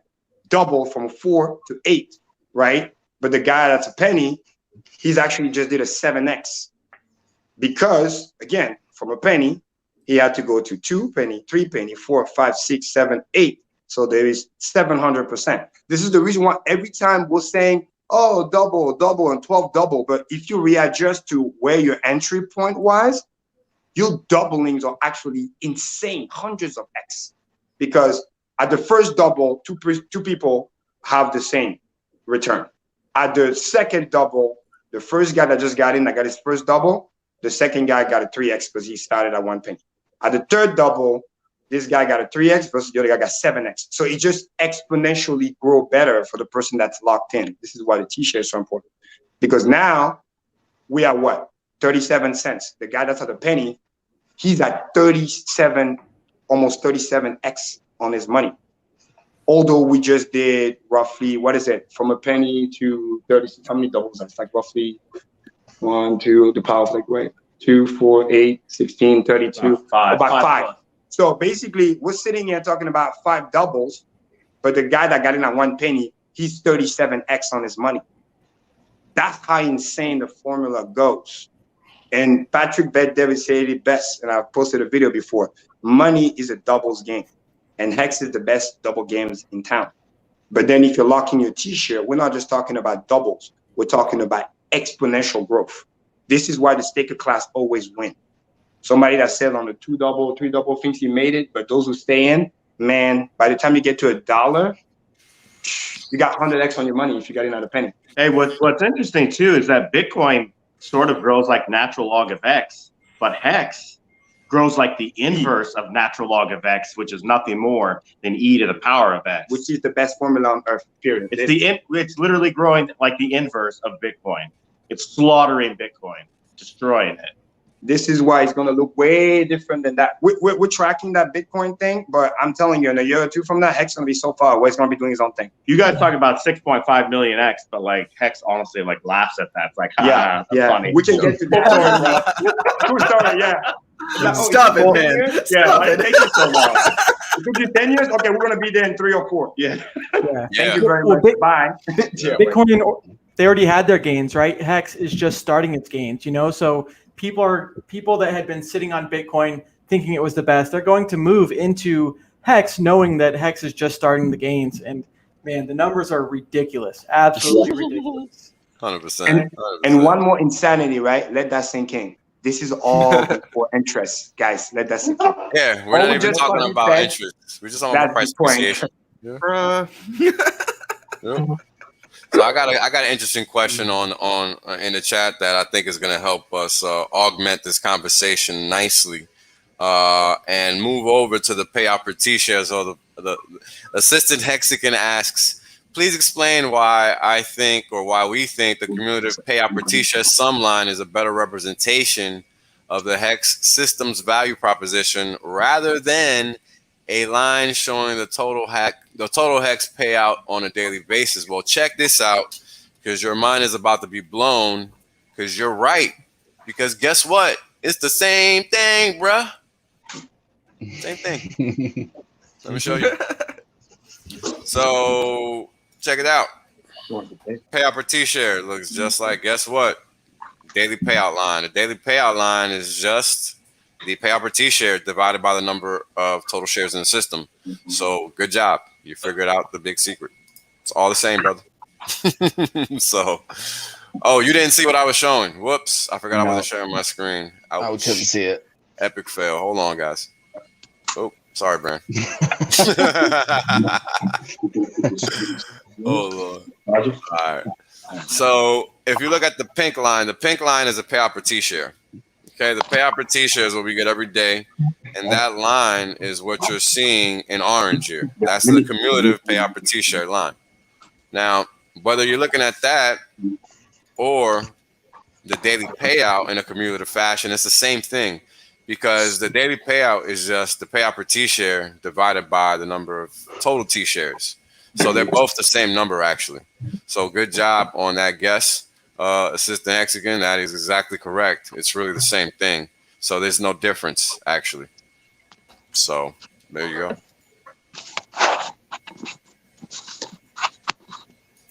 Perfect. So yeah, I mean, and here's the thing, right? Now we talk about Hex doubling ever so often. You know, Hex has doubled. Whoa, sorry. Hex has doubled 5 times. 12 times, yep. 12 times in total. It's 22 doubles away from hitting $1 million, FYI, per Hex. That's not insane. A T-share, not a T-share. Okay? Per Hex. So, yeah. This something to think about. Crazy. Because we've already done 12 in 21 months. Okay. And we got 22 to go before hitting 1 million coins. You guys heard Gunther explaining what he's seeing into the end of 2024. I mean, we have all this math to back all of these assumptions up. And guess what? I'm not so sure they're assumptions anymore, because we really haven't been wrong yet on pretty much nothing using the math. And congrats on the new highs, guy. We hit 37.6 on V2. Just keeps going, man. Just keeps going. And this is what we're talking about. This is the math, right? And I got this chart which tells you everything you need to know. By the way, Wells, real quick, we're gonna switch to the laptop. Gunter has his laptop, so I'm gonna connect. No doubt. Let me know when you guys come back. I'll be watching. I'll be watching. Oh wait, okay. Whoa. You know, I think we're good now. I have to cancel for my phone. No worries. We're good now. Bye bye. Sorry, everybody, for the night. Yeah. No, you good. Motley's prediction of that 50. Hell yeah. Motley's prediction of that 50 cents, like I said, is going to happen, I think, a lot sooner than a lot of us think. And then to only imagine what the price... It's bearish. Right. Well, to only imagine what the price is going to be when the testnet is launched, because we know once the testnet is announced and launched that we got about a month before the main net launch, and somewhere in between is going to be the block height for the snapshot and the fork. But we haven't seen anything yet. Once that testnet is out, oh my God, get ready for 50 cent dollar. I got to tell you guys something, man. This chart tells you everything you need to know. If you understand this chart, you understand what you own. Dude, I love that picture on the corner right. I just want to say this. Yeah. Okay, so I'm paying for StreamYard now. Thanks to all the YouTube super chat. I said, all right, let me put some money to work in the right way. And I paid for the little streams thing here. Is that channeling? Change the logo. Let me show it. Let me show it. Put the names out there, but I see the Doge, but let me show it. Because it's super funny. It's super funny. It's a celebration stream, so yeah, let's celebrate with some humor, right? Let's celebrate with some humor. Where's it at? Where'd you go? Coming. Oh hell yeah, Doge. Hell yeah, man.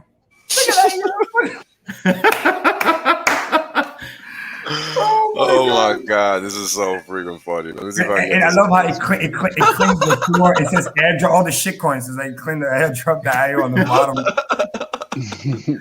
It's crazy. I don't know if this is whoops. I wasn't supposed to do that video. Dude, that's a great video too. Yeah, that was super funny, wasn't it? And you guys see Cardano hitting in the back, lurking, and security guard? You guys see that? Oh yeah, that's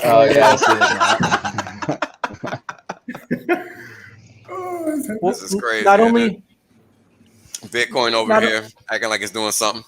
Talking to Elon, need some help. How many billionaires you have left? Yeah, those out here picking up some airdrops. Chainlink picking up the dirt on the ground. Whatever this, I don't even know what website this is, but maybe they made the meme. I don't know.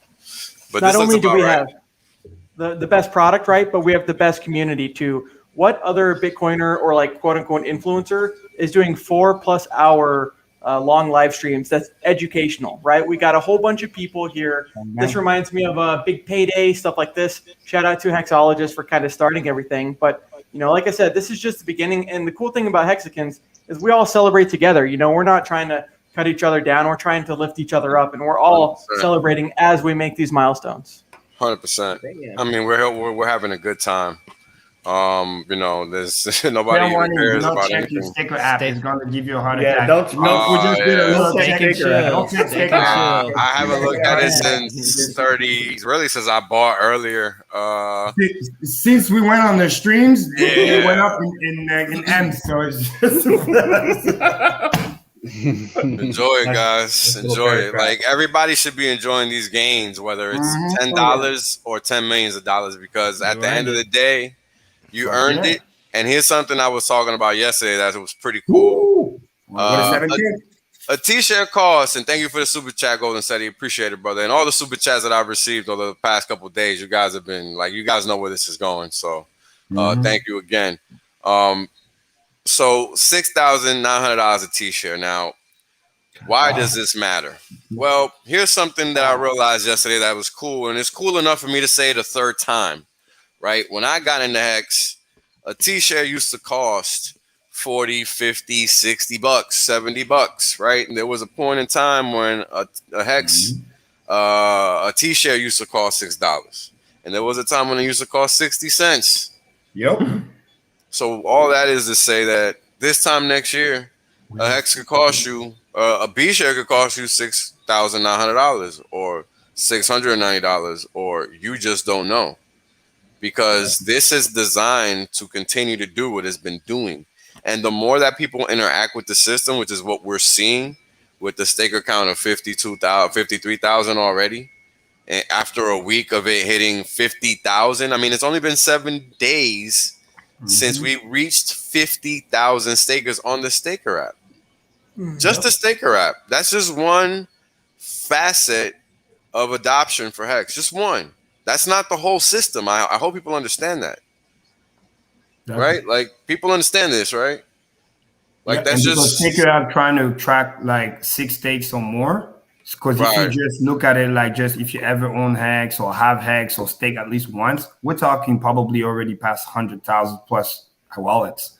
So, you know what I mean? But it goes to show the cool thing about the Staker app number is like those are real people because it's an average of 6. So that means you have some type of ladder or you're long term, and it's pretty cool. So there is something cooler, right? We know that a B share cost, move the decimal point over, $6.90. Yep.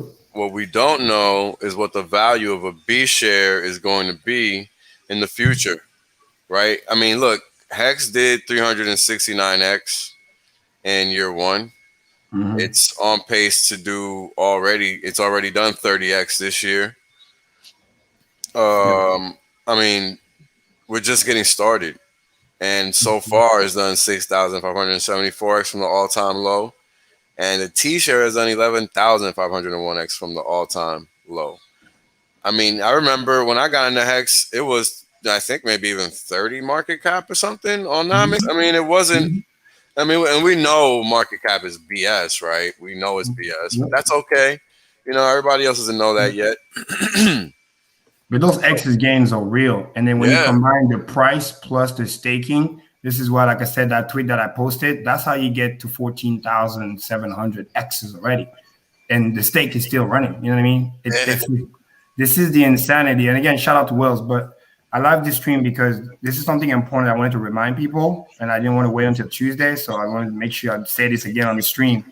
Is Hexagon, this is what I've been talking about, T-share acceleration. It's going to move so fast you won't even know what happened. Even like people like myself, hire people that have a lot of money, even us T-share is going to be very expensive. You better lock that. Every time you fucking stake ends, you got to make sure you protect yourself. Your T-share preservation is your #1. If not, you miss this, you lose your class, you may never get it back. I'll say it again. If you miss this, you may never get it back. This is how insane Hex is. There's nothing in the world that can give you this kind of gains. So make sure you understand, because literally next week we could be at 10,000 per T-share, and then literally we're just gonna start talking about B-shares because the moment it goes, what are we talking about? The moment it goes 5 figures, like no, then we're just gonna say it's $10 a B-share, and obviously we want to. Hold on, that's a 40% move, Kareem, and that's whether it's B-share or T-share or M-share. That's a 40% move, and I think people need to understand the relativity is just a function of scale. So if you can only afford a B share, yo, there's nothing wrong with that. Yep, it's a billion share. I put it in perspective for people. It's a billion share. So if you really it's one literally with 9 zeros. Okay, it's a lot. My point is, when you already have stakes in the system, you should definitely preserve that. A lot of people who find out the hard way obviously are able to now stake longer. But make sure you understand how important that is. And again, when the chart shows you a 5% of a 5% of a 5% increase, this is compounding.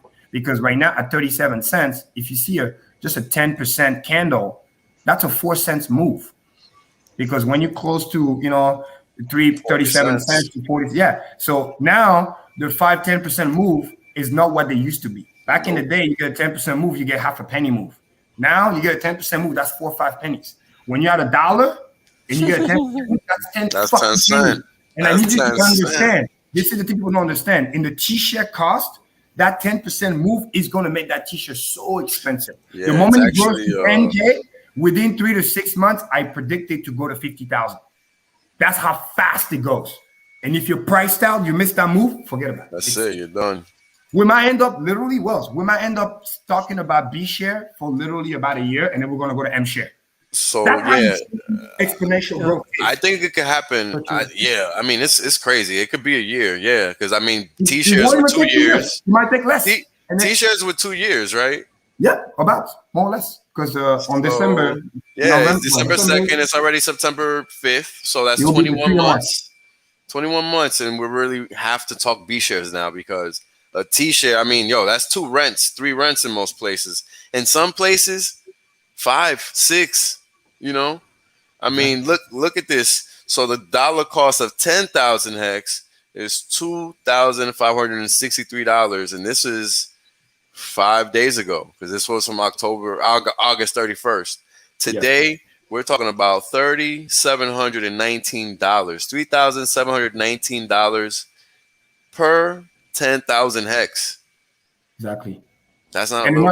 And another component that's important why T-share acceleration gets more crazy over time is because I'm gonna do the quick math simple. When hex is $1 at current T-share rate, that means it's $18,561 for one fucking T-share. Okay, almost 20 grand.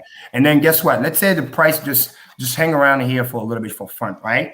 T-share acceleration still happen. Wells are still pushing the share rate. So those $50, $60 move in hex share rate at $1, that's a $50 fucking. The price can stay stable, and literally the cost of a T-share could go up $50 a day or every other day. That's insane. And then hex go to $2, and then he moved 40, 50 points. That's $100 a fucking day. And then hex go to $10, and then he moved 50 points. That means it's $500 T-share. Do you guys understand what I just said? That's how insane it could accelerate. I'm getting excited. Because the real component is the share rate. Because the higher the price goes, the share rate acceleration is more insane. Because those 50 points average that we do every other day, when the price of hex goes higher and higher, they impact the cost of a T-share faster. Bitcoin has no idea what's coming. Yeah, T-share is going to be worth a Bitcoin here pretty soon. It was last target. We were talking about a T-share being worth 1 Ethereum like a couple months ago, and it seemed kind of but dude, it's like almost 2 now. Yeah, that's in the rear view. Before you guys came on, we were talking about that. Exactly. It's so cool. I mean, how often do you have price targets that are not only hit, but now are in the rear view? And like someone even said on Richard's stream, like 1 million hex, 1 million per hex, or that's FUD type deal. And like, I don't know, it's just kind of interesting to see everything kind of working out the way that it's designed. And like Kareem mentions with the T shares, I mean, man, y'all should have listened. And even if you didn't, now you can still get in, because a year or 2 from now, imagine what the T share is going to be. If only we could get past half a penny. If only remember those days. We got those tweets. We still got those comments. But there's no liquidity. There's no liquidity. Never. It's just sold like $1 million USD. Yo, when the stream started, check this out, guys. I got a story for you guys because you guys weren't here. When the stream started, I think it might have been maybe a half an hour or an hour in. Somebody sold $1 million worth of hex. Yep. That's what this was right here. Is today the 5th? Oh no, sorry. Hold on. Let me put this down to an hour because I was looking at an hourly chart at the time. Hold on. Somebody sold it from, where are we? September 5th, right? This is it right here. Wait, what's the day? I'm losing my time. Time flies. Losing my mind. The 5th right now. No, yeah, this is it. This is it. This is it. Midnight pass over here. 8:30 is when this started, right? So it has to be this one. No. Man, that's such a small little. You know what? I can't even remember when the hell it happened. I mean, damn. I can't even find it. This is it. Yes, the 14 million emergency end stake. I think that's what you're talking about. I don't know what they did. It was All an I emergency know is handshake, and then it was at 37 cents. I was streaming. They sold $1 million USD worth, and here we are. 37.5 cents. You know what I'm saying? The new people are saying thank you. Listen to me loud and clear, people. We are onboarding people at the 6 to 7 figure range. There is, I can't say any names, but there's literally institution, even in the blockchain place, that I've reached out. One of them reached out to me personally. They wanted to buy at least $8 million worth of HEX. Like, don't be stupid, okay? Don't be stupid. There's a reason why those wick goes quick. They need the liquidity. Don't give it to them cheap, okay? Bring that diamond. Give them at $1 plus, so they know. Like when Richard says, Michael Saylor bought my Bitcoin bag at 10K plus. This is you, the HEX. You can give it to them at $1. I'm gonna hook y'all up. I'm gonna give y'all some pure alpha strategy right here, free 99. We're gonna change the game because everybody else talks about dollar targets, you know, price targets, which is cool. You know, price targets is cool, baby. T-share targets, baby. I feel you. No. I'm gonna help you guys elevate even further because this is Wells only, and this is how we do. I'm gonna put you guys on the next echelon.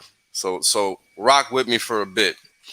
We're used to talking about price targets, dollar figures, fiat figures, whatever. But we fail to realize something that's very important about HEX when we say those kind of words that I just realized right now as I was sitting here just enjoying the conversation. And I think it's very important to just hear me out.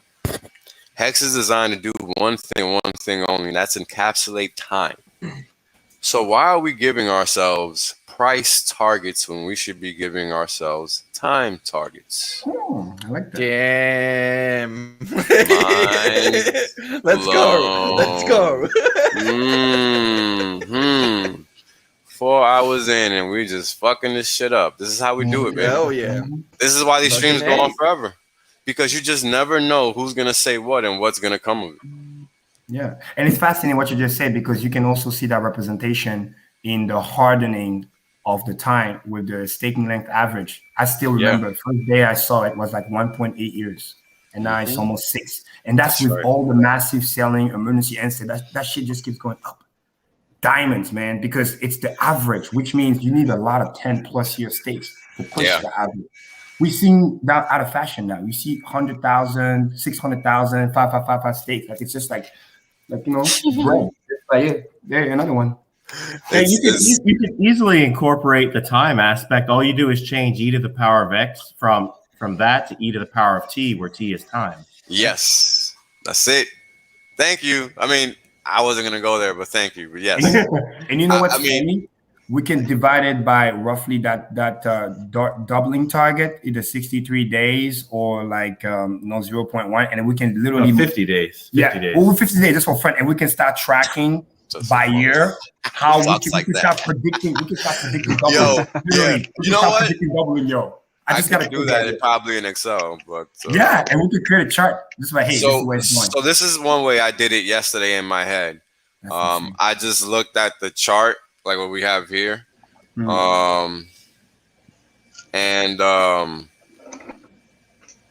what I did was I looked at the return and I just was like, oh, well, this is just a % value, so all I really need to do is take the log of this value, right, and base 2 terms, and that's it. And if we see that this return is 35, whatever, right, in terms of numbers, right, like just the hard number from 0.00, 4 zeros and a 565 all the way to where we are as of yesterday's close, 35 cents, the number move was 35. So the number doubled the logarithm of that number at a base 2 rate, which gives you 8 or whatever that number is. 5 is what the number is. A little bit more than 5.7 or something like that. Because what you're doing, you're taking the value of that 35, because it was a 35-cent move, because it went from 0 cents to 35 whole cents plus, and you're taking the doubling of that number. And that's really the same thing in percentage terms. It's the same thing. So when you're tracking it in time, you're tracking how many times it's doubling throughout time. That's really what you're doing. Yeah. And we got what? Oh no, I'm sorry. We got 12 for HEX. Yeah, it's 5 and some change, because basically it's like 2 factorial, because you got 2, 4, 8, 16, 32, and then the change. It doesn't stop. It's So next stop non-stop. 64. And this is actually perfect because at 56 cents we get the official 10,000 hex whatever just in hex price, and of course he has a tendency to outperform. So you could just skip 56 and go all the way to 64 cents just to catch that log, right? Like we talk about where it goes and rest. So I can see this accelerated this week to 64 cents. I mean, it's crazy, man. It's seriously crazy. And as I'm sitting here looking at this chart, I'm not even gonna say what I'm looking at right now, but yo, I just still can't believe that somebody sold Hex for Bitcoin because they we have thought. A treat for you. We have a treat for you. I don't know if we can either share screen or you send it to Wells because Gunter's been working on this chart. Yeah, we could send it. It's sick. He's gonna send it to you right now. Watch out. Get your FOMO pants on because it's insane. You just put it in the private chat. Grab it. It's a beautiful work of art, man. Let's see. It's the parabola I see. This is literally exponential at work. Oh man. When you see the angle, you see the time. Again, like I said, timepiece, time monetization. If you stay on the bus that long, this is where you're looking at. And this is I've been saying that for a long time. This is before interest. This is the hex price. I repeat. This is the hex price. And this is what Richard means when he says it's pointing. When Richard says it's pointing at $1 million, this is what he means. Can I so you guys see this? Can you guys see this? This is important. Yeah, we could see it. Yeah. Because look, I've been talking about time since I started showing this chart and explaining to people that the longer they hold this rope, right, the higher the value is going to be at the end of the ride. Yeah. And this is what I've been talking about. This chart right now, so we tweet that. Everybody needs to see this. Sick. This is where we're going. And like he said, September 24th, 2020. Sorry, it's 2024. It's not even 10 years from now, people. It's 3 years. It's 3 years. 3 years. It's 3 years. It's 2021, and 2021 is almost over. It's only a quarter of it left. Cheers. Cheers. Yeah. That is insane. And this is good for the brain because your brain doesn't think exponential. It only knows linear. Every blue horizontal line is a doubling, by the way. All-time low up to, it's not exactly $1 million because we started at 56, 55. Yeah. But those are the doublings that we've been talking about. When Richard's going to be on stream doing the doubling count, this is literally the blue lines. Hey, by the way, notice the 2960 figure actually shows up, ironically, at the 19th doubling. So right now, the closest target, 46 cents. That's 35. The next target. You got it, buddy. That's it. And then after that, we're literally tracking already the 13th double, which is when we hit the 45 cents, the next thing you know, it accelerates. But I want you guys to pay attention to the moment it cracked the dollar plus. Look at how fast it starts to accelerate. Do you understand when you buy something at pennies and it goes from $1 to $7 to $14.28? Like, do you understand that each of those dollars in penny terms, those are literally X's on X's? It's stupid. It could literally get there and then do 1,000X in 6 months. So check this out. I was telling this story earlier, Kareem, before you guys joined. And I'm sorry, but we can't stop Children of the Grave. This is what it is, bro. Never, man. Yeah, you should have got your FOMO diapers. Now you have no dignity. No. And shout out to the Hex agents. They know exactly what I'm talking about. Yeah, you just got to deal with it, bro. Sorry. Sorry, but sorry. All the people that think that they missed out on those 12 doublings. Oh man. A chain called PulseChain. And you have the same product market fit of a product called HEX on that chain. So if you said, hey, I missed those 12 doublings, you got a PulseChain version. Go for that one. Bang, bang. And you can see the shape. It started to do the hockey stick, literally. Flat at first, curving up, and now it's just doing the stairs. Green candles on green candles. You probably see, this is obviously a log chart, but you probably see linear growth where the price kind of follows that purple line. And you know what I mean? Well, you have to remember this is a log chart, so it's going to look linear. Yeah. So it should look linear on this chart, but not when the chart is put in linear scale. Because I understand it's hard to remember, but remember that the scaling of this line is what determines the shape of this. Right. Because if you change this to linear, then it's just gonna show you a wild chart, and that's why we look at Hex in log terms, right, and not like this. Because if you put it like that, then you're looking at some, you're gonna look at some craziness. Yeah, exactly. That's where that's where you can see e to the power of X. But look, Wells, go back for a second. Look at this beautiful weekly chart that just ended. Look at that, and we're starting the new candle. And then look, this is a new one, by the way. That's a new one. This is a new one. This was last week. And this is what we call a serious bullish engulfing candle. If you guys remember, we showed you guys before on when the God Wells got in on that Hex ETH chart back in the day. Those are the type of candle that we printed, and we printed literally 4 of them in a row. That's how insane it is. You miss this move, you will be left behind. And this is how insane this is. Well, in Big Payday, right, was 30 to 100% more, and that was depending on your stake.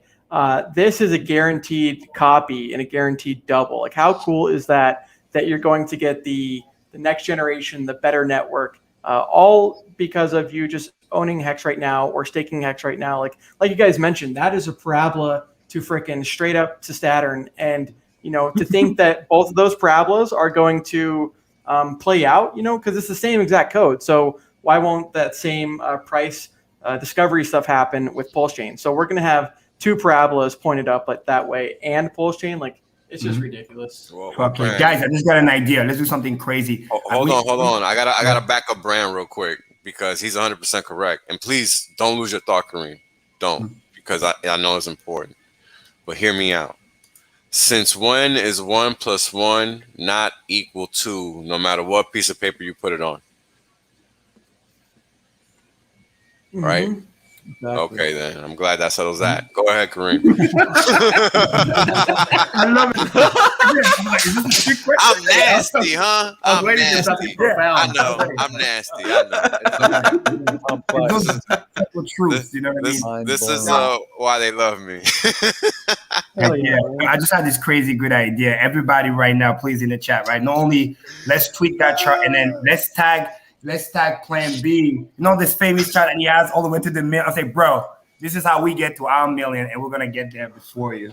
So this is tag with Twitter, like, this is how we get to the million before Bitcoin. It's kind of an important point too that you brought up, that you get the duplicate copy, because even if the price got wrecked and went down like 50%, eventually prices always go back to retest the former high. So it's so much better to have like double the coins, because it's going to go retest that previous point. And then once it retests it, you got double your money. Well, there's very few guarantees in life, right? And Big Payday was one. Stake one day, get 30%. But this, I mean, this is 3 times better than what Big Payday was, because you're getting a guaranteed double, like I mentioned. So it's just so cool, man, because I see a lot of people that even, obviously the fees are expensive on Ethereum, right? But if you can have the copy now and watch the price appreciation on both chains, then that will eventually have made up for itself with the higher fees at the time of the purchase. Wow. This price appreciation is just crazy. I looked at some little segregated wallet I have there with just a meager 9,000 hex, and let me tell you, it wasn't where it is yesterday. And we just talking about 9,000 hex. So shout out to all of you that got huge bags. The beauty about this trend line in low winter is literally math. It's all math, but that's why it's important to realize why it's linear, because that's an important statement you just said there. I love that chart. Gunther, you made that chart? I made that this morning at like 3 a.m. That's awesome. I was like, I love that. And I was like, perfect, right on screen right here. Let's do it. So this, go ahead. Bro. No, continue. No, I was just gonna say the same thing I've already been saying. Is just remember that this is a logarithmic chart, and the fact that this is linear to our eyes means nothing. Like, that's how it's supremely important to understand. Like, that's literally the most important thing to understand from this chart, because it looks fake. It looks like it's not possible, but no, that's exactly what's gonna happen. Gunther is not fucking around. He's not the kind of guy that fucking wastes time and goes on a stream. So please, understand what's happening right now. This is history in the making. And also importantly, you can start to see the power structure already. Look at the last 5 candles. Those are monthly candles. Look how the top of the candle, the wick, literally follows that purple line. Like it's literally like, here you go. Here's the way. You got your little crumbs. Know where this is going. This is again backing up what Will's been saying about the function itself, because that's the math is going to do what the math is going to do. Like it no way needs to go. So it's literally showing you, like, guys, this is the train line, and those are the stops. How many doubles do you want to miss until we get to the million, right? And how long do you want to stay on the bus? Because this is where this is going. This is very interesting also about the, this phrase you hear, the trend is your friend. When HEX first launched December, it was the resolve or the belief in Richard or potential of the code. But the longer, this recency bias makes the people that are already involved more resolved, and the sell down pressure decreases instead of, you would think, increases. Exactly. The biggest economic weight or the potential to sell down are people that have stuck this out so far 2 years. 2 years, right? And the people that are most likely to sell down, they're still, they have this confirmation bias by obviously all the channel content, years worth of reference. I just posted on Twitter, a video that Firebun put out over a year ago about how to look at metrics on HEX.VISION. And, it only has 670 views, and he put that a year ago. So there's all kinds of information that is going to be absorbed by the oncoming community as we grow. So I just see the sell pressure decreasing instead of increasing, even at these price points. This is just crazy, man. I just read this for the first time. I hadn't seen this. Yeah. Fuck. Yeah. Oh my God. That just gave me migraines. I'm like I got this pain at the back of my head right now. This is just insane. Well, it's like your Wales brain melting, man. Yeah, man. Well, it's like what Wales talks about, right? It's all math, and Richard knows that, and Gunther knows that, and so the fact that you can have this S curve and logarithmic chart, I mean, this is not even a million. Just imagine when that happens, like just absolutely. Yeah, and you know what's funny? Precise to the T. It's 971,000. And again, if you retrace backwards the doubling, this is where you go from all-time low to when it tracked, and you get to see it. It's just amazing. This is 3 years from now, guys. Yeah, because this is technically like the V2 chart, so it doesn't have the whole history. That's why the doubling start low, because he manually putting what the all-time low was, and then just start to create the doubles from there. So you get to see when the time we get to 56 doubles, and if it trend what is going to trend, guys, a 6 month trend is not 56 doubles, 34 doubles. 34 doubles. Okay, I saw 56 bars. I wasn't sure it was okay. Yeah, 34 doubles from all-time low to 970. Even better, because we already a third. We've already done 12. There's only 22 left. Only 22. Working on number 13. Because when you count in doubles, man, it gets there even faster. And you got a 6 month strong trend that's creating right now. You know what I mean? Those last 5-6 candles, like it's really, look at how perfect symmetrical it is. It's like taking the stairs, and they're all about the same size, more or less. Look at it. Yeah.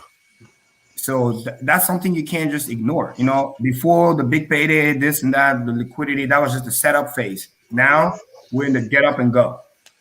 It should also be noted that like very few things actually grow exponentially. But so some examples would be population. Another example would be diseases or viruses. And then, of course, cryptocurrencies. Hex.com. Yeah. These literally grow. No cryptocurrency. Hex redefines what exponential growth really is. Means. My favorite word of Wells only. I'm going to say it again because I love it so much. The only crypto in the promised coin space. I'm gonna throw this in the Hex.com Telegram chat, I guess. I don't know where else to put this. Drop it. Yeah, do it, man. That's perfect. Good call. It's also a good point that Funding Jim made, and that is like you don't like when you're talking about values like this, you don't need to sell. You have the greatest passive income system in the world that's generating so much money and interest. Yes. Like you just kind of siphon off whatever interest you need to sell and then restake principal plus interest. You don't need to, like, after you have the things that you need, what more do you need? Like after you've bought like a $10 million estate or like a whatever it is that you want. What do you really need? Guys, it's crazy. At this level, it's like I genuinely mean this. Unless you literally waste the money, there's no way you can spend that money. You will make more in interest than the money. I don't care who you are. Again, unless you straight up just waste the money. And this is what Gary said earlier. It's important because, like Richard also said, the more money you have, the less you need to sell. And especially when you know that you just leave it there, you're doing time monetization. You're not letting the dormant capital. It's just worth more, and it's just worth more, and it's just worth more. And the pool is getting bigger and bigger. And we only have less than 54,000 stakers. I need you guys to understand that. Because remember, Netcast law, it's growing all the users. Like we're still unknown, so to speak. It's crazy. Pretty viral, baby. So if anyone thinks, like, for all the people listening or watching that think they might be too late, like, just take a look at this chart and see the direction that you're headed, and then that's all you really need to know. It's we're still early in the big scheme of things. Hey, if you'd be all right if you just buy one hex. Yeah, $971,000. Hey, this is a new trend. You buy one hex. Hey man, now everybody has to respect that hex, the price of earnings. Yeah, respect that hex. True. And that's like Kareem says, this is before interest. So imagine that every single day as a staker, you're getting paid out very handsomely, I might add, in the form of hex. So you're getting paid out in the top appreciating asset of the world on top of these mad effing price gains. It's super cool. Guys, this is it. This is the new 401k. I make my weekly salary daily. Yeah. Well, I probably make my monthly salary daily now at 36 cents, man. I haven't done the math, but I probably do. So you'll actually have many sharks and whales that will make more money than Jeff Bezos. Oh yeah.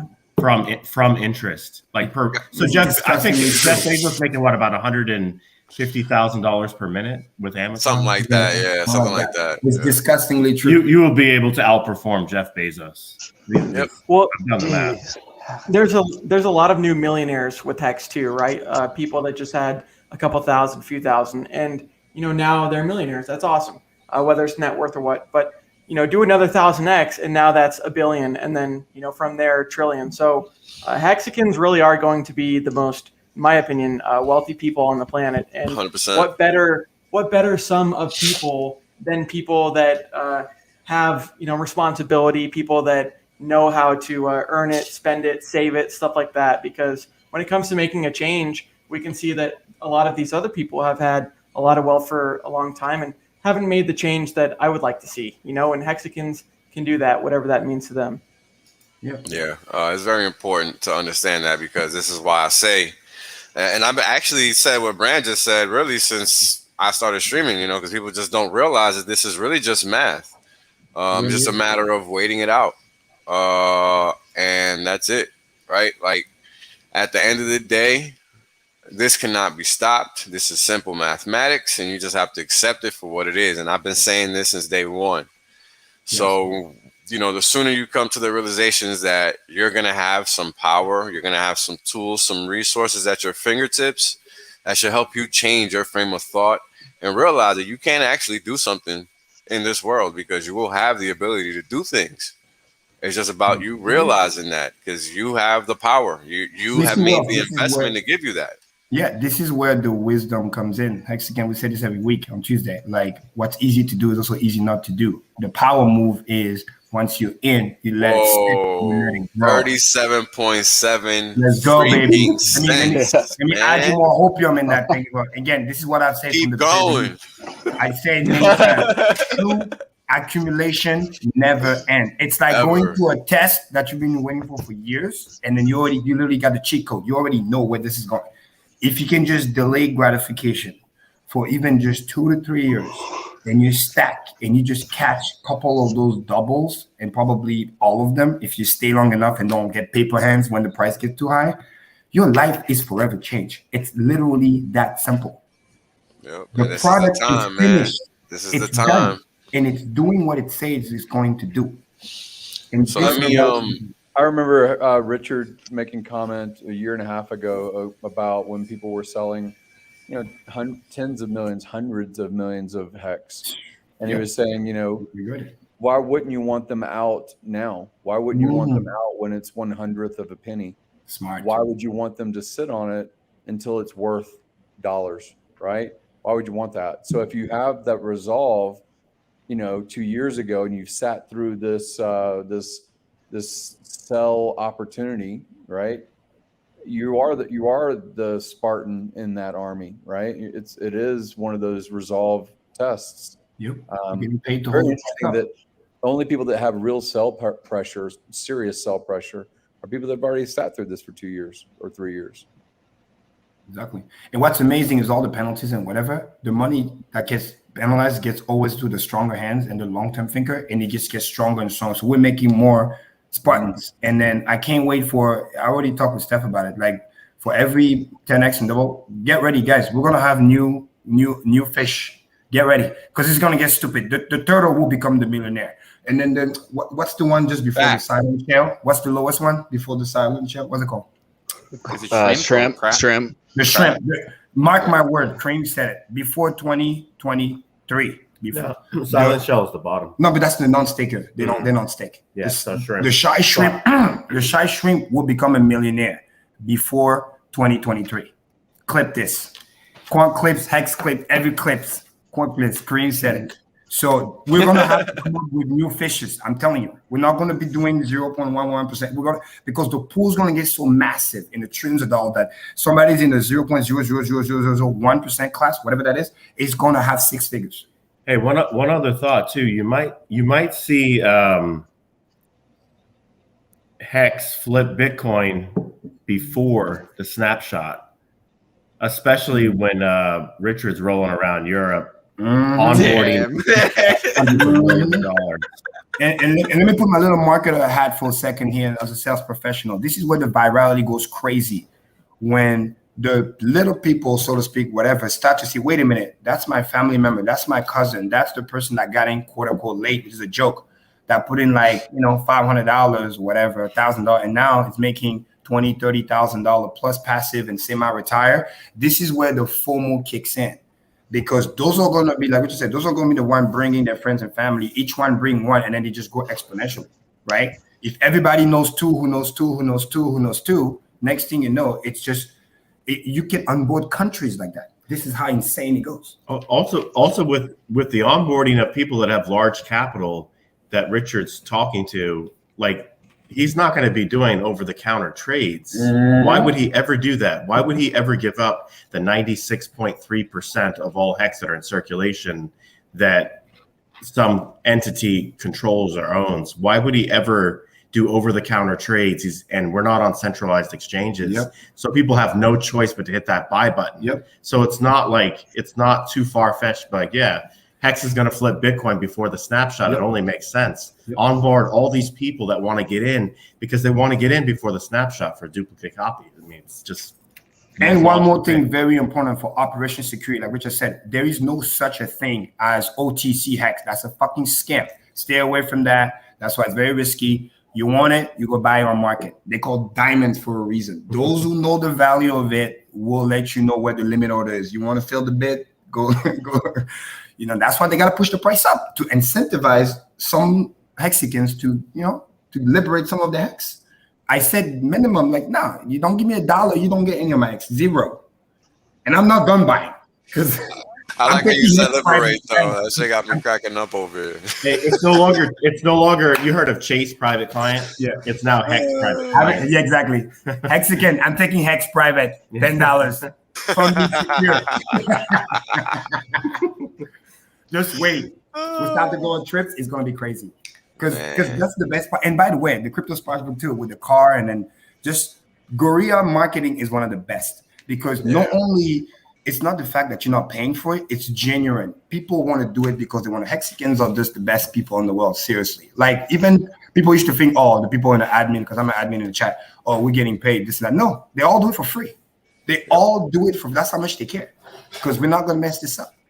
And that's why we know we're very protective, and we want to make sure people come correct. So 37.95, guys. Oh, all time high, baby, all day, all day. Get ready, because I'm staying until tomorrow. But like, there's gonna be a new video. Give me 40 cents. You're gonna see a new video from me.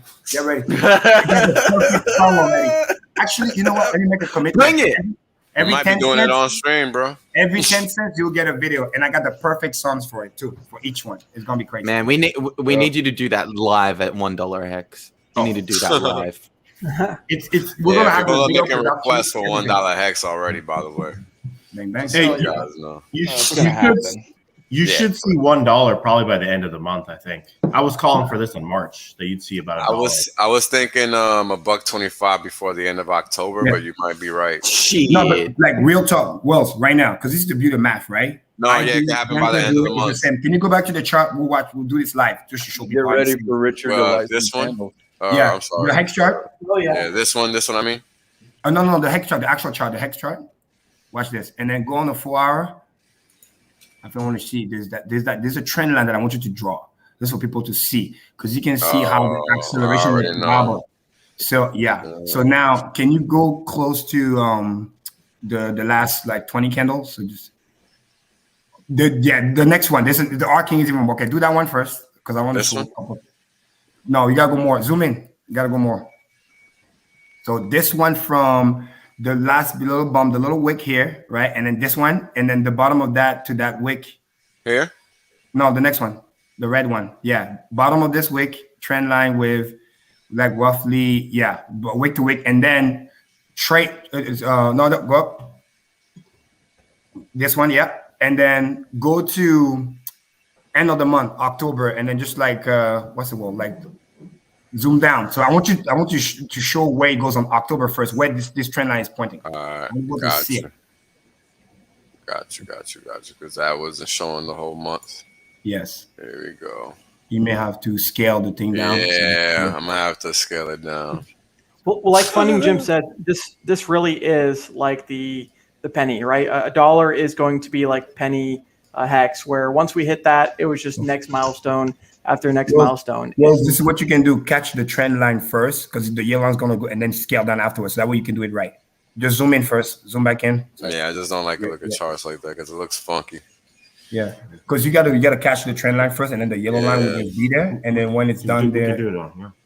Yeah, because I really want to show people how October 1st is literally pointing at $1.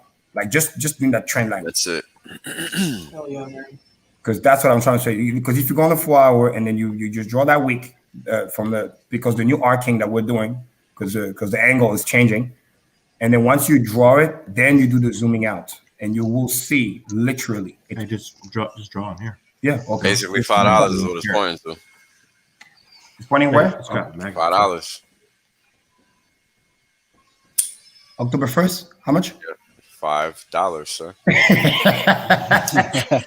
Okay, now can you don't move the yellow line and then zoom back into the chart? I want to see if it really like. Okay. Oh, this is awesome. All right. Let's try to be conservative. Let's just trend line to the bottom. This is what I'm going to say. Maybe let's try and be conservative. Yeah. Let's he wants to tell me how to do what he wants me to do, and he's like, "Hold on, everyone, this is too crazy." On the same chart you did. Maybe I did it from the bottom of the wick because he was pulling out $1. But either way, it's insane. It's insane. Yeah. Wick, if you were to do it wick to wick, no, not this one. This one was good. The second one was just the other one. This is crazy. Well, we're seeing like this. Let's be sloppy with it, right? Yeah, let's be sloppy with it. Yeah, let's be sloppy with it. Let's be super reckless and mad, like irregular. Yo, this is the song. Yeah, I got 5 on it. Hell yeah. This will be $5. So look, I got 5 on it. Yes, you see, this is what I did. Thank you. Oh my God, thank you. Yeah, this is what I did. So look, it's probably not going to be that though. It's probably going to go faster than that. But that's why the arcing is going more crazy, because you can see how it's already beating that. Yeah, it's already beating that line. Yeah, that's what I'm saying. Yeah. Well, like Gary said, we've been moving in the increase of pennies, right? After we hit a penny. Now, once we hit $1, it's going to be increases of dollars. Like, can you imagine that kind of momentum as well? Like, this is, $1 is going to be like a penny as far as how it continues to move up. Kareem's definitely right. It's going to scale up, and same thing with Gunther, like that logarithmic, parabola, like that's definitely going to happen, and it doesn't happen within a straight line. It kind of happens over time, but when you zoom out, it's pretty much a straight line. Holy shit, guys, hold that thought. Gunther is crazy, man. We got another opium chart coming hot. By the way, excuse me, new all-time high. Sorry to bother you. Oh shit, 38 cents. What the? Yeah, that's what Wales, I know we joked. Wow. I know we joked about us hitting 40 cents on this stream, and holy shit, we might actually have that be reality, man. Sooner than later. Check the private chat. Gunther just sent some opium. Put it up. It's insane. If this thing play out, we will see that 29 cents. Hey fellas, I'm gonna roll out. Yeah, you gotta work tomorrow, bro. Thanks for sticking around. I'm gonna roll out too, bro. It was good to see you. By the way, shout out to you on the TikTok, man. Keep it up. Swag. Yeah, you guys come over there and hang out sometime at TikTok. Come support me. Bang bang. Thanks, thanks for listening on our way over there, man. You're doing a great job over there, by the way, bro. My favorite meme from you, man. The dude with the lady on his lap and then the laptop, dude. It's a classic. Dude, that's real. That's reality. This is totally me, dude. Totally me, dude. I left the club. I came back. I was like, "No, this is pumping. We're just gonna be on the live stream. Fuck that." That's why I got the shades on. All right, guys. Thanks. Hey, thanks for having me on, Will. Yeah, man. Thanks, guys. All right, thanks for having me too. Yeah. Catch you later, Errol. Watch this opium. Hey, look where I published it at. There's like nothing here. Yeah, but where's the auto chart with the published on March 14th? March 14th. This is a week. I don't know, Kareem. You remember when I shared that T-share rate chart with you? When it was gonna go to 133,000 hex per T-share. Well, this is remember our famous stream where we went crazy and we started talking about how you can get daily payout of like 100 grand. People thought we were crazy. If the price and the T-share would be like 6 figures, and that's exactly where it's insane. And then, did you put that chart that shows the bars, the expanded? Hey, click play. Oh, click play. I'm sorry. That's what. That's bad. Watch this. Watch this. Fucking insane. Look at this. Can't make this shit up, people.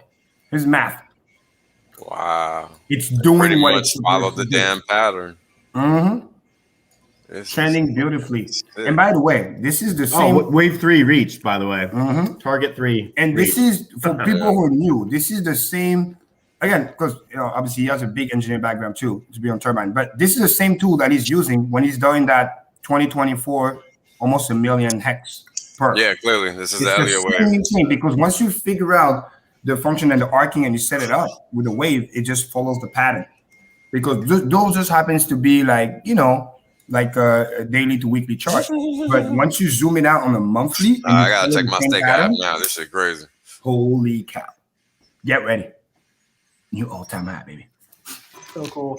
It's awesome, right? Because Hex was designed to stop trading things like this, but the Staker app itself has become so addicting because the price is just going up all the time.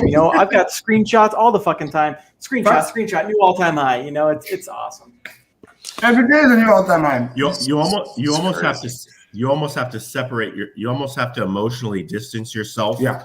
Because the number is going so high and the money is so large. You have to kind of step back from it and just look at it as money is nothing more than numbers on a computer screen. So That's so true. Don't become so overwhelmed emotionally from it. Yeah. Because there's a psychological element to that. Kind of distance yourself and just realize it's just a resource and a tool to make the world a better place. That's true. It. Well, and if you look at Hex on the monthly, sure, daily, all this stuff is cool. But if you look at V1 on the monthly, it's just green candle for freaking ever. And to think no red candle in sight, Yeah, it's important to understand, though, right? I feel like that's very important to understand. Because that's a sign of the trend overall, right? It's just going to keep doing that. Version 1 monthly chart is insane. And that's this is another one I've never shared. Oh, we got another one coming, guys. Coming hot. And what's insane also is that, and I've congratulated that gentleman on Twitter, the guy that just, finally retired. And literally, this is what we mean by look at that. Now you're good to go. Just go live your best life. Have a meaningful life, whatever you see the definition is. And just, if you never kill the golden goose, take what you need, mistake the rest. Yeah. Dude, okay, you get your fucking money, you do what you want to do. That's the goal. You only want. And now you have your own time back. You know, Hex is all about that, you know, buying your time back, because at the end of the day, it wasn't supposed to be live a life on someone else's dime, on someone else's, you know, bossing you around. Like once you buy your time back, then you can really, you know, do what you want to do and really, you know, make the world a better place by working on what you want to do as opposed to what you don't want to do. Sure. There you go. Because that's what it's all about, man. It's all about having the time to do what this little chat message is saying on the screen, right? I mean, that's what it's all about. You know, it's very easy to get caught up in nonsense, but yep, this is it. V1. Can you guys see the screen? Yeah, we can see it. Savage, dude. Look at those beautiful monthly chart on V1 Heiken-Ashi. Exactly. Yeah. It looks just like this. Yeah. Beautiful. And look at how they have a perfect symmetrical like size almost. It's like a channel. This is it. This is Wells. Remember what I keep saying all the time? The Amazon chart, up and to the right forever, perfect angle. Yep. Like it's a perfect structure. Not too high, not too low. No, you weren't with me. I gotta show you. I gotta show you this. Hold on. Because you want to talk about a chart that looks good up and to the right. Let me show you one, bro. You see, when you know the control structure is perfect. You guys gotta look at this Berkshire Hathaway. This is literally the closest thing that comes to being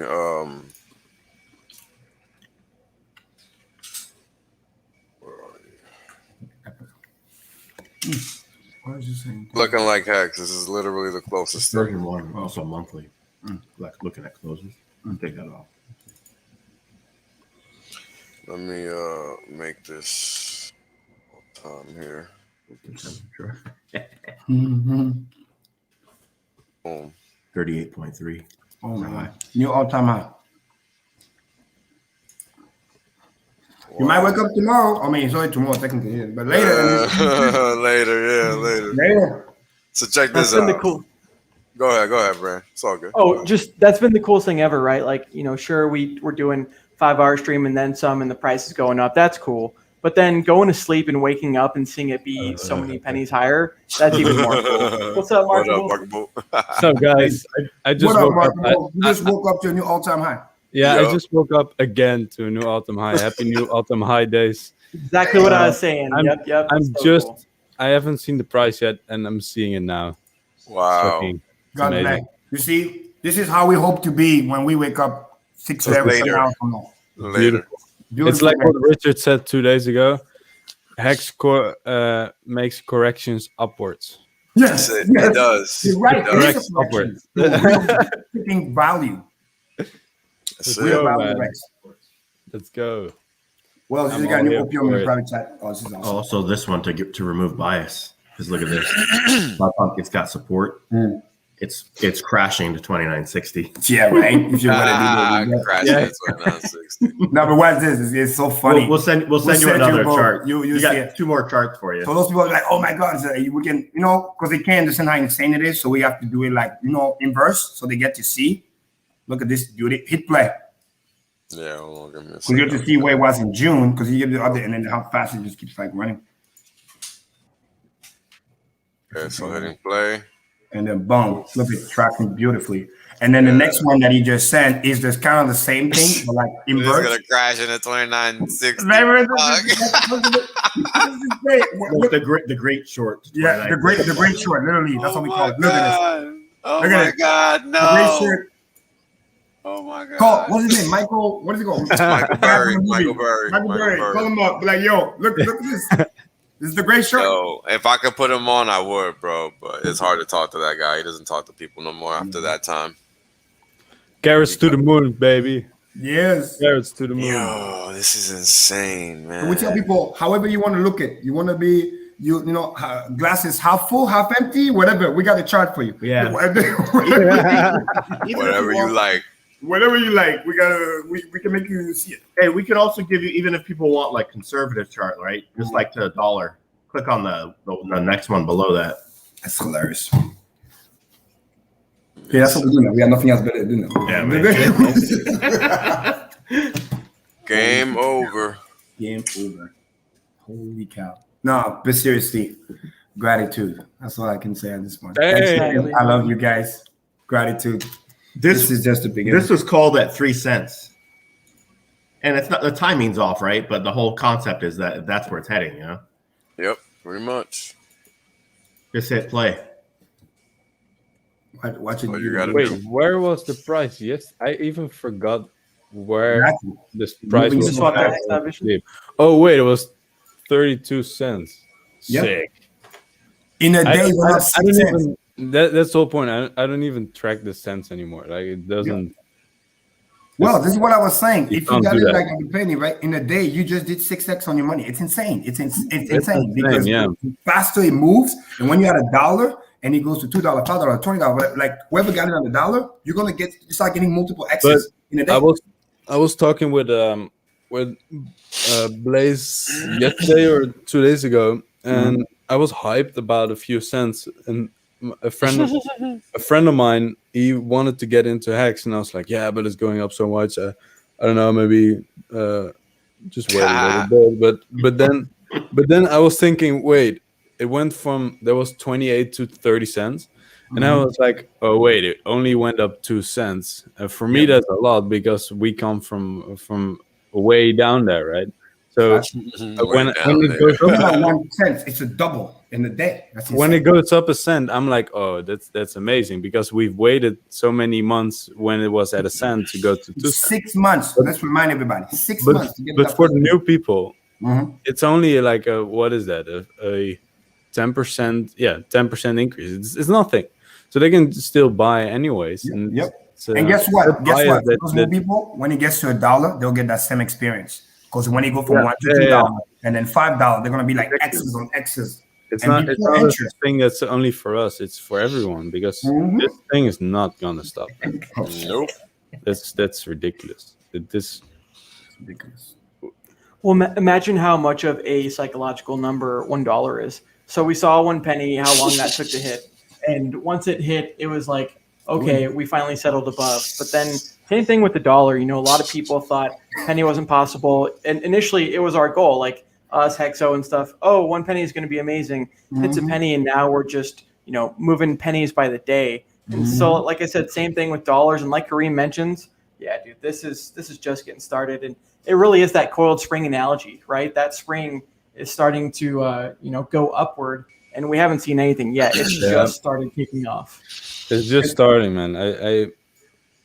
The things that you hear, like Richard saying that he knows so many millionaires that want to get in, like there are people waiting on this thing, and it just keeps running away, and eventually they're gonna FOMO. The FOMO, You thought the institutional price- FOMO was bad? Wait, This the is price not doesn't even wait an for them. explosion, right? Do you remember? I wasn't there for it, but there's this wick, right, where it goes just straight up from like a 50x or whatever. What happened from real low? I think that's gonna happen when people finally figure out what the fuck's Hell happening here. Like And- this is kind of like this is amazing, but it's building up. It's not even what's the word? Climaxing. This is just a build up. Hey, can we go back to that 2960 chart with the curve? Not that one. Not that one. Wait, no, 2960, right? Yeah, this one. But just for people that are listening, they may not know these prices that were like the horizontal lines. That was all based on Bitcoin's price movements in 2010, 2011. That's what the idea. That's what the main thesis of this chart was. So it's kind of followed pretty well. And actually, what's interesting to note is when Bitcoin went to like $1.09, it didn't have the severe correction that you might expect. It only pulled back to about 68 cents. And then it went from 68 cents to $30. Exactly. So what he's basically saying, don't underestimate the in power simple at the end. English is we might get to 56 cents on the way to $1, small little pullback. People think, oh, it's over. And then it goes to $5, $10. And then you're like, melting faces. No, not $5, Yeah. Here's the How about that? here's the thing. Wales is the first person that told me about Bitcoin, that it had stagnating price or actually no price, right, for the first 500 something days. And so Hex has already done its almost first 10,000x. Oh, that's true. I think we could achieve Bitcoin's Brand. 6.5 million X a lot sooner. Yeah, because momentum's already there. You know. I check it. Get ready to get your mind blown. Shit, And I got my shades on. Epoch, Okay. I'm gonna answer this question first because it's annoying. You shouldn't be putting any capital in any liquidity pools unless you got 10 million USDC to throw at it. Mm-hmm. Period. You should be staking. Okay. You make way more fucking money. What are you doing? Yeah. So impermanent loss is when a move happens in the market that dislocates your initial balance. Mm-hmm. That's all. So whether it's up or down, you're taking a hit in one of those buckets that you've put liquidity into the market maker with. Okay, does that make sense? Let me know in the chat. Now stop trying to learn that crap because you don't even need to know it. There's better and easier things to do with your time. Damn it, what was I gonna say? Yes. So check this out. Bitcoin hit 30 cents in 672 days. Nah. Uh-huh. We're already outpacing that motherfucker. We outpaced it by a whole fucking month. Yep. A whole month. Where are we now? We're like a day 641 days or 644 days. Or no, wait. When where are we now? 600 what? Let's make sure. When we hit. Yep. And let's not forget, because we already pointed that out from the return stream. Remember when we were already outpacing the first? Oh yeah, this was 2 days ago, the 4th of September. So yeah, 643 days. Boom. 30 days ahead of it. And this is the funny thing. A lot of people don't even understand what that means. Yeah. Nope. I have told people, like, we're literally outperforming Bitcoin and Ethereum. And they're like, okay. Like, they can't compute of what that means. They don't understand. No interest. It's They'll be interested when it's $10, $20, whatever. Yeah. And we even tried then, everything. we're We like, told them, we repeated them, we show them the map. Wells has the chart. We show you the return stream. I mean, it's there. I've done exactly enough so that I can tell everyone in real life, told you so. Fuck you. Bang, bang. I'm not going to pay I anyone. remember Richard Hart, his random line, right? Remember when he first posted that? I remember being like, oh my God, like this is so bullish. And then he slowly started to zoom it out. And then now he's like, I'm honestly afraid to show people what the random lines pointed to because it's a million per hex and by the beginning of 2027. And like Gunther does, like Kareem, all of the people on here, Wales, it really is just math. And you look at where that chart is pointing and it's going there and then some. It's on pace to do what Richard talked about, what Kareem, Wales, Gunther, all of it. So it might seem paradigm breaking and shattering now, but just imagine when we achieve those milestones too. Like Will says, instead of price increments, what happens 1 year from now? Where are we going to be? Like it's going to continue going upward. Yep. And again, this is all before staking. That's it. Yeah. You gotta keep reminding people that it's so important. This is just price appreciation. Shout out to Johnny No Good. Somebody asked. Shout out to RockX too. He's funny as fuck. Ross is great. Hey, somebody asked a good question about why does nobody talk about the 21 million Bitcoin? Because they don't know. They don't understand. They don't actually understand what they're talking about.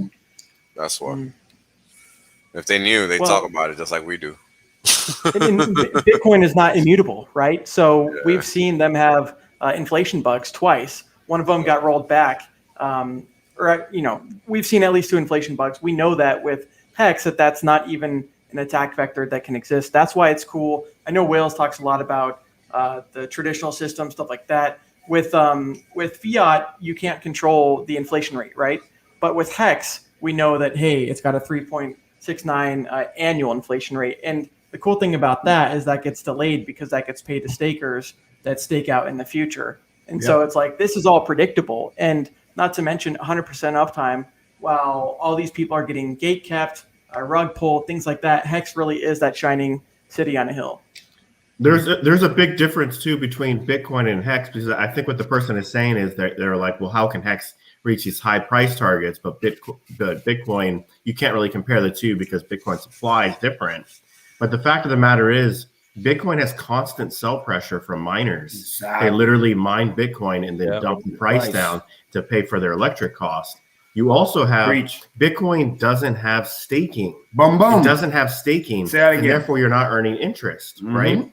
So there, with staking, stakers actually defend the price because you're paid to do so. Also, do you have it in Bitcoin where like centralized ownership owns 96.3% of all Bitcoin in circulation? So think less about the numbers, like the 21 million, and then like with Hex, the billions. You have to think more about the percentage. What's the percentage that's owned by a controlling entity, and what's the percentage that's actually available to like that exist on the market? And out of all the Hex that users own, literally 70% of all user-owned Hex is staked. There's only 30% left of user-owned Hex, but user-owned Hex is only 3.7% of all Hex that's ever been created. And let me throw another thing at you. That's before sacrifice, all those billions of Hex that's never going to come back. I mean, literally, what you see is what HEXstat is telling you. That was before sacrifice? Yeah, because we got to about the 96. Again, for people on you, we're talking to the guy that make the Excel spreadsheet, right? So it's just like, because I've been tracking it with my brain, but he literally makes it. So it's like, we got to about 96% because when you combine what was already sitting there, liquid oil doing the APY plus its portion of what stake plus the user stake, and then you minus the sacrifice value, right? Non-OA stuff. Sacrifice value was about just before that major day happened. We were sacrificing, what was it, like 1.5 or 1.78%, something like that? Yeah. That's 700 million. Yeah. Yeah. So, but that's Hex that's no longer there. That was liquid. So literally, we probably have like 1% floating right now. Yeah. Real talk. And that's pretty crazy. And then even if with the snapshot, copy double, people think it's gonna be crazy. Guys, it means 1% floating becomes 2% floating. It's nothing. It's not even like in terms of what's moving, right? It's nothing compared to what was already sacrificed. Not relevant. It's really not. And then you have literally imagine a elephant trying to go into like a needle cycle, like a needle, because that's all the money sitting on the sideline trying to get in. And all the million, whatever, that have to push the price up to incentivize people to sell the Hex because they want in. So even with the snapshot, the liquidity available to purchase is not going to be that much. And guess what? The little guy that's being the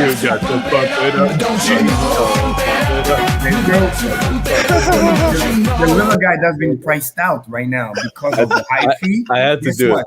He's gonna keep that liquidity when PulseChain launch. You know what I mean? Sorry, man. I'm sorry. No, it's all good. So you got massive buying pressure that's still on the sideline ready to come in.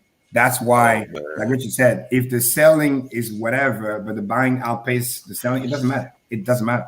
And it just decentralized more because more wallets coming in. Richard used to say there was a question that was like, what's the worst thing that could happen in Hex? And he's like, imagine you holding the world's highest appreciating coin. Imagine it becoming global reserve currency and you're just holding. And to Kareem's point, to everyone here that's early, we emphasize that a lot, right? But when it comes down to the end stakes, the penalties, all of that's paid out in Hex.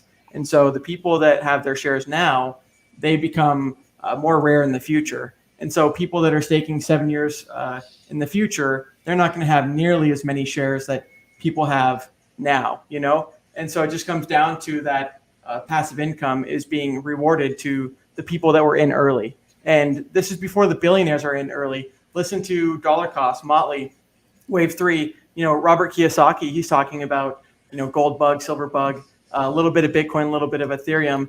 And then he's asking about Hex. And so this is before the billionaires get in. Like when Richard says pre-viral, those people haven't even gotten in yet. And he knows people that have hundreds of millions that want to buy Hex. Imagine their dilemma.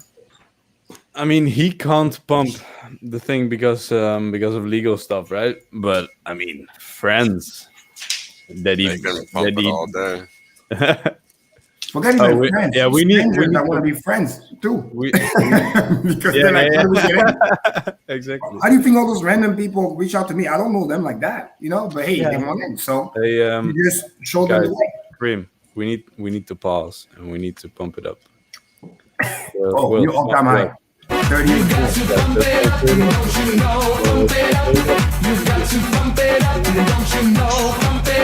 the way, we got 40% APY today. Payout.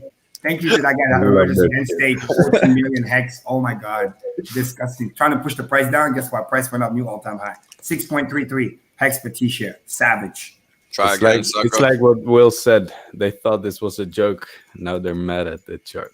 Hey, preach. Speaking of what Mark will talk about, right? Motley is saying that a lot of these old influencers, right? Influencers, they're deleting their shit talk on Hex. Oh, really? And so they're doing it silently, Please, right? Someone screenshot everything. We're going to. They're not admitting it on the camera or in the chats, but they're going back and they're saying, "Oh my God, like those people were right. Let me delete this before they call me out." And so that's definitely one form of capitulation, let alone us becoming the new influencers like RG3 talks about, because we've always been on Team Win, have always stuck with the Hexagon principles. And a lot of people are tired of getting wrecked by those people that are selling on your head. You know, this is that product that is the one product to rule them all. It really is. And it's going to stay that way. So let's see. See what this question is. Updated from the one from earlier from Assistant Hexagon. So let's see. Why do I think it's necessary to chart cumulative daily payout rather than each day's non-cumulative total payouts? Shouldn't the latter be an expression of value prop? It is, but it's just one version of it. If you want to understand what a system is doing, you have to look at it from all possible angles in order to actually be able to ascertain what it's doing, right? So you actually have both versions here. So I'm not entirely sure what you're confused about. You got the activity that's happening across time, and then you have the activity that's happening at every instance in time, at that point in time, every day. Make sense? So, yeah, if you got a follow-up, let me know, man. Also, T-Bird, more video remixes are coming. He just asked it in the chat. But I also have some client work, so I have to fix that, and then it's coming. So I'll just hold on tight, man. You're gonna see a lot of those. And the reach is gonna be insane. Like just today, I was talking to somebody that potentially can onboard a Hexagon, and then the guys, I was like, "Who's that?" I said, "Oh yeah, during the summer, whatever. This person is like the DJ for Chris Brown." I'm like, "What?" And then it was like, "Yo, let's set it up." You know, like yeah, they were into like before like Cardano or whatever. It's like they're ready to switch. I was like, "Yo, like you never know who you can even accidentally meet. Like it's just we're very viral. Like there's so much money on the side." Well, Kareem, like you mentioned, you have a person that was interested that's got 500,000, $500,000, and that's just one of the many people that are reaching out or things like this. Richard talks about the documentary, right? He's been filming in Estonia and stuff like this. And I mean, those people were talking about pitching to Netflix. Can you imagine Richard or some little teaser for a Netflix film on Hex? Like talk about the ultimate, not rags to riches, but like the ultimate like David versus Goliath thing where, day one, Tone had lawyers against Richard trying to entrap him. And throughout the whole time, there's always been a slew of haters that just always got knocked down and it is in the river. And Richard's just standing on the top because he's, he's got truth on his side. So it's cool, man. We're all celebrating successes together. And, people might call it lucky and whatnot, but we have all been able to think for ourselves, been able to stand by the price bumps.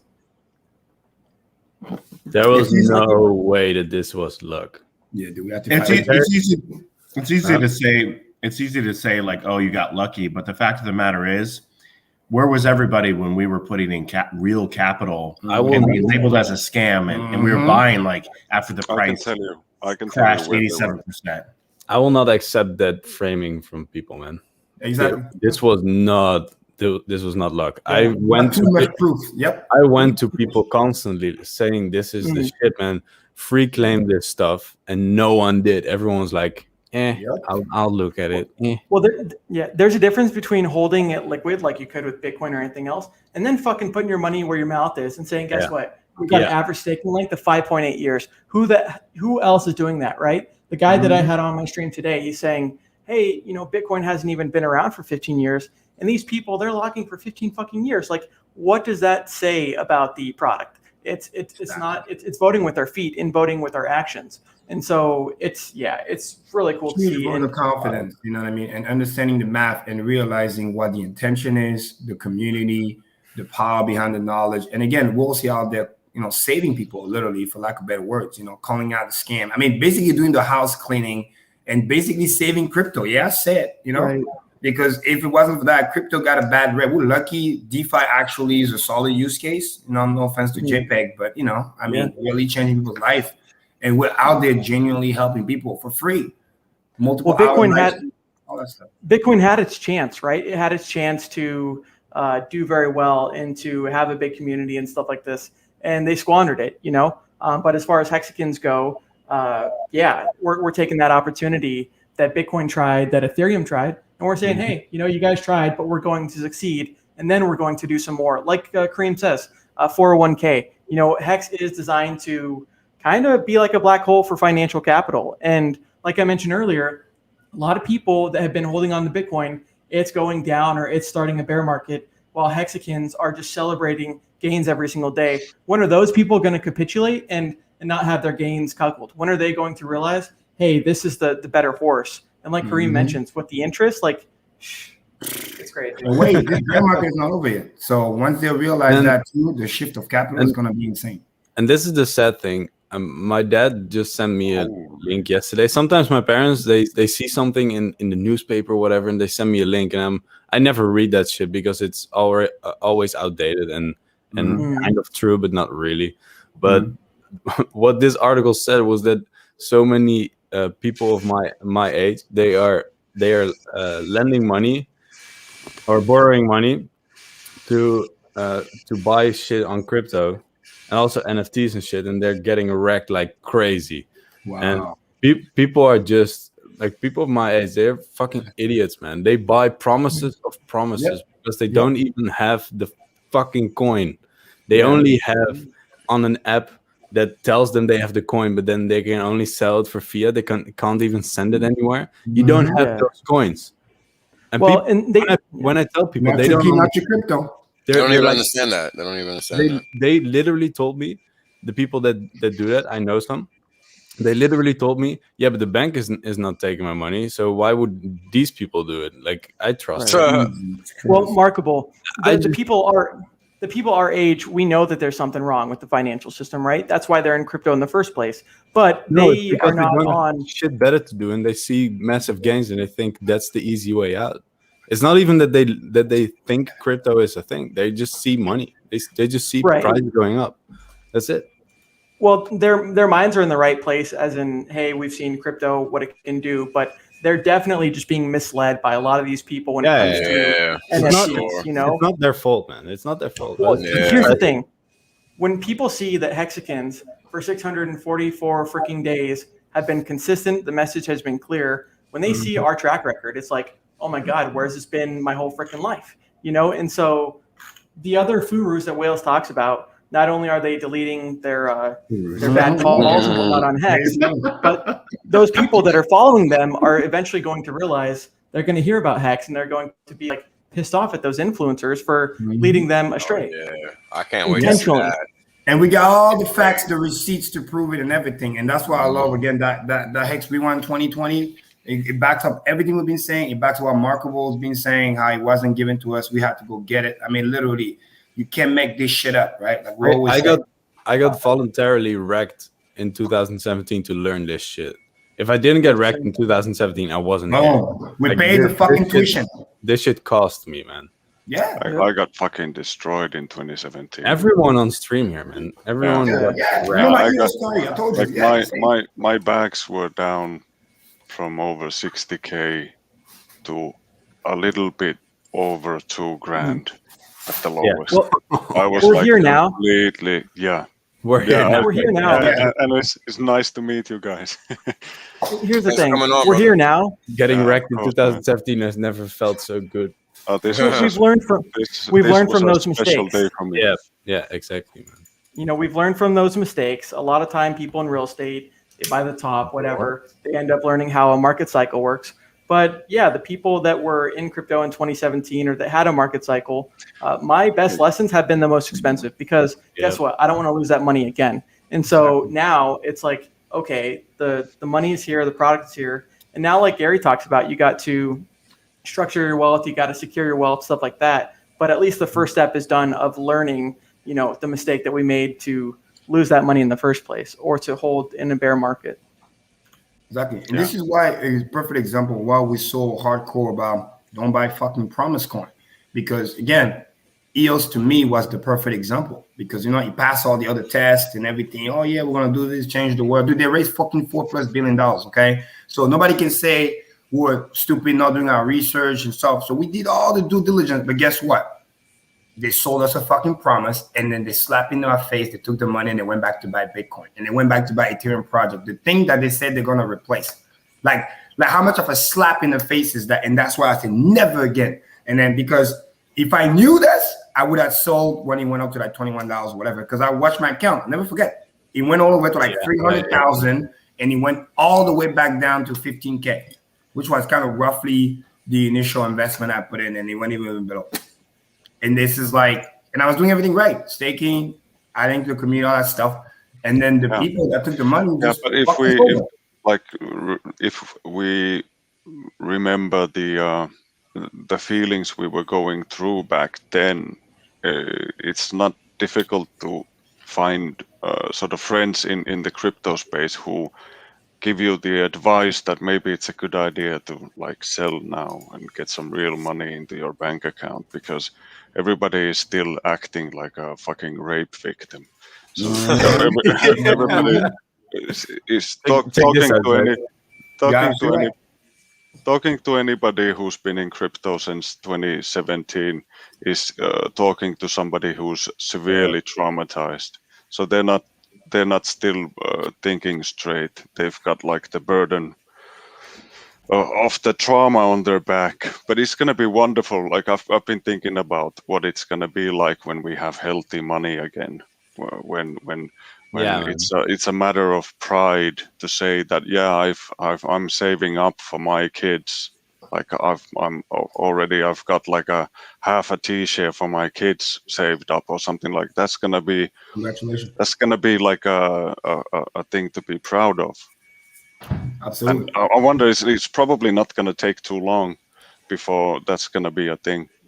And you're teaching kids great value, delayed gratification. Like, hey, work harder on yourself that you do at a job. Let me say it again.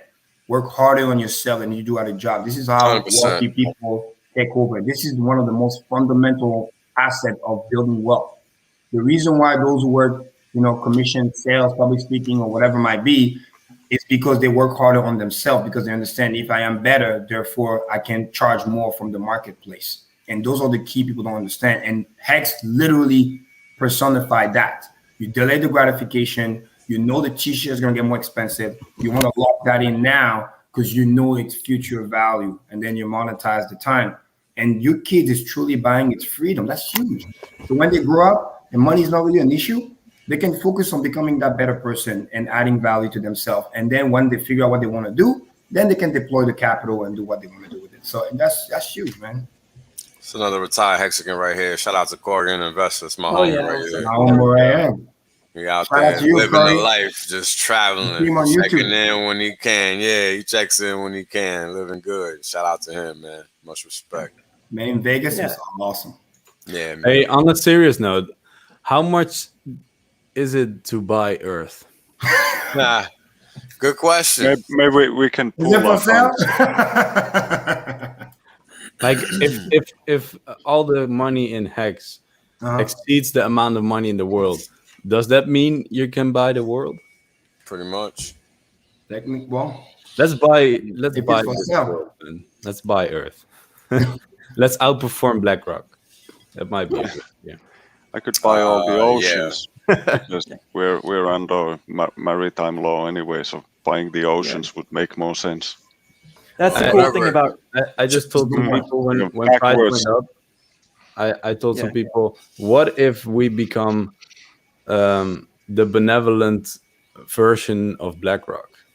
I mean, it's true. And we call it Hex.Rock.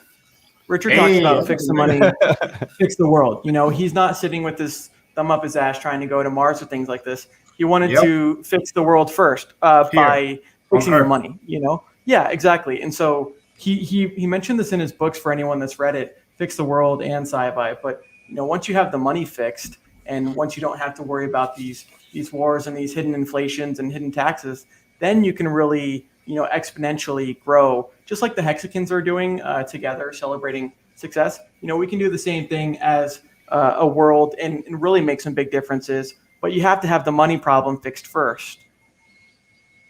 100%. You ain't doing nothing with bad money. Everything stays the same. That's why understanding crypto and what it is so important. Supremely important, you know.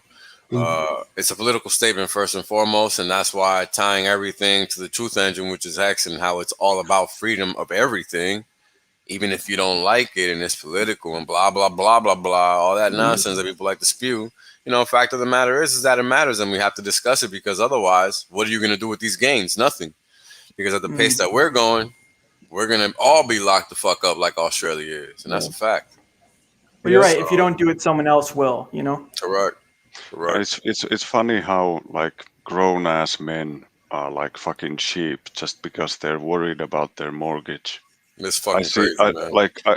When that's how they enslave you. That's how when I go to the mall with my kids and the missus and we're shopping for shit, and the guys walk with the diaper on their face, they just look beat down, like, oh.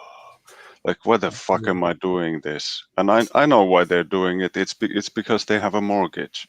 Like, imagine those poor fuckers knowing that within 6 months or within 2 years they're gonna have enough saved that they're gonna be able to pay off their mortgage, and then they're just gonna go like, fuck you, when I go to they get dumped on their boss's desk and fucking drive off to the sunset. Things would be different if everybody wasn't up to their nose in debt. That's what I'm saying. 100%. It's gonna be wonderful when we're gonna have money that has. I'm on the Shout out to Sammy. Hey.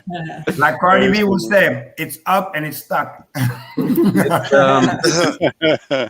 And now Falcon Crypto just commented, and now they're talking about 50 or 70-year mortgages. Yeah, we gotta shut that shit down, homie. There's sorry. You get into one of those, you're enslaved for life. Swedes already have 100-year mortgages. I mean, it makes sense because no one's able to pay everything anyways. Yeah. Basically. And they want to pay like doesn't change that much. Yeah, they pay off a mortgage for 100 years. What do you think those refinance techniques are for? Oh, you're about to finish? No, just get a new one. Oh, we'll get you a lower rate, but I want you to borrow another $500,000. Refinance, please. Yeah. Thank you. Your house was almost paid off, but they trick you into doing another refi. I mean, it's one thing if you had bad credit and then your credit got better. Yes, you should refi. But if you're almost done, that's the trick they do, because they got to get you in debt. They need you to pay them interest. That's the whole point. Yeah. No, even with credit card. As a Hexican, you have the ability to help people get out of their mortgages. The best thing I've done so far is get the parents of a friend of mine into Hex, because I knew they would never be able to pay their whole mortgage, and at $1 they're done.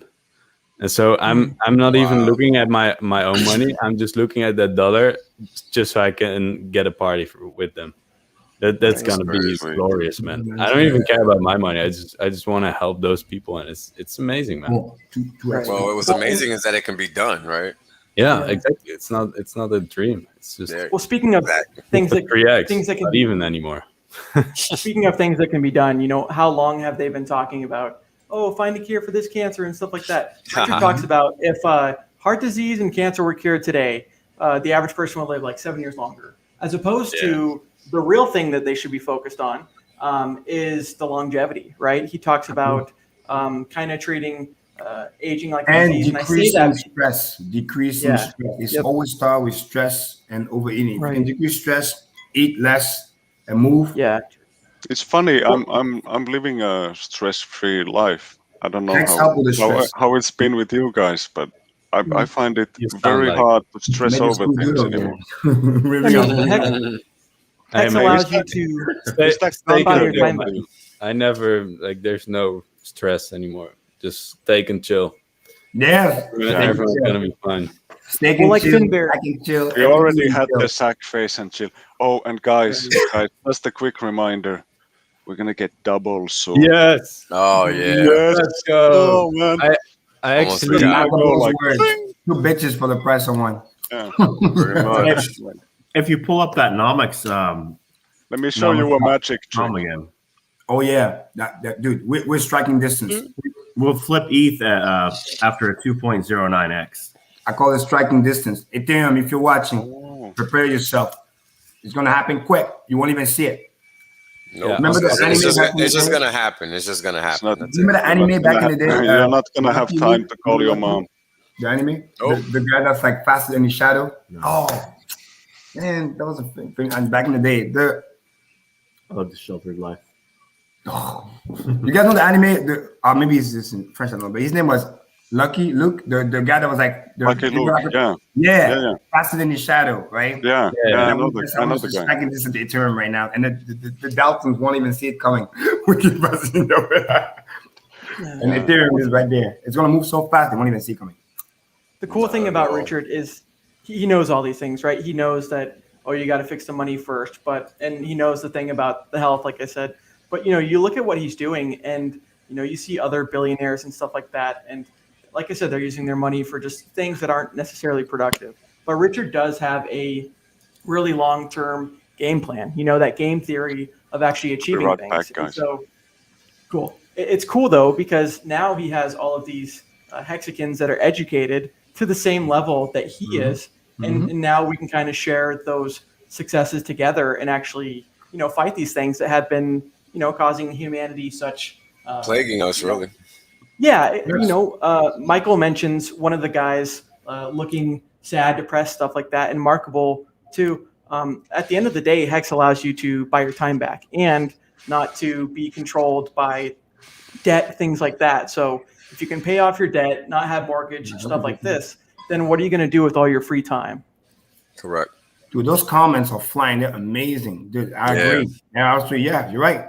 Again, 100%. Stop this BS because they don't want you to be free. They want you to be enslaved so they can control 100%. You. And then they don't want you to live longer because then it becomes harder to control you. This whole even population control agenda, it's not because we don't have the space, because there's plenty of fucking space. Oh, plenty of it. They do that because it becomes too hard to control. That's the only fucking reason why they care about. So now, even with the disease stuff, like, hey, let's get you sick first, and then you're gonna pay us for us to come and cut you open and try and make you live longer, when you can just prevent the whole thing, live a healthier life, so that you don't even have to go see the fucking doctors to begin with. Why do you think on television you're being advertised all the time to do cigarettes, alcohol, junk food, stuff like that? Like you mentioned, to kind of keep you in that state or put you in that state if you're not there in the first place. The last thing they want you to do is actually be educated and understand. Why do you think in school they don't teach you finance? They don't teach you how to invest because they don't want you like that. Like Kareem says, they want people that can work for them, people that aren't going to ask questions. But people like Hexicans have seen that, hey, this old system, I don't want to be a part of it. And guess what? It doesn't work, The next level of your economics 101 class in school is gonna include Hex. Shout out to Blaze in the chat. Yeah, exactly. No, it will. Seriously, I will be out there teaching people. I said on the previous stream last week. That's my dream, my goal right now. By 2026, Hex needs to be in 200 countries, onboarding, if not daily, weekly, literally like workshop. What is money? Understand how this works. How to build wealth. Whatever you want to get in life, if you understand how to build wealth, you can achieve. Because this is a powerful quote that I read today again that I love because it just reminded me. I'm a big quote guy. It's like, it says, rich people invest money first, right? They invest their money and then they spend the rest. Poor people spend the money and then they invest what's left. Let me say it again. Rich people, aka wealthy people, right? They invest the money first and they spend whatever's left. Right? What do I always say? Stay broke, not poor. Right? So you can protect yourself, from the scammer, from buying stuff you don't need, especially in the beginning. I don't care even if there's like heavy pressure, debt, this, that, because the problem, if you just spend it right away, even if you pay a big debt right now, Then you got no more money because you killed the golden goose. Now you have no more asset generation. And then guess what? It's a dangerous spiral because you're going to go back to borrow the money again. Instead of letting it grow, tough it up a little bit, you know, pay the monthly payment, you know, maybe just eat some chips. I don't know, whatever. Delay gratification to the point where when you can able to pay the item, the debt, the whatever it might be, there's a rule. Big purchase, especially if it can be less than 10% of your net worth, that's good. If it's more than that, don't do it. Right? I give you guys the analogy with the Tesla, how I could buy it, but then I waited 3 more years at delay gratification so I could put a lot of money down. But I wanted to make sure once I pay it or once I get it, the lifestyle doesn't change. It affects like less than 5% of what my monthly thing is. So that way you don't go back. You don't become overly rich. And then you lose the whole thing. You lose the property, you lose the car, or you just become like, oh, I got this item, but then my cash generator is done. And then you're going to just watch the price run away from you. And you're going to be like, oh, like what you were saying, those people that, oh, I bought this watch, you want to be cool, and you sold it at a penny, now it's 38 fucking cents. Yeah. Like, you know, $10,000 Rolex. Well, guess what? No, it's not $10,000 Rolex. You just bought a $380,000 Rolex. It literally, dude, we're dumping, man. 37 cents. Quote unquote dumping. Fuck. Well, Kareem, you're definitely look at the wig back up. Go back in 30 minutes. I'm joking. Kareem, you're definitely right.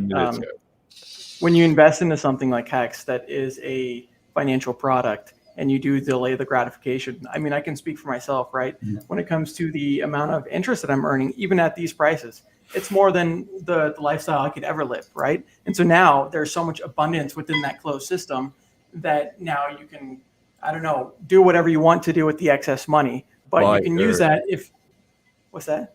Buy Earth. Or just lift that one. You know, like Kareem mentions, educating people, workshop. Today, I got off a video call with Patrick and Alan, you know, Crypto Spar booth, and they're going around the freaking 50 states, and they're not even native to this country, and they're going around the 50 states and educating people. And that really is the next step is, you know, sure, we got our little clique here and a lot of people that are understanding that are Hexicans, but we need to be able to, in the future, be able to branch out to those people that are just dead asleep. Because if they think that there is a solution to their current problems and their current stresses, then, you know, then we can kind of help them get back up on their feet as opposed to, you know, being so depressed 24/7, thinking that they're going to be working for someone else for the rest of their life.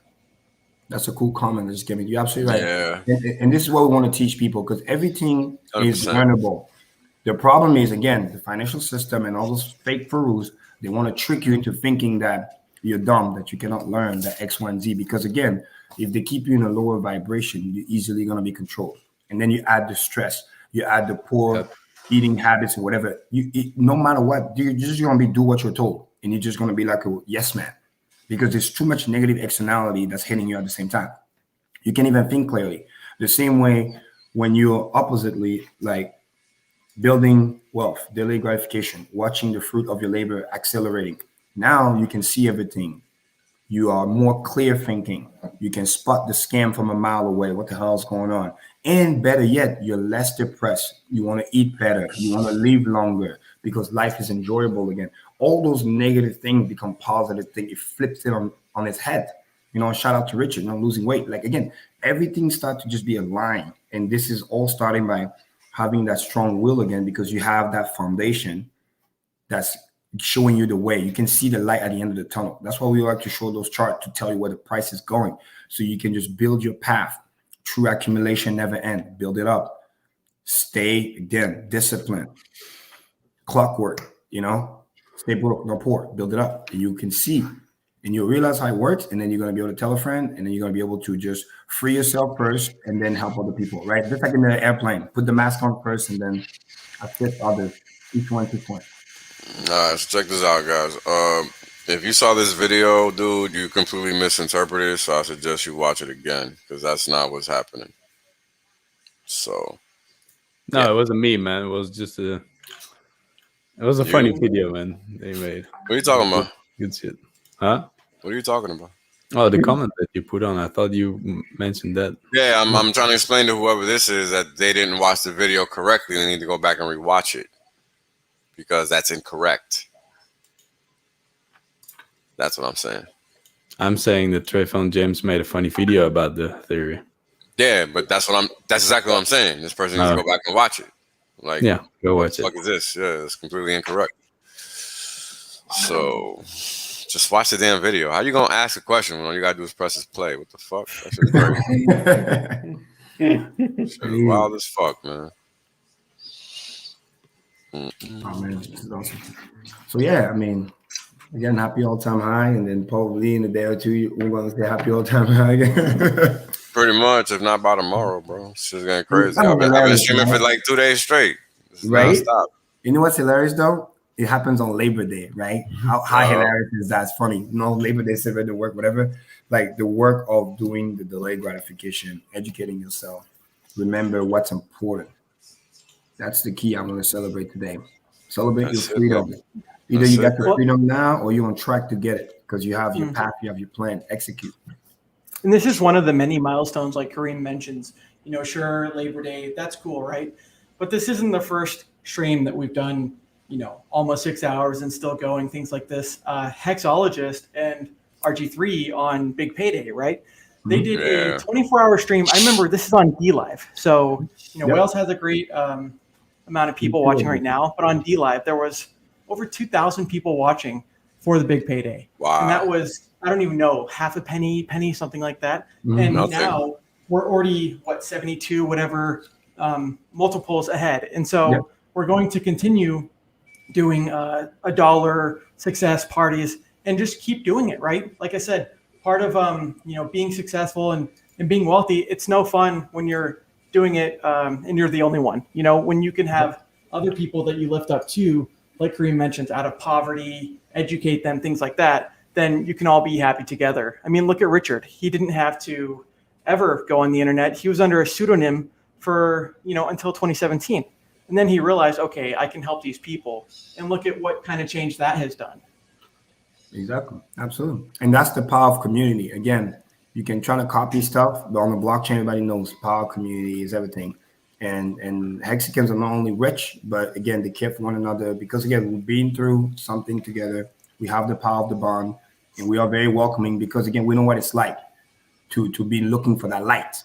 And then, you know, exactly. Richard help us find a way. Now we just want to, you know, again, spread the word. You know what I mean? Because we want to, it's reciprocity, right? That's why we go on those streams. Like we feel compelled to give back because we have received so much. And that's one of the beautiful things when you vibrate at a higher level as a human being, because you get to have that reciprocity. It's a natural thing to do.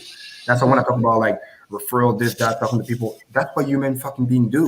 You find something good, you tell somebody. That's what you do. You buy something good, you buy a nice fridge or whatever, you know, the rice cooker, whatever. Like you want to tell somebody, like, yo, this is a good deal. You can get X, Y, Z, boom, boom. Yep. Now let me answer this question on the screen because this is a good one. How many hex will one T-share be next year? How does that work? So end staking is how that works. Every time somebody ends a stake, what happens is that the T-share rate is recalculated when the stake that's ending has the biggest ROI relative to the most recent biggest ROI. And so the share rate system then recalibrates higher. And then you end up getting a higher cost per T-share in dollar terms. Well, I think I'm going the wrong way. And in hex term too. Yeah. Here we go. So the T-share gets more expensive, and then this is getting more expensive because the T-share rate is going constantly up. This pink line here is the T-share rate. It started at 10,000 hex per T-share. Finished the launch phase at about 11,500 hex per T-share, if I remember correctly. And then it shot up to 16,000 overnight. And here we are, 18,561. Well, for everybody actually, new sorry. watching, imagine it's like every day or every other day you have a mini Bitcoin halving because the cost keep readjusting. That's how insane it is. And this is the power of ensuring the longer pays better. Well, and it mimics compounding interest, right? That's the whole thing of the share rate. And the way that it's designed, I know Kareem and Wales, they are like the leaders of talking about this, right? But, you know, even if you don't have much today, at least you have time on your side. And like I said, even if you don't have much principal, the amount of time that, say, a 5-year, 10-year, 15-year stake, that even, I don't know, principal of $25, $15, every single day you're earning interest in the form of HEX. And so if you have a longer time frame than someone else, their shares are going to expire. They're going to cash out. That's great. But if you're the one that still has your money in that closed system, you're just constantly earning and earning. And, if you could have that 6.5 million X that Bitcoin did, most people didn't realize that because they sold too early. We saw this one guy, something Schoenberg on Twitter, right? He had like 10-cent Bitcoin, sold it at $10. And now he's like mad that people are bullying him. Well, things like HEX, you can lock it up and you can save yourself from yourself. Absolutely. And that's the beauty. And this is where once you understand the math and you know where it's going, it helps you not be left behind. Again, some of the people, we did a survey, but also just average person, if Bitcoin had a staking mechanism, some of the early people, even though they understand where Bitcoin was going, they wouldn't have sold all their Bitcoin and be left out because, again, price appreciation is one thing, but then the moment you sell, it's done. It is what it is. HEX allow you to, if you play the right way, again, using the system, the way it's designed, you have your staking ladder, whatever, where you can take profit without completely selling everything out, staying in the system, protecting the golden goose, and then you can just go on and live a happy, better life. That's really, really what the key. That's why it's superior. That's why it's a product, not a project, because it allows it for the price to constantly go up, because if the value proposition is there, the earning per share is there, and we're still getting that 37+% APY, literally price is irrelevant. It will just keep going because new money can come in, you can get the value out of it. And I talked with Joe Exotic on his stream about this as well. If you get this and if you stake it and you don't have to do anything else anymore, all of a sudden you're in this abundance mindset. You've thrown yourself into that, and then if you have a business or whatever you're doing, you're not doing it anymore to extract value from other people. You're just doing it to add more value to other people, and so that naturally leads to you being able to ask more money, and that naturally leads to you getting better contacts and people that love you for it. So your word of mouth gets better, so your business grows, and just everything goes better if you are in that abundance mindset. And just staking is like literally forcing yourself into that abundance mindset. It brings you that peace of mind. Like life literally gets better once you do that. Well, as the price goes up too, you don't need to sell as much, so you're causing less sell pressure. That's just a multiplier, right? Yeah. HEX also solves a very prevalent misconception. So like I used to think, for example, okay, if I could just get to a point where I have, let's say, millions of some token, and then I wait till it gets to $1, then I could sell it and cash out, and then I'm set for life. That's actually the wrong way of thinking. It's so much better to have a strong position in a market, and you only sell a small percentage of your net worth, but you don't even sell really anything until you've made like millions and millions of dollars, and you keep most of your money in the market. So if you think about it, HEX actually allows you to not only dollar cost average into a market, but with staking, you're dollar cost averaging out of the market over time. So for example, if you build like a quarterly certificate of deposit with HEX, like every 3 months when you take out, like, let's say you're selling some interest or whatever, or even some principal, you're literally dollar cost averaging out of the market. You're not selling your full stack. Maybe you're selling some very small percentage that's way less than 1% of your entire net worth. That's great, because now guess what? Now you have more than 99% of your money working for you in the market. And what does HEX do? It grows your money from 2 vantage points, USD price appreciation and interest. And that's like extremely powerful. Yes. And it solved 2 important factors in economics, which is you're fighting against not having what's called dormant capital. That's the most dangerous thing. Yeah, this is why people, especially in Europe and other places where inflation is not your friend. People leave money in the bank thinking, no, everything is a risk. Over there, the more you have, and then they don't do anything, inflation is burning that away. So it protects against that. It protects against yourself, because you can delay gratification and build more wealth. Because if you sell too early, then you literally don't have anything else, and you're going to be back to that rat race, which is very, very dangerous. And it changes your mindset about what matters, how investing should be. And like Marco said, you become a better person. In sales, we're calling, you don't have diarrhea of the mouth and desperation breath, because you're so desperate to get that sale. You're so desperate to like, give me money, money, money. And then people can sense that. Then you can just be chill, be yourself, operate at a higher vibrational frequency so people can just be cool with you. And then, because you're so at peace, when you make even more money, you're probably just going to buy more Hex and stake and build even more wealth because you know what he has done for you. Therefore, you're using that compounding. This is what I'll be able to do, even though you guys know my story, coming late, whatever. It's that because I know what he has done and I know where it's going, I just discipline every month, just buy more and build a position. So. Well, Kareem, you're the first person I heard talk about it as like money printer. And, you know, sure, I always thought about, oh, okay, sure, it's a printer in the form of Hex. But when you really think about it, like you mentioned, the months and years that I was grinding, now you can just skim off some interest if you ever want to. But the thing is you get to a point, and everyone will get to this point eventually over time, depending on your principal. But you get to a point where even the interest is more than what your means are. So so whether that's a watch or this or that, you can now keep that money in that closed system, and it's just working for you 24/7. And so when I think about the generational wealth that like my family members have seen since even having the uni airdrop, right? I had 4 wallets, whatever it was, 1,600 uni. It's worth a lot of money now. It's like over $500,000 that I've given away because I was abundant at that time. And guess what? I didn't just give it away in the form of Hex or dollars. I gave it away in the form of staked Hex. So now they're going to get copies. They understand. They didn't understand at first, but now my girlfriend, my dad, these people, they're understanding, holy shit, why is this going up every single day? And I'm like, well, you're getting paid out on a daily basis. And it's just cool to be able to provide people abundance that, you know, raised me and stuff like that to pass the torch pretty much. Absolutely. And then you get to feel good about yourself too. And nothing wrong with that. Again, it's the altruism, because it goes back to the concept of ikigai, right? You find out something that you're good at, you find out something you're passionate about, and you find out something that the world needs. And when you can intersect all those 3 things, literally that's the meaning of life. You can live a meaningful life. Your basic needs are met. The people that you care about are met. You have something good you feel about yourself, and you get to help the world. I mean, literally, it doesn't get any better than that. Hex will allow you to do all 3. Because you can save yourself, protect your dreams, and save other people too. I forgot about that. I'm just riding these pumps, I know. man. Oh my God. Yeah. I told Wills yesterday, the only thing I can do nowadays is smile and laugh, man. Every time something happens, you just smile and you're like, yep, that's what we're here.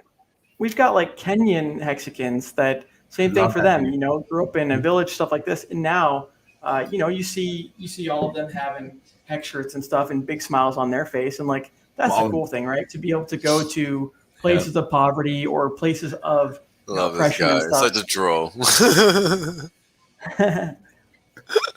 So, just because you're young, bro. That's the only reason it's funny. Yeah, it's because you're young. What kind of job can you have when you're young? I mean, you're older than a teenager, but you get my point. Right. Well, Ross does have a point. You know, a lot of people eventually get to the point where they're making more in interest than they were at their job. You know, and then eventually you have. I've reached that too, guys. It's stupid. The daily payout is like it's more than my, and I make good money, and it's more than my monthly pay. I mean, it's stupid. It gets there. I tweeted the thing.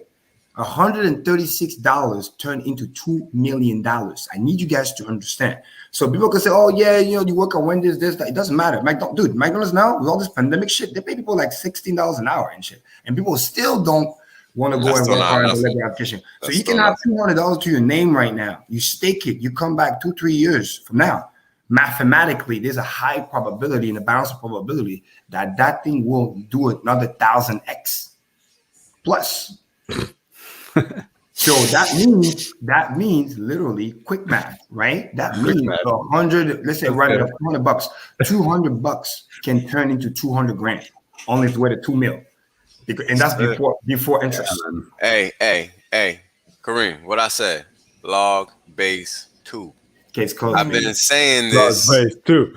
Log base 2. Log base 2. I've been saying this since day uno. Since I met you, it's always log 2, bro. Has not changed, and that's exactly what's going on here. It's doubling. The function is going to do what the function is going to do. Correct. Well, and that's the interesting thing is like we act like we're surprised, but then people like Kareem, Wales, Gerardo, they're like, oh, you guys are surprised. I'm surprised too, but it's just math at the end of the day because it literally is programmable money, and when you have a smart contract, you're programming the conditions before anything happens. Before you enable that contract, you program it. Yeah, it's what I And tell then all the new people. They locked it, Yeah, exactly. It's inevitable. Like the people that want to buy it now, they're like, yeah, but the price is so high. How much higher do you think it's gonna go? And I'm like, dude, I can mathematically prove that it's going up. And we can sit here. I can go through all the details with you. It's not going down. Exactly. Because we have to deprogram, kind of like PTSD. We have to deprogram all the degen out of their brain, the shitcoinery, the shitcoinery. I like that. Those people that buy something because it went up and because somebody told them to do it, but there was no explanation, there's no logic, there's no use case. They literally know. I know people that buy stuff that know that it's a scam, literally, and they will do it simply just because they heard X, Y, and Z. And that's the problem, because when they enter with something like Hex, their little detector goes on because for all the shit applies here. Exactly. They don't understand, one of these days it's gonna, because, and by the way, they don't even know what a log chart is. They probably look at it like the regular, so they see the the massive linear shit. Linear shit. They're like, oh my god, they're gonna think maybe it's like what's that, AMC or whatever. But the problem right? But the problem, what they're missing is that they don't understand Hex is a product, not a project. It pays you interest, all this other stuff. They don't do that. So because they don't understand that, they don't understand how liquidity works, they don't understand the sacrifice value, they don't take a look at that beautiful thing that Gunther created about, we did the math, guys, there's less than 2% liquid available. They don't understand all those things, because if they did, they would realize why more money is from within. How'd you get less than 2%? How'd you get less than 2%? Overall, when you factored in after the sacrifice of all the no, that's already scared the shit out that man. That's already incorporated. Oh, that's what it did? Yeah. Oh, okay. I thought you did. It's Kareem. Okay, 3.61%.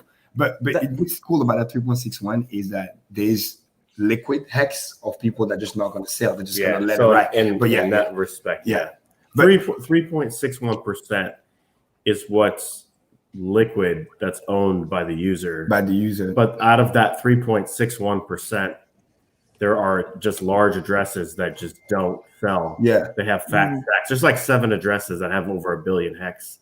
So like you just don't really consider those guys as sellers. And many other people, like I give you an example, right? Like you guys know my rule, right? I only do now 15-year stakes. So, and I like to do the spaced out for 6 months. So what do? I buy, and then the left, I leave it there. It's just there. It gets to my target. It gets turned into a stake. So that way the emergency fund is emergency, but then when new fund comes in, emergency turn into stake. So technically there's a short period of time where I have liquid hex, but the goal is to never sell. It's just there until I accumulate, I get to the zone, boom, 15-year, disappear. Because I'm trying to get the t-shirt, because I want to do this right. Because when I do this right, that share rate is locked for 15 years. So I wanted to, again, that's just my strategy. So there's a lot of this hex that's just not going to be sold. And better yet, there's a snapshot coming in. So you can barely say that literally what that can. So you can see that what's left is literally what's on the Uniswaps and all the pairs, which is what the hex had that Wells pull out earlier is so important. Because what is it now, Wells? Is it 55 million? How much is it? 59 million. Yeah, look, red candle. Look, I told you, wait 30 minutes, and then the thing. Yeah. Because there is literally. It's so funny.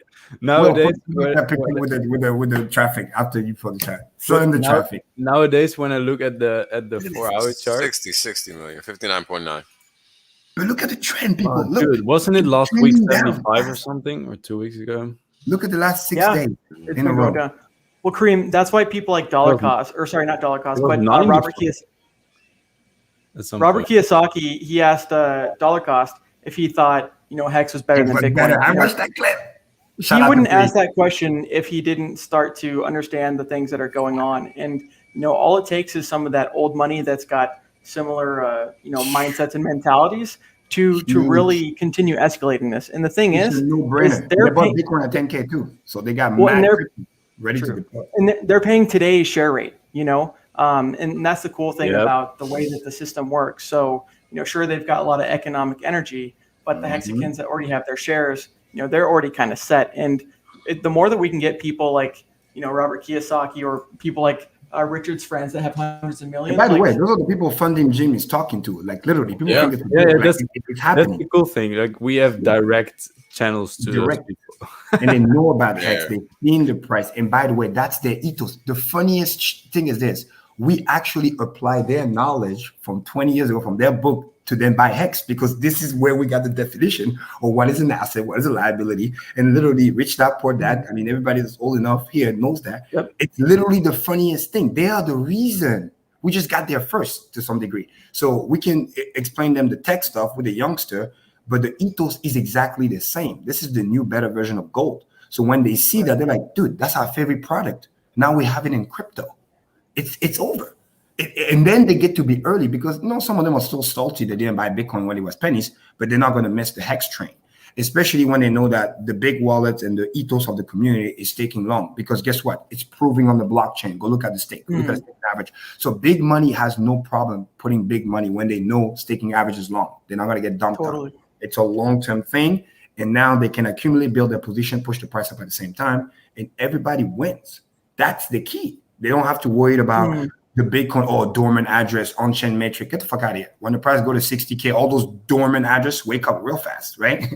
So in having a chart of expected supply is also key. Just like kind of like the old school gold miner people, they look at those projection. How much is gold coming out of the ground, whatever. But us, it's even more precise. It's not like fake reports. It's literally on the blockchain. You can go to HEX.VISION. It's there. And the fact that everybody got different time preference, it's best. Wells had that chart that did it, which is amazing. I think, well, what is it? We average 3.5 mil or 4 million Hex per day that's entering circulation. Like I remember days where literally during the launch phase, it was 500 million. So it allows some liquidity to come in because I don't want the price to go too vertical, too fast. I want us to do the chart, but it allows that to happen and stability at the same time, because those people can just eyeball those stakes, predict what's coming, so they know when to buy. So that's why you see candle like this, you see how quick it gets bought up because those people want to grab that liquidity. So they start to really plan according to when end stake's going to come out. So when somebody wants to take some profit, there's somebody else ready to buy. RG3 was the first person that talked about that we're literally going to see in Hex where when that inflation comes out, people, they're waiting for it. And, you mentioned people missing the train. We've all missed the train, right? That's what a lot of the bear market stuff is, right? But when it comes to things like Hex, Bitcoin did its 6.5 million X already. It did more than that because it was sub penny. But how many more X's do you think it's going to go? Probably not that much, right? But Hex is still under 7,000 X. It's designed to do the 6.5 million X, and that doesn't even include the staking or any of that. Like you mentioned, faster. So people that missed the train, people that are holding on Bitcoin, they can hop on the faster, better, younger jockey, which is Hex, and still have abundance. Because at the end of the day, Hexicans don't live in scarcity. Like it really is abundance. That's why you're teaching people about it, educating them. And that's the cool thing too, is everyone can win. You don't have to, it's not a zero-sum game. Exactly. And let me remind the people again, for me, Bitcoin is still a project, not a product, because it's still trying to fix stuff, spaghetti code, all that kind of cool stuff. So people need to understand that diminishing return in those type of assets is real when it's a project and not a product, because literally it's the greater fool's theory. You got negative externality, you got the minor dumping, this and that. Like the longer it goes, you get less return in X's term and then more negative externality, because the higher the price goes, the higher the value of those dumping by the miners. Because somebody can sit here and say, oh, but the price goes higher and higher, so the miner dumps less and less, but they don't understand that more miner join the pool. It's like mining gold. Because they're going to see as a value, which means the cost of dumping overall gets bigger too. It used to be millions of dollars, then it becomes billions of dollars a year. Then it's going to, at some point, become 50, hundreds of billions of dollars. So that negative externality pushing the price down is really going to affect more and more and more. And Hex is the opposite. The price is going to pump faster and faster and faster because the value of the yield, because you got to pay me more and more to justify me mathematically to hold the price up. Make sense? So that way, my hands just get stronger and stronger, because I get so much more that I do not need to sell. Because again, I just double click, right? I end the stake, and on PulseChain it's going to be pennies. So my only fee is just the network fee, so to speak. which is going to be peanuts. So literally, I am incentivized to keep the HEX scarce, kind of like, the Louis Vuitton, the Ferrari, whatever, all the scarcity stuff. I keep that so the value stay up and continue to go up, and I only sell what I need. That is literally the fundamental why, again, a product versus a project. Yep. Well, a lot of hexagons aren't even selling. I mean, I look at some of the stakes that some of my friends have ended, right? They're not even selling. They want those T-shares back, right? And so you're still pushing out that inflation that you've got, pushing that out even further. And so you continue to have like Richard coined the term, I love this when I heard it, the war for longer stakes, Yes, and what it comes down to is they know that, like you mentioned, Kareem, it's a product. You're getting paid every freaking day. And this is the kind of stuff that does generational wealth. And a lot of people are starting to see that already. And so yeah, why would you want to kill the golden goose? Even if you're scraping off a little bit of interest, it's still kind of painful to do so because you know that it's just the top performing asset, of 2020 in the world. So yeah, and this is the reason why, if you remember back in the day when I first started talking about stakes, and the people call me crazy, this and that, I literally said, let the war begin, because it's going to be the battle of the stakes, and those who understand the long term will really, really be set literally like in a different world. Because once you understand that T-shares are literally the scarcest asset in the universe, literally the longest time you can ever wait is 15 years, and then it will still go away. That is literally the most gangster thing. So whether you like it or not, even if you never wanted to sell it, after 15 years, it goes away unless you want to pay the fees. So this is why it's so powerful on top of all the other good economics that comes in. And as you said also earlier, as the price go higher and higher in unit of X, you only need to sell less and less and less, which allow you to perpetually protect that wealth. That's what wealthy people do. That's why they have managers and stuff. They even tell the kids, you're not allowed to sell this property. You're not allowed to sell this land. At best, you will get the yield. You can rent it out. You can Airbnb. You can do whatever. But literally, you're not allowed. They literally tell me you're not allowed to sell. I'll literally put somebody else to manage it for hundreds and hundreds of years. It's in the will. This is how much they understand the value of building wealth and delayed gratification, because that can pay their kids, retirement and all kinds of other stuff. Because ultimately, it's not about just you, right? It's about all there was a question on the thing that Wells wanted us to talk about, but the question pretty much came down to hyperinflation. How does the world kind of work? Stuff like that. We're already kind of seeing that, right? We're seeing helicopter money. We're seeing inflation that the world has never seen before. And like I mentioned, the cool thing about HEX is it's predictable. Even though there's no guarantees, all this stuff, it's predictable. You know what you're getting, and you don't have to worry about the value of your dollar or the asset going down or getting hyperinflated. And like Kareem mentions, there's a lot of people, think about this. Do you think Robert Kiyosaki needs to freaking sell his HEX gains? No. But he wants to do what you talk about, which is preserve the wealth. He wants to, keep it growing, and he wants it to be in an asset. The cool thing about HEX is there's no freaking middleman. That's the beautiful thing. You're not talking to Richard Hart. You're not talking to a company. It's just a smart contract, you and yourself. So it really is that self. And you don't have to pay millions of dollars to store your wealth, because those who own a lot of gold, they know that there's a lot of costs associated to it. It's just not practical. So it has zero overhead. Yes. Zero overhead as a staker. What kind of business, what kind of investment can have zero overhead? Like you mentioned, Bitcoin mining, sure, you could have 6.5 million X from a penny, but it still costs electricity. Yeah, there's some overhead to that. So all those things combined is really what changes the game. And once you realize that and you start to apply it, you get to see the value right away. And this is what we tell people, like, even if you're skeptical or whatever at first, just do it for a little bit, put it in. I need you to experience the staking, the value, the daily payout. So there is theory and there's practice. That's what those who really get it, the ones who are stake, they see it every day. The ones who are not, they can't really see it because they're not taking the actions. When they're taking the action, they get to see the value, and then they get to duplicate. And then ultimately, longer term, you're building more wealth, you're helping yourself, all your loved ones, and more importantly, you're showing people a path to freedom. How something's already there, they just need to apply it the way it's designed, and they will always be taken care of. And that thankfulness is literally what set HEX apart from everything else, in my humble opinion. So. Well, I mean, the chart shows it, right?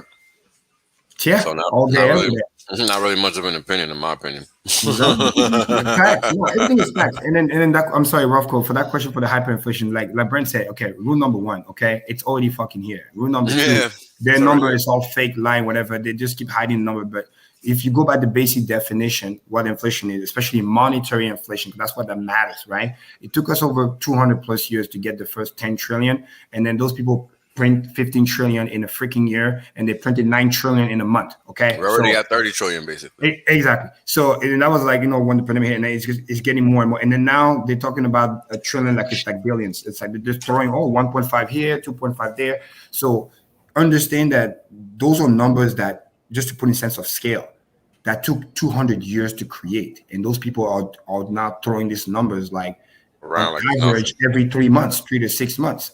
That's insane. So inflation is already here because math is telling you they have a way to hide it, you know, stock market, this and that and the third, but some of it end up finding circulation because some of those people that got all this new wealth, they start buying all the crazy stuff, you know what I mean? Cars, this, that, and they're the one pushing the inflation because the price is going up and it's pushing people out. And also you have a lot of devaluation. That's very important. That's why I talk about the DXY a lot. There's a lot of devaluation happening in other countries because those motherfuckers print money even worse, you know, Venezuela and the like. So even though your dollar is devaluing very fast, you don't always see it because, unfortunately, for those of you watching, if you're in another country that print at a higher pace, this is my favorite analogy. Imagine all the currency goes into a plane, okay? We'll go to 30,000. I'm about to fuck your head up. But go ahead, Kareem. So they go to 30,000 feet, you know, hex clip this. So all the currency goes for crypto in a plane, okay? And then they get to 30,000 feet, guys, we got to jump, man. We got to do this. We got to do this. And then everybody, you know, Hex is there too. Everybody comes in. Oh, you go first. Yeah, they all jumped. And then a lot of them, when they jump, you know, some of them have parachute, like the US dollar. Some of them have defective parachute. They've been lied to. And then they're literally just falling at a faster pace. So one is falling but has a parachute. The other one that doesn't have a parachute fall at a faster pace. So although you got that devaluation from the US dollar, it's a control structure. That's why we also the chart. It has the parachute. It's gonna die, but it's gonna die slowly. Versus if in that other currency that unfortunately has no parachute, you're gonna run to the dollar because you have no parachute. You're gonna die. So you need to grab the other thing that has a parachute. But those of us who are already in the US, we're like, hell no. Hex is like, hell no. We're staying on the plane, bro. We're not jumping. Yeah. Well, Kareem, no parachute. We're staying on the plane. All fiat currency, Wales can attest, but everything kind of has cycles, right? So fiat currency has existed for many times, but they usually have a lifespan because they do get hyperinflated. You know, I look at my girlfriend from Venezuela. The bolivar is worth nothing. They're making, you know, they're trending towards zero. Yeah, but Hex, you know, Richard's talked about that it's designed to be, I think, like 150 years before it kind of gets too much. So that's over the average of fiat. And, you know, it is that, like you said, it is the plane as opposed to the fiat currencies that are printing their way out of it. And really, they're stealing from their citizens. Hex doesn't do that, you know? They're stealing people's time from the future, sadly. And they're turning into bag holder, and then they point the gun at you to pay your tax with the thing that they print so you can hold the bag. Wells, go ahead. But that's insanity. Hello. He's here. Wells, you muted, maybe. We can't hear you. Oh, my bad. I didn't realize I was muted. Sorry about that. No. So check it out. It's tied to what you just said. Give me a second. Do I have Twitter up already? That was a heavy drop. What is that? 1942, because of the war. So they printed money like crazy to finance the war. So the monetary inflation. We get into it. Hold on. No, I'm sorry. Patience. No, Patience.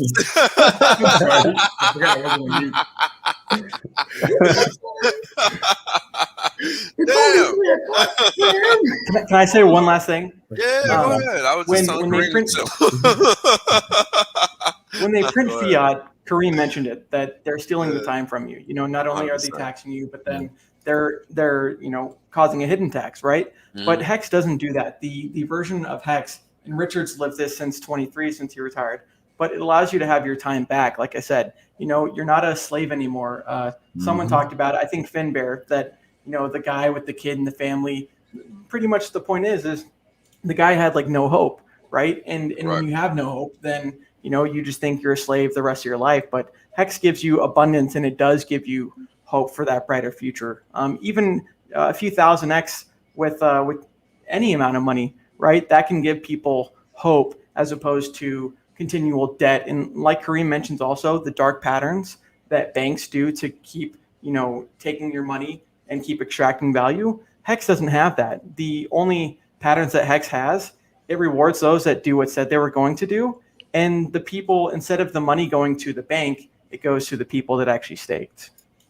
This is actually a really good point, because sometimes when I walk around, like if I'm going to like a Walmart, for example, I walk around and I look at everyone, and man, everyone just looks like you can see the pain in their face, the sadness, the depression, the stress. 100%. You know what I mean? And it's like you feel for these people, like your heart. Because I think to myself, I could never go Just back. be okay with that. Yeah, I could never be okay with that. I could never be okay with a life of like modern day slavery, and just think like you actually have the opportunity to break free from that. But you just need to know how to solve the money problem. But you don't know how to solve that problem unless you're hearing good like information from the right people. But how do you know who to listen to? Because there's so many people that are looking there to scam you or wreck you.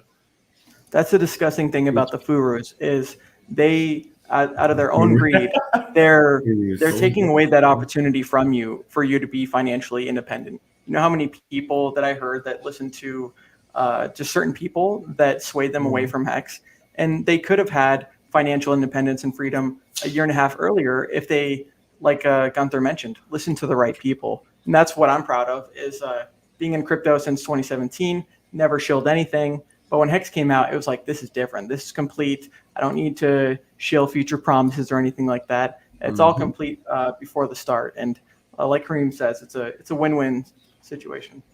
100%. Yo, well, that picture is powerful. Facts. Yeah, man. That's why I haven't even changed it or said nothing. All you gotta do is look at it. They're printing trillion. Why are we paying tax if they're going to print it, right? Think about it. It's exactly. Crazy. And that's why I wanted to show this first, because it's very important that people understand what's going on, right? And I talk about all these types of things all the time. And thank you, Rylan, for this message. And thank you to everybody for just sticking around for this long. I mean, this is going on 6 hours plus. And, we're pumping, baby. We're going to keep smacking these new highs until the space understands what's going on. Can't be and that's just gonna be the end of that. And they're just going to have to bend over and take it, because that's what's going on here. Well, no hold bar. No lubrication either. None whatsoever. No mercy. For fiat, they can print as much money as they want, right? So whether you want them to go to war or not, they don't give a fuck. They could just print it. But with Hex, Richard talked about, he's very, like I said, cypherpunk, anti-war.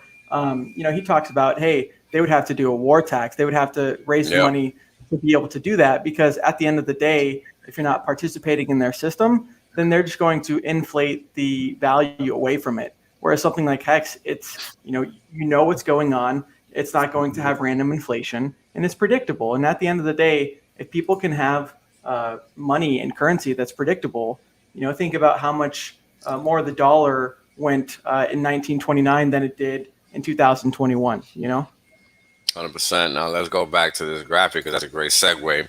What the hell happened here, right? Now, if you look back at 1943, you'll see a whole lot of shit was going on. The U.S. was just getting ready to jump into the war. It was giving out money left and right to their so-called allies, right? No, actually, in 43, I think it was already participating in the war, in some way, shape, or form, because Pearl Harbor happened in December 7th, Wait, when the fuck did that? I can't even remember. I can't believe I don't remember the exact date anymore. I'm so tired of hearing that shit. Hold on. No, it's December 7th. But I can't remember if it's 41 or 42. 41. Okay. So right after that, the U.S. was already in the war. And this was already back here. So it was already happening. They just needed a reason to pump it up. And up for them is down for us. And this is what this chart is showing. And the event, and then now they got license to print. 100%. What did we get here? Look at this fractal. Holy cow. But here's the thing. It's going to be way worse. Why? Because it's a bigger version of this fractal. Yep. See that little kink? That boom, bomb, boom. That's What we call this. dead cat bounce crypto. Yes, I'm gonna make a remix of that Will saying boom bap boom. But that's Imagine this. throwing a cat off a 4 or 5 floor building, and then you see how the dead cat it just bounces. Actually, no, I'm sorry. That's this move to that move, and now it's just whipping lower because it broke that low. So it's actually like a double fractal, really, because it did the same pattern 2 times. That's why it tricked me. Did it here, boom, walk, then again, boom. This is crazy. So it's about to get funky, funkier than you could have ever imagined. It's almost vertical, and that's gonna do some things. They're printing more money than we've ever seen. You know, 100%. Helicopter money. Hey, you know where you could see this too? I went into a 7-Eleven tonight, and I went to get that's bold, my friend. I went to I went to get a thing of gum, and the guy checked me out, and he was like, "Oh, it's $5." I was so thrown back. I was like, "God damn, $5! $5 for some gum? Gum that used to cost like $1.20. You know? $5 for some gum, bro? Yeah, now it's one of those like bottles, you know, where it has like the cubes of gum. Yeah, So but didn't that cost like $3 or something? Yeah, that's what I'm exactly saying. That's what I'm saying. So I was like, people don't realize when you see. You understand? $5 you can buy a sandwich somewhere. Yeah. Actual. That's food. That's a meal. Hey, you could go to Africa and get like 2 really good meals for $5.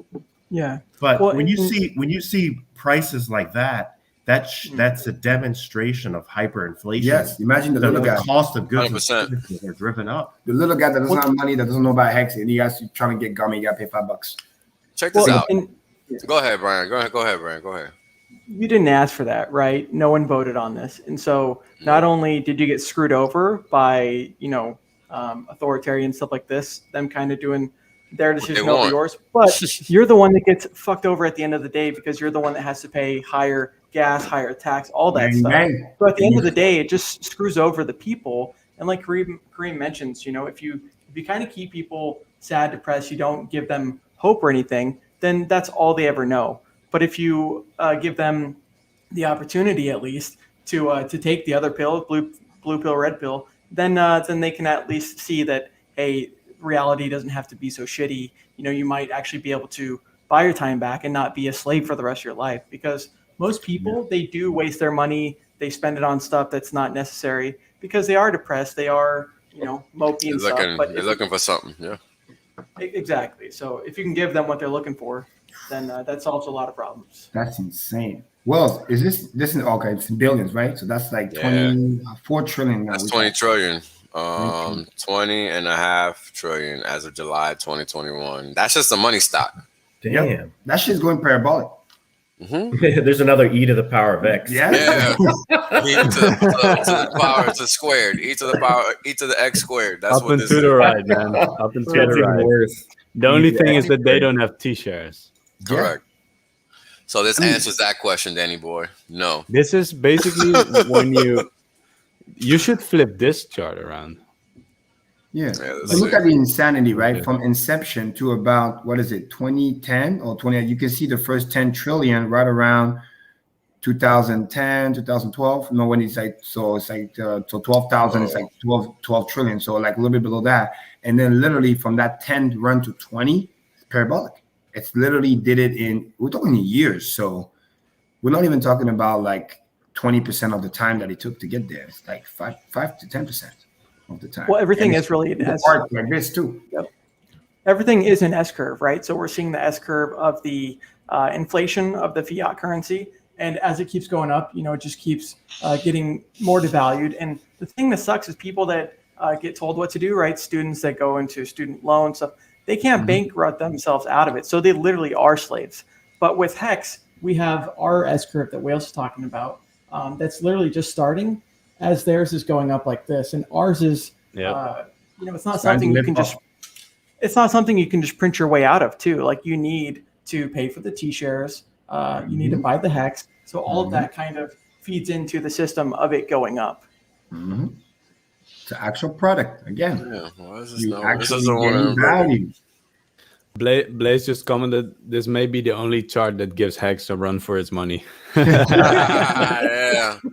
For whatever reason, I can't invert it. It's not letting me invert it. I don't know why. That's a good joke. That's a good joke. Yeah. Yeah, no problem. I can see it inverted. But T-shirt chart though, at $1 plus, yo, it's gonna be a beautiful thing to see. That acceleration is gonna be insane. You could wake up literally week over week, and then the share cost is going by 1,000, a factor of 1,000. Something that took us months to do week over week. Oh, 18,000, 19,000, 20,000, 22,000. T-shirt just keep running. And then the FOMO behind it, like, okay, you want to buy a T-shirt at 20 grand or you want to buy a T-shirt at 30 grand next week? Your call. Well, Kareem is right. 30. Kareem is right. For sure. The only thing better than the Hex chart is the T-shirt chart.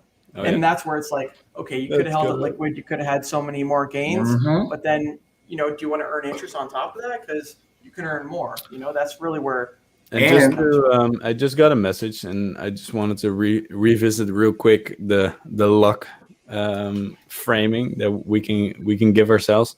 I just got a message from my dad. He's saying, "Well, I'm just worried that we're on the roller coaster up, and then people are going to sell, and then everything's gonna crash. It's gonna crash, but we don't know when." But this is the point, right? This is the point. This is what is ingrained in everyone's head. Everything that goes up must come down. And you as a hexagon have to constantly fight that narrative with other people, where you have to say, no, I know better. No, I know better. No, I know better. This is gonna happen. This is gonna happen. And so it's not even you were lucky one time. It's you had a frame of thinking, and you were strong enough to keep that frame of thinking, regardless of what anyone else says, because all the people outside, they have no clue, man. They have no idea what's happening. But they don't understand Hex's supply and demand. They don't understand that there's a controlling entity that owns 96.3% of all Hex in circulation, and it gains in its position. So, for example, every time somebody emergency end stakes, 50% of the penalties are going to the origin address. You could see that address fatter. Also, the controlling entity has 11 addresses that are staking addresses, and the sum of all those addresses is a Poseidon in the network. So that means it's gaining fat interest from T-shares. So it's also getting larger from that standpoint. And you more scarce. You know, and talking about scarcity, I mean, you're talking about 72% of all Hex owned by users is staked. There's only 28% left that could possibly be staked. And then out of the tokens that are liquid, these fat wallets, like I mentioned before, 7 wallets that have over 1 billion Hex that aren't selling. And like the best that you could do at this point in the game, because so many large wallets have been weeded out at early price levels, the best that you could do is wick the price down, maybe by 4 cents or 5 cents or 6 cents. And guess what? There's so much demand that it just gets bought right back up. And that's why people are like, how come Hex doesn't correct? How come it doesn't correct? They don't understand it does correct. You missed it. It already corrected. It corrected. You wanted more, but Hex was like, no, fuck you. Like, this is all that you get. Be grateful for what you get. We're going right back up. New all-time high. Well, they're stuck in the old paradigm of thinking. You know, Mark Gabel talks about, or his dad, you know, oh, that's great that you've had these gains. That's cool. But when is it going to end? And you're definitely right. I mean, Richard talks about this, right? And Wales was going to this as well. But as you have that Fred money printer going up, well, if the asset itself is based in, you know, the dollar, then it's inevitably going to go up too. And anyways, that's the old paradigm thinking where, you know, you think that someone needs to lose for the other person to win. And in reality, that's not the case. The hexagons don't all sell at once. You know, if you did that with any asset, of course it'd go down. But the cool thing about it is, like Kareem mentions, people are staggering their sells at different times. And you can see that, right? It's all public. You can see when they're going to sell, if they're going to. And that's not even a guarantee that someone's going to sell. They might, like I said, take it, lock it, and lock it even longer. 100%. Again, all of those things combination are the reason why Hex is superior. So there's no fear once you understand how the product works, you know. And what's exciting is that, you know, for his dad, is because when the FOMO gets so real, Like people get that shaking feel like, what do I do? What do I do? Should I say? And this is the reason why, again, repetition. Motherwowski, you want to protect yourself from yourself. Like we will be disingenuous if we're sitting here and be like, we're just chilling because we're staked. Because if we're not staked, you see all these millions, you'd be like, yo, what the hell? Like what's gonna happen? Like, you know what I mean? The temptation, you remove that. You stay broke, not poor. You understand the difference. And then here's another tip. If you can hold that daily gratification for a little bit longer, I'm telling you, and when I'm saying no longer, I mean a year or 2, 3, you get another 10 to 100x. It fixes that too, because the price is just so high, you don't even care no more. It literally doesn't, because whatever. Even if there is it gets so high, you could see a 50% correction. It's still so much fucking money. It doesn't even matter. You're so grateful that it's literally just, what do I need today? Whatever the price is, I need to buy this thing today. Yeah, there's Kareem. 2,000 and then Kareem. Hex corrects up from now on, so 50% correction. I'm okay with, man. Exactly. 50% price improvement. Thank you. Well, and Kareem, also, Huddle Dog just said, "I just woke up. Where's the dip? It's just fucking gone." It wasn't.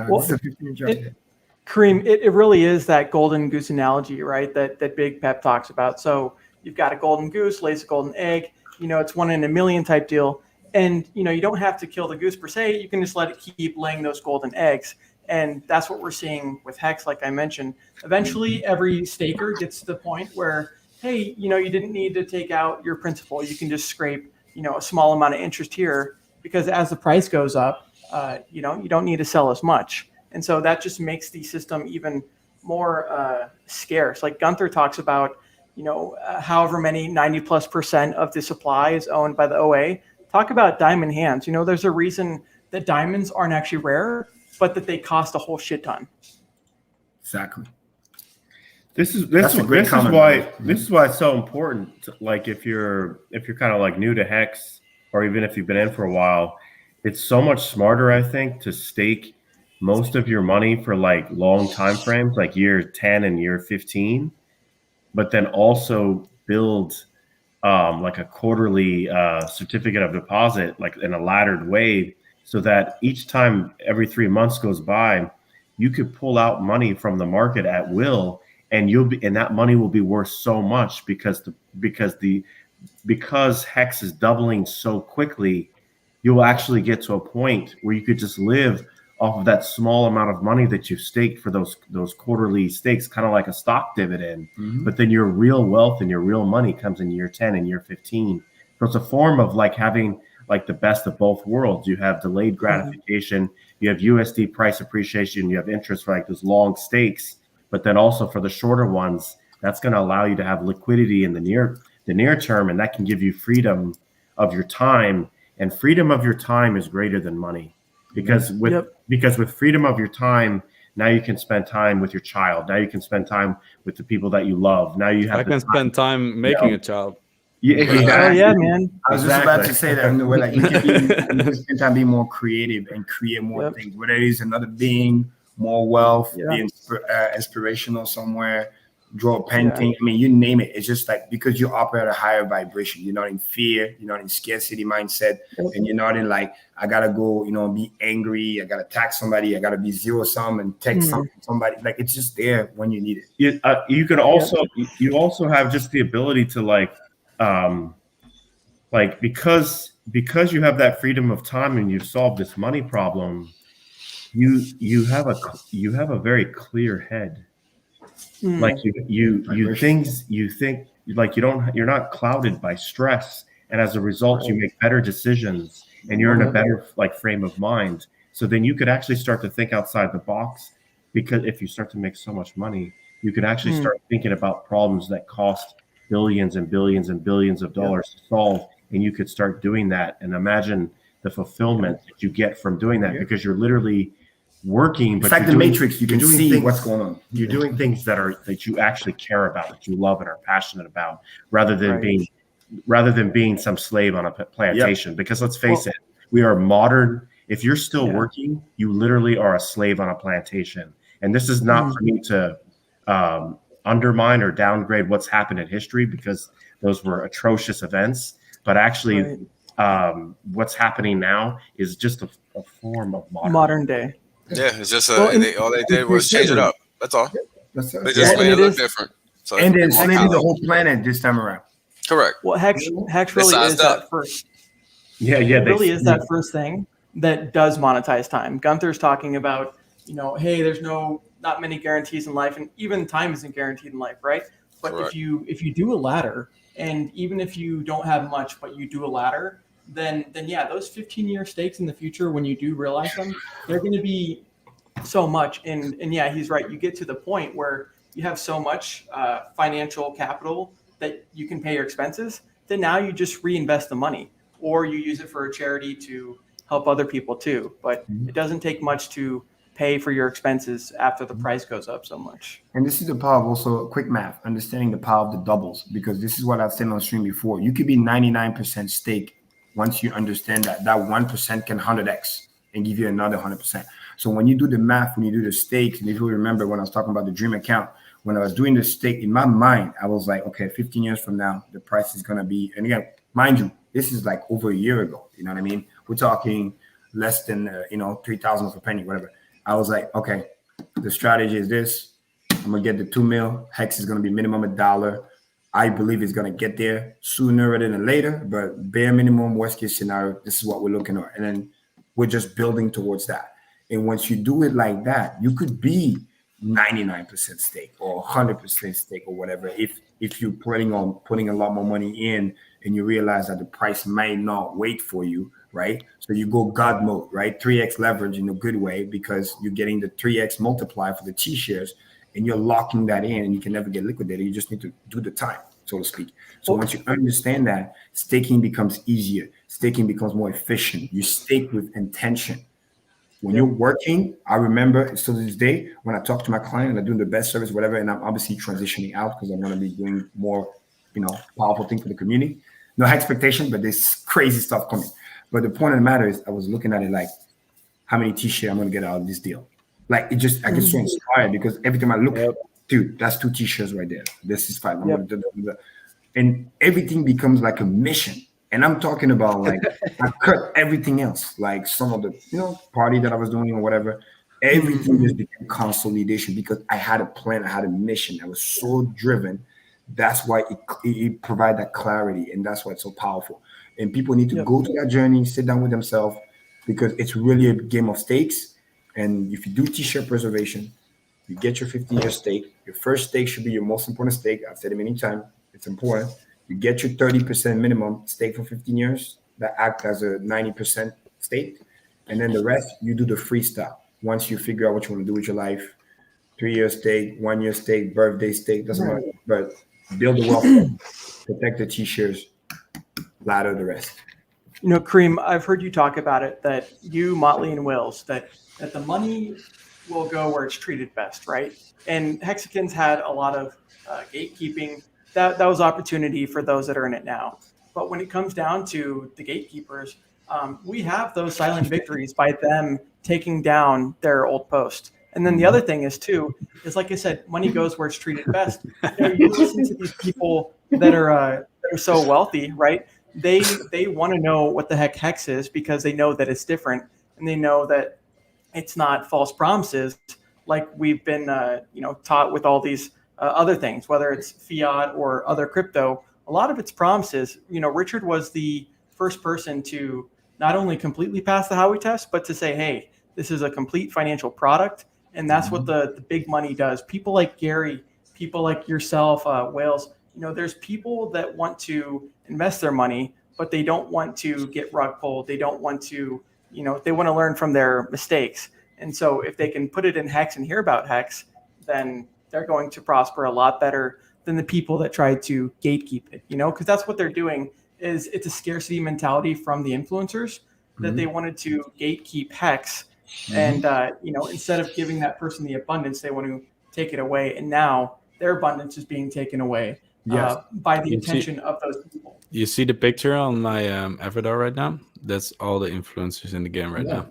And the crazy thing is this, psychologically, right? They become super defensive, and this is how their true color is exposed. Why? Because it's like their revenue stream, for lack of a better word. I need you guys to understand. They were treating the viewer like the liquidity, pretty much. Just kind of like market makers and all the other exchange are literally just leading you to the slaughter. And now they get defensive because they realize, oh, I can't run the scam no more. Hey, I can't just siphon those people's money little by little by bleeding them, a little bit over time, right? Yep. And then now they're realizing that this product literally replaced them. There's no hundreds of thousands of shitcoin review, this, that, coin of the week, none of that stuff, because it cancels all of that out, all that noise. You got one, that's all you need. It builds wealth, and you get your freedom back, and then you go about your day. Because if everybody's truly honest with themselves, they'll realize that if they can just make the money consistently at a practical rate that they can track over time, they would never buy anything else because they get what they need. The math gains is there. The consistency is there. You don't have to trade. You don't have to be an expert. People that never even heard about trading are doing better than the best traders right now. That's how good Hex is. It does work for you. Wales knows about this, right? Everyone here knows, but what Furu is going to do a 7-hour stream, literally educating the whole freaking time. I do a handful of clips on some of the long streams or Richard stuff. Dude, this stream itself has so many golden nuggets that we are spending our time. No one's paying us besides us being comfortable with the Hex. Let's talk about that for a second. It's crazy for multiple reasons. Number one, we don't monetize the way they monetize, which is insane. Number two, you know why they do also a shorter stream is so that they can monetize the view and they can do 4 or 5 streams a day. So it's a separate video so they can monetize each. So if they can get thousands of it. So basically they will do maybe 3, 4, 5 hours, but they'll cut it in one. So it'll be a separate video so they can monetize it. They're literally trying to squeeze the viewer attention to the max. That's how sad it is. And then on top of come here, do this project, that project, and then you're getting scammed on that too long term because you think it's going to do X and it doesn't. And then because you have an attention deficit, kind of like goldfish, they'll get you to the next scam. You forget about the previous scam that didn't perform. And then they're on to the next. And that's what's very, very, very dangerous. And we're here to expose them by showing, listen, you don't need none of that stuff. Separate yourself from them. Protect your capital. It looks like it's nothing, but we literally proved many times how $200. Yep. So the tweet yesterday, $136 turned into $2 million. So even when it's all cream, it's only $200, it's only $500. I put it on this coin and that coin. Understand what this thing can become a year or two from now. Well, just like with Rich Dad, Poor Dad, we are educating, right? One of them was educated, the other one wasn't. And people like Richard, literal genius, Mensa, he, instead of keeping the information to himself, he educated the masses, right, that would listen. And so now we're kind of on a similar level to him that understands those same concepts. And as opposed to starve people from that, we're teaching someone how to fish. That's really what it comes down to, is we got an ocean full of fish. We're teaching people how to fish. Well, let's do a little quick joke here. One of these free women, the trader. Exactly as predicted, right? Look at the guns and guns. Exactly as predicted. Shout out to Maddie. Maddie, if you want to come on the stream, brother, let me know. We got space. We got space, and you're up. Maddie, let us know. Guys, real quick. I just forgot again that we get a copy of all this. And then I thought, how amazing will these streams be if both hexes make all-time highs and we're just constantly changing the chart? Oh, look, this is all-time high. Oh, no, this is all-time high. It's going to be dual exponential pumps, man. Yeah. So check this out. Gunther just gave me this chart. Just gave me this chart. And we're going to take a look at it real quick while you guys were talking. We press play one time. He did this prognostication, this forecast on March 26th. Can't make this shit up, people. Can't make it up. And again, it's just math, guys. There's pump one. Pump one. Hits it. Pump two. Tagged. You're it. Well, that's the thing, right? What if the dip never dips? And look at zoom in. Look at this. This thing wicked and literally bop. Yeah, that's what X does, dude. Wait. Let Bram finish his thought. Well, like Markable mentioned, just real quick, is that not only are you getting a copy, but it's not just a copy of the same. You're getting freaking 2.0. You're going from like internet to like fiber, right? And the reason I say that is because Gary, he was on here a few hours ago, right? But he's talking about all of the economic energy. How much money have Hexkins spent to middlemen, which are miners, in the form of gas, Ethereum? And so now with PulseChain, we can save that economic energy and put it into things like Pulse. And then the other thing is too, is like it's a faster network.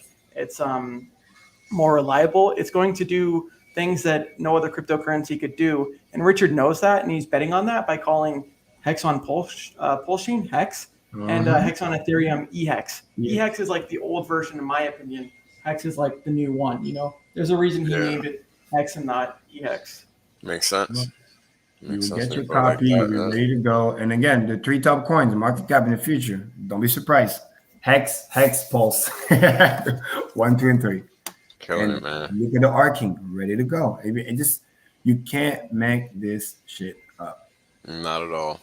Not at all. I mean, you know, this is just great stuff, man, because again, at the end of the day, all we're doing is talking math, right? We're not even talking about anything else. And that's what's so crazy about this. It's just a beautiful thing, man. It's a beautiful thing. You get to just see it in real time. I mean, look at yesterday I was streaming. We just kept ripping. Today, same deal. I mean, this is just a function of this little message I got here up on the screen earlier. This thing is just blasting. This is just pumping, man. It's arcing on the log chart. Yeah, that's cool. If I get disconnected, I'll be back because I think Chrome is just running out of patience after being on for 6 hours straight.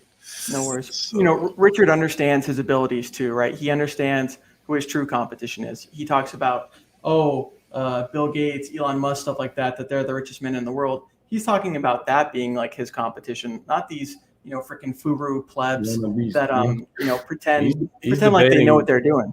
He's debating trash, man. Well, and that's the thing is like his plan is like once you fix the money and get people insanely wealthy, like, you know, you can only spend so much money on material goods before you realize that that's really nothing. Like what you want is what Richard is doing, which is legacy, right? Like helping your family live longer, stuff like this. So it's the important things that matter, but you have to have the first step first, which is the money. 100%. God, in order to build something, you need tools, right? Yep. And the foundation. Yep. Money is that deal. So when you got the right money, you got the right tools, you can't lose. And that's what it's all about. You know? The right side of inflation, you know, not the wrong side where you're getting devalued. Nah, like we turn the cards around and we're saying that, hey, we're not, just like with the Furus, we're not playing their games. But guess what? We're on the right side of inflation. We understand why it's so powerful. 100%. Well said. Yeah, we don't even literally, you don't learn how to fish. I'm teaching you how to hunt. That's it, baby. You can eat whatever you want. All day, every day. Steak, get some steak. But Michael Morton just commented less than 60 million hex supply available. Wasn't it 2 or 3 weeks ago that we saw 95 million? So yeah, a third is gone. 2 days ago, it was 70 million. A third is gone. Yeah. Again, that just means that it's being bought up, right? Like people are buying it. That's why we're seeing the pressure going up too. And by the way, we're talking about a ratio here, which means that's including the sudden emergency end stake, extra liquidity. It just keeps just being bought up. And that's because you got to talk about that too. That's insane. It's absorbing all the sell pressure along the way. Buy pressure greater than sell pressure, price goes up. Demand greater than supply, price goes up. Well, it really is that minimum viable liquidity too. Hey, hello everybody. I'm so sorry. Yeah, the new guy came in and it just welcome to the party. What happened? Yeah, hello everybody. Yeah, just going. It's morning in Russia. It's morning in Russia. I know you're all like tired or so. It's morning and don't worry. Hey, you get to enter a 24-hour stream. Wells will be here. You need more hours in a day, right? We'll probably go to sleep. We'll wake up, and then there's still gonna be a stream. I gotta know. Yeah, sure. Yo, Bobcat. Were you excited to wake up again to some green candles and you know, yeah, sure. I was like, no, I probably hated Where's the pullback? Where's the pullback? Because, it looked like that's every day is Christmas. And at some point in time, I just really believe that we kind of needed just to cool off a bit, just to reconsider this. Yeah, we need just to let speculators sell Hex because by some moment in time, there'll be more and more people. And I just explained it on a live stream with Bell and Brand before, let's just say yesterday or your day in America, let's just say midday, that at some point in time, people will start buying HEX because HEX appreciates so much and so quick and continuously. And that's the whole story. That's the same reason why people bought Doge and other scam. I'm not kind of comparing HEX to scam coins, but let's just say marketed coins. Yeah, because people will keep doing that because they only care about price appreciation. And if HEX continue to do that, well, if we just talk about Kareem and other, let's just say OGs, they cared about game theory, they cared about the city, they cared about the whole story and Richie Hart himself. I mean, and yeah, that's cool. Well, that's the difference in HEX. HEX is sustainable, right? The other things went up and then went down because of the mechanics, but this is like sustainable, and there's a reason, like you mentioned. Yeah, but technically it would be nice. But technically it would be nice if HEX will do some. Let's just say a little downside. You haven't seen my tweet of 30 minutes. Trying to get the dip. You got the dip. It was 37 cents. Dips are canceled, man. Yeah. I don't know what's going on. You missed the dip while you're sleeping. 37 cents, bro. It's like this is the thing with dips, okay? They do exist, but you know how like in the desert it technically rain, but you never see the water because it gets evaporated before it hits like the ground. It's something like that. So the dips are in the game, but you can't see them because it's too fast. Limit orders and catch it. Yeah, they won't even hit. Everybody remembers when HEX was like at 20 cents, then just dipped to 0.7 something, and it was bought back right in the same day, like back to 16 cents. I was like, okay, great. People got better prices. That's it. It's all about numbers. Forget days; those things getting bought back in hours. Sometimes minutes. Well, it's so true. I mean, at the end of the day, it really just comes down to the supply and demand, right? A lot of people look at the surface level of the supply of HEX, but they don't realize, Gunther knows this, that the actual amount that's available is way, way, way lower than what's perceived. And so the demand for it is just so high that people don't want to, there's always that, like, what if it dips? Should I wait? Well, the same thing. What if that dip does get canceled, like Markable says, and you lose out? So they would rather buy now and stake and reduce the supply. Like, it's just continued reduction of supply as we, have higher stake. And actually, what's funny is quick math. It actually helps the new guy too, because the foundation is so strong. The strong hands are diamond hands. I mean, literally, they don't even care. They're just like, we're here for the long term. We're not going nowhere. So the new guy comes in and actually pumps the price for himself too. So they're getting gains at a faster rate that we had to, because in the beginning, if you're not really a believer, you buy it. It will take a while before you even get like 30%, 50% move. Now, if people are not careful, you can double your money like in a week or two. I mean, this is if you're not careful, I like that. I double your money by mistake, and you weren't even trying to. Because when we tell you the average of the 51 days and also the stuff, this is the average, which getting shorter and shorter. So don't be surprised if it doubles in 30 days, and then it doubles in 15 days, and then it doubles in a week, and then at the epic climax, it could literally double in a day. I have seen it. I have seen candles like that. The computer will start to shake, and then you'll get a 404. The website will be unavailable because traffic. This is when we're going viral. Yeah, Markable said that Silly laughing when Karim said quick math, because I just recalled the song 2 + 2 is 4 quick math. I was like, that's funny. I just recall that song. That was cool. Yeah. Karim is right. If you look at the monthly, all it is just green candles up, and it's getting more exponential. Just as the S curve gets exponential, that's going up too. And we're seeing a lot of different game theory all in one. We've seen some systems that have one piece of the game theory, but now the people that are being rewarded are the ones that are holding it the longest. And so, sure, we're being rewarded, but we're also not selling it all at the same time too. And even if we are, people have limit orders at those sells that they immediately get bought back up because their bids get hit. You literally get paid to hold the price up. Everybody It's just saw it in that real simple. time. Like it's not like there's some like secret mystery. Like it's literally what it's designed to do. I mean, you can't. And I'm like, yeah, I like that job. I get paid. The 13th doubling, by the way, is at 46 cents. 46 cents. And then the next doubling after that, you're at 92 cents. I want you guys to let this sink in.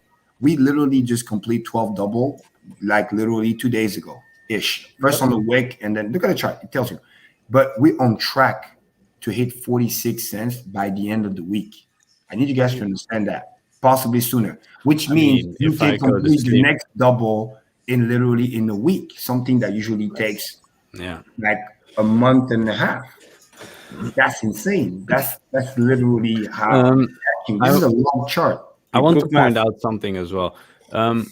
Wills, can you zoom out on the chart from where sacrifice started ish?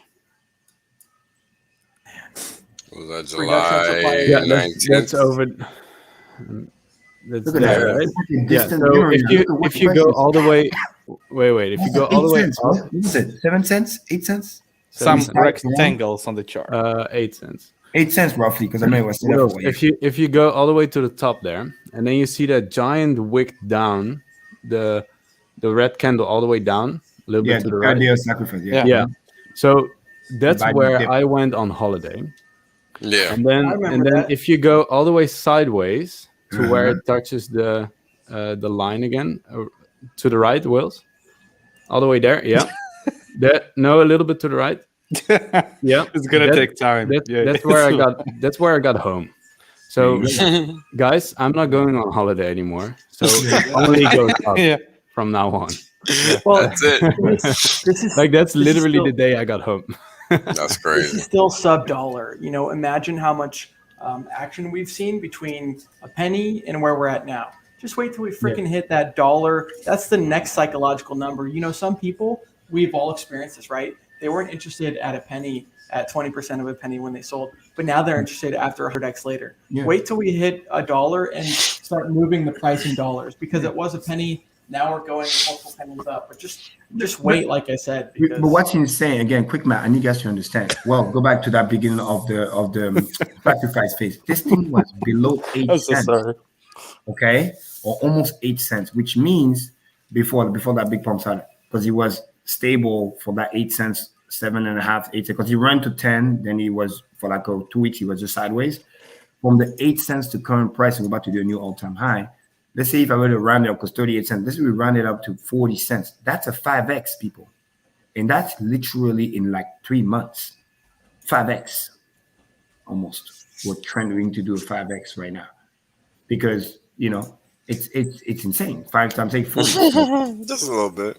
And it starts to arc at a faster pace, because you can get another 5x.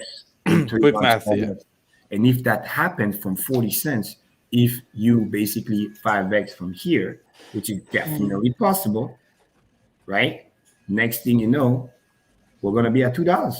Literally this is HEXO target right there, $2 before the end of the year. Like it's just, the math is, it start to arc more severe. We might even get there by November 19, big payday celebration. You know what time it is. We're gonna be. Well, look at how much of the supply was reduced by the sacrifice, right? We saw all these other alts kind of selling to USDC, stuff like that, but the HEX has just remained dormant.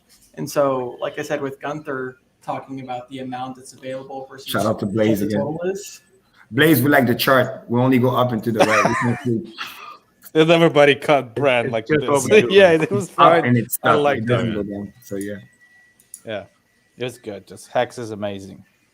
The whole market goes, and HEX goes, it's Friday again.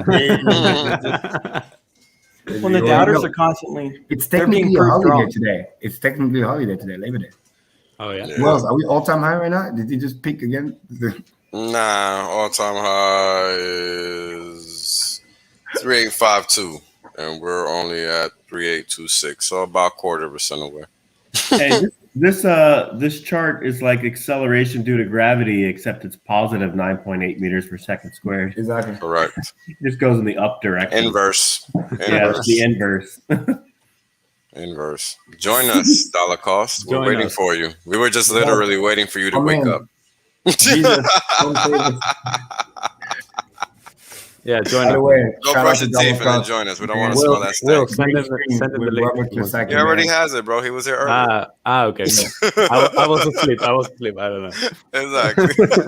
And we just crossed hour 7. We're going. I'm not gonna do a 24-hour stream. No, so don't play yourselves. I do gotta get some sleep and shit. I got shit I gotta do and all that. So You sleep. I sleep. Yeah, I sleep on occasion. You know? Sometimes, yes. That's a hoax, man. I don't believe it.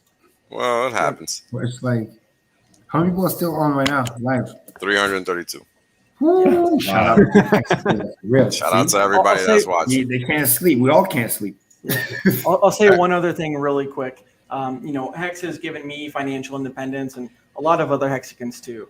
But as someone that's a fan of my family, my brothers and stuff like that, the coolest gift has been able to give them hope as well. Because they're still working jobs, stuff like that. But you see one of their wallets cross X amount, 100,000, stuff like that. Now their actual dream of being a millionaire is only a 10x away. Things like this, you can actually show them that, hey, this isn't a dream, it's reality, and it can be done so with the right product. But you didn't have the right product all this time. But now I'm here to show you, hey, this is the right product. This is how you earn generational wealth. Easy too. No sweat. Just stake it and chill. Monetize the time. Nothing else has ever monetized time like that. Nope, nothing. Slices through time. It's a beautiful thing. It's a beautiful thing. I mean, 7 hour in, baby. It's just crazy. It's unbelievable to be streaming for this long, and everything. Well, we may look up tomorrow and 40 cents. I'm just telling you. Oh yeah, probably. No, we'll hit the 13th doubling by tomorrow, bro. 46. Probably.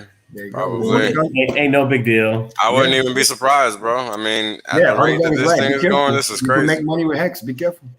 I mean, look at how much fun Hexicans are having. Parental advisory. Yeah. Too much fun on the stream. Too much money in the pocket. It's kind of addictive too, so be careful. Yeah. Once you bite, once you stake once and you see the gains, dude, it's over. I mean, a lot of people I know, they're satisfied in other areas, but they don't have a good community. So they look for religion or these other things that are like, subtle in that way. But nothing has really been more abundant, not just in finance, but a lot of other similar subjects than, Hex. Everything is mooning in Hex, dude. All the numbers, all the stats, all the views, the Telegram chats. I mean, from trading chats, looking at the trading chat, PulseChain chats, almost 40,000. I mean, we're talking about numbers like for a long time, Binance chat used to be like very, very hot. But like, imagine this many people, and we're primarily non-trader. That's amazing. That just people living their best life. What's insane about this stuff? You guys actually haven't seen anything yet. You guys are talking about like I'm not actually impressed until we're moving like in dollars. But here's the fact. Here's the fact. Your body is going to be so confused with how fast and how when Hex is moving in dollars, your body's going to be so confused it won't know whether you should have like a bowel movement, vomit, or have an orgasm, or do all three. It just I know. It will be like when you drive the Tesla and play when you go to launch control. It will be exactly like that. That 061.9. That's like so. Get ready. Pack changes of underwear. Like imagine a cup of coffee, right, or a cup of water, whatever, half full, and it goes so fast the water just levitate up and then goes back. That's the kind of 1.7 G. Well, like Kareem mentions, you have the average of how long it took to double, and then you have the exponential part. And how many times have I participated on streams, whether it's 24 hours, whether it's this, where we're always fucking celebrating, like even when there's a dip. Party. Especially when there's always something to celebrate. Price pump, that's when you win. Yeah. Staking, that's when you know it's cool. We when go you have people celebrating. Yeah. When you have people celebrating at dips because they've been waiting to get in because they know that the asset itself is what's worthwhile. Like I said, how many thousands of hours have Hexicans streamed? And this is just the beginning. I say that a lot, But once we hit $1, imagine the fucking parties we're going to have at $1 when we're going up to $100. It's going to be crazy. And by the way, in the dollar, quick math, when you see those like, 14, 15 million emergency insect, that's $15 million value right there. And we're getting 50% of that. That's insane. The emergency end stake penalty we're going to start seeing by the end of the year, people have seen nothing yet. You're going to stake just to get the EES, the end of the penalty, because it's going to be so stupid. This is going to be your source of revenue, primarily of new HEX after a while. I wouldn't be surprised to start seeing like a chart of like emergency end stake penalties that goes like e to the power of X, because the price will go so high that people are like, hey, I'm willing to forfeit all of my interest and some of my principal because I've never seen that kind of money before. And that's the cool thing.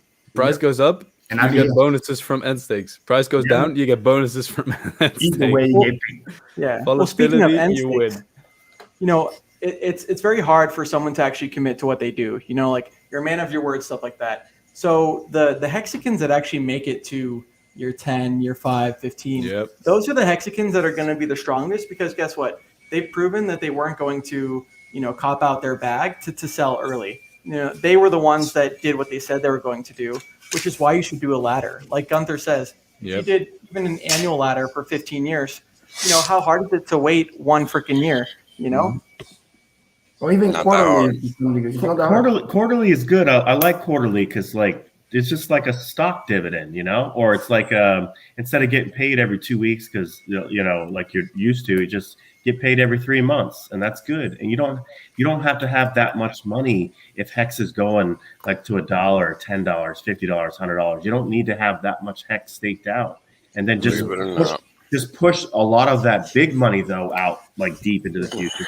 Exactly, especially if you're in wealth building mode, right? Because obviously that's how you get to catch up, because those bonus T-share are going to be the key. And let me remind everybody too that you got to understand at some point, you know, we're going to also get those tradable shares. So you got to put that in perspective too. T-share is going to be so scarce. Somebody's going to come in and just buy everything else, and then literally just be like, see you later, bye. And then and then you'll be like, oh, you thought T-share was expensive now? Just wait. You're going to see like it's crazy. It's important. Gunther brings up a good point because he mentions quarterly. You know, I said annually for that example. But the cool thing about Pulse is, you know, you're not going to be priced out on the fee like a lot of us were in EHEX. You know, I remember the fee being a penny, and now it's, I don't know, thousands of dollars. And so this is all money that can stay in that closed system. And, you know, now you could do a shorter ladder if you want. You could do a month-long stake if you wanted without the fee being so, you know, cutting into your principal and your profit.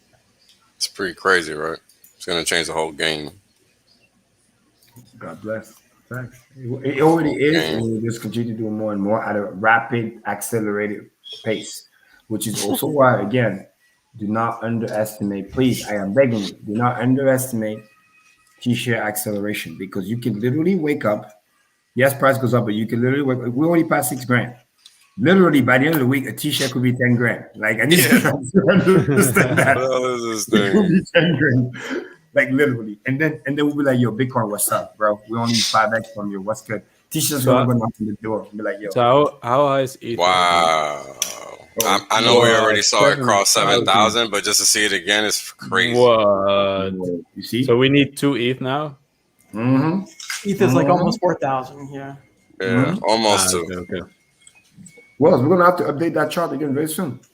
I was gonna update the charts yesterday, this morning, and I just never get to because the damn thing doesn't stop going up. I'm like, it's almost like an exercise in futility, man. This is what you know is moving so fast in a good way. You do something, a screenshot, a tweet, or whatever, a video. By the time you watch the video, price went up. You went to take a shit, came back, price went up. By the time we make a thumbnail, price is up. It's doing what it's designed to do too. Richard talked about it from the fucking beginning, that HEX was designed to do 10,000x in 2.5 years. Guess what? It's not even 2 years. We've already done 10,000x for the share price. So the stakers, they've already made that 10,000x. Look at how close we are to 10,000x for the people just holding liquid. You know, and all those people that doubted and naysayed, well, guess what? They were wrong. We were right. And, you know, it's going to be probably about 2 years that we hit that 10,000x. And it's just going to continue going That was up. a cool comment. Yeah. Somebody you said, yeah, not too long ago, T-shirt was 3K. Mm-hmm. Yep. Look at it now. Another day, yeah. Another day, baby. And what's insane is by the time Hex get to that 56 cents to get the other 10,000, a T-share will be basically trending towards a return of like some stupid like 15,000%. Hey, this was just for 5 days ago at this point, on the 31st of August. Crossover from the 31st of August to the 1st of September. So this was 5 days ago. $4,800 already at $7,000. That's what 2 over 5, so 20% or so. 85% up. Yeah, I mean a 20% rate of change from this point in time to now, basically, plus 20%. It's insane. It's crazy, man. We're just out here having a good time, providing education. We're gonna wrap it up in a few minutes, guys. We're gonna wrap it up in 5 because I do have the stream with the Hex agents. I don't want to be slacking on that. Let me preface this and speak from the future. Happy all-time high, everybody, from 6 hours from now. Again. Well, and come join Team Win, right? Are you tired of seeing the Hexicans celebrate when we have had gains? Well, don't be jealous. Don't use that. No, join us. Join us, yeah, because even the excuse that you're telling yourself, oh, I got in too late, or oh, I don't have enough money. Those are all things that are limiting beliefs. And correct. How many Hexicans took that leap of faith? And guess what? Now $100 turned into a lot more than that. So be rewarded for making those decisions, because what other option is there? I mean, what other thing can you put your money in and actually make a profit, let alone be successful? Not as much as the top performing asset of 2020. There's just not many in history, let alone right now. Hey, there was actually one user in the Hex network that you don't have to have a lot of money to make money, right? And this is demonstrated by one user in the Hex network. I think he had like $136 to invest, and he threw it in on like January 5th and staked it for 10 years. It's currently worth $2.68 million. It went up, people. Choose the tweet. $2.68 million. It was a $136 investment. That's it. Whoa. And that tweet was like 3 days ago, and the stake grew 680 grand in 3 days. If this is not mad gains, I don't know what else is. I just said, I'm here to open the Staker app. I'm just going to leave it at that. No one ever thought T-shares would be as cheap as 60 cents and be as high as $7,100 right now. And same thing, you just have to keep updating your worldview, adjusting your paradigm, because like I said, we think. But I did say we more than a Bitcoin.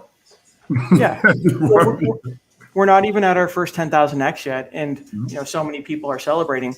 But get prepared for the 20,000 and get prepared for that 100,000, because it's designed to do over 6.5 million. So we got to start having the proper mindset now and prepare yourself for that success, because otherwise the numbers are just going to continue going up so high, and you just need to prepare for that kind of wealth, because what are you going to do when you have it? Exactly. What are you going to do when you have it? And if you're not preparing for what's coming. Wait, Wills. I've loaded it up. I loaded it up. You can enter this. You did? Okay. You guys ready? You guys ready? Because this is gonna this is gonna be the outro. Because this is what you have to understand. That's exactly right. It's designed to gain value. And welcome aboard, Jonathan. Because I know I've been reading your chats. I could see that you're relatively new. Welcome aboard. Catch a lot of old streams, man. Everything you want to know, it's free. It's given. All you gotta do is put in the time, man. Just put in the time. Go ahead. Join the community.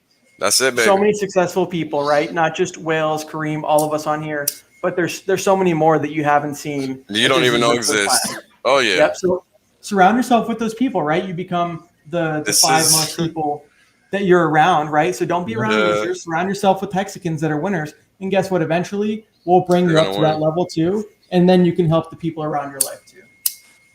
It's crazy. This is like a constant millionaire mind thing. With a millionaire mind group, I forget what they call them. I can never remember the name. Mastermind. There you go. The mastermind. Millionaire masterminds. Those things. This is like a constant, non-stop millionaire mastermind because we don't think in any other And you don't terms. have to pay anything. Look at that. What's a beautiful word. We don't think in any other terms. We don't stop learning either, right? Richard, he's a constant student. I've always considered myself a student of life. Guess what? He was able to update his worldview. That's the most humble thing you can do is realize, hey, you're wrong. Update your worldview, and then elevate. Sorry. Shoot it. Stop teasing us. Shoot it. Let's check it out. Let's check it out. Hey, it's been a pleasure, guys. Thank you for tuning in and checking us out. We're gonna head out with this video, and let's check the price actually before we actually and then we do see that. on Telegram and on the Twitter. Let us know. Yeah, and don't, sorry. Wills, don't do the screenshot. Just do the video that I uploaded here in StreamYard. That's right. I forgot. Sorry. This is the first party of many. If it's just your first, there's many more to come. Welcome to the party. Welcome to the party. $1. 37.5. It's dipping, guys. Bye. Yeah, Bye. it dips. Bye. Don't wait too long. Appreciate you. We out. We out. Later, Bill. Playing this broadcast is known to cause increased amounts of FOMO. Wells only and his guests are not responsible for any losses you may accrue for having weak hands. Where the haters at? Yeah, bitches still ain't showed up.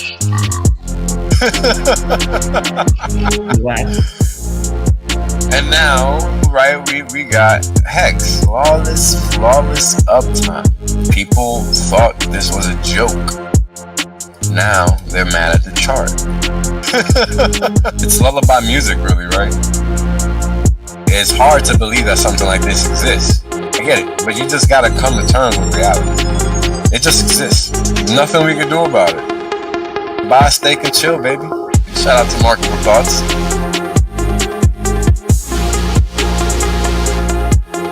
You can't get this kind of shit for free anywhere else. And it's very important to understand that. And we're handing it out. People thought this was a joke. Now they're mad at the chart. So much luck, once again, because the facts don't give a fuck. Peace.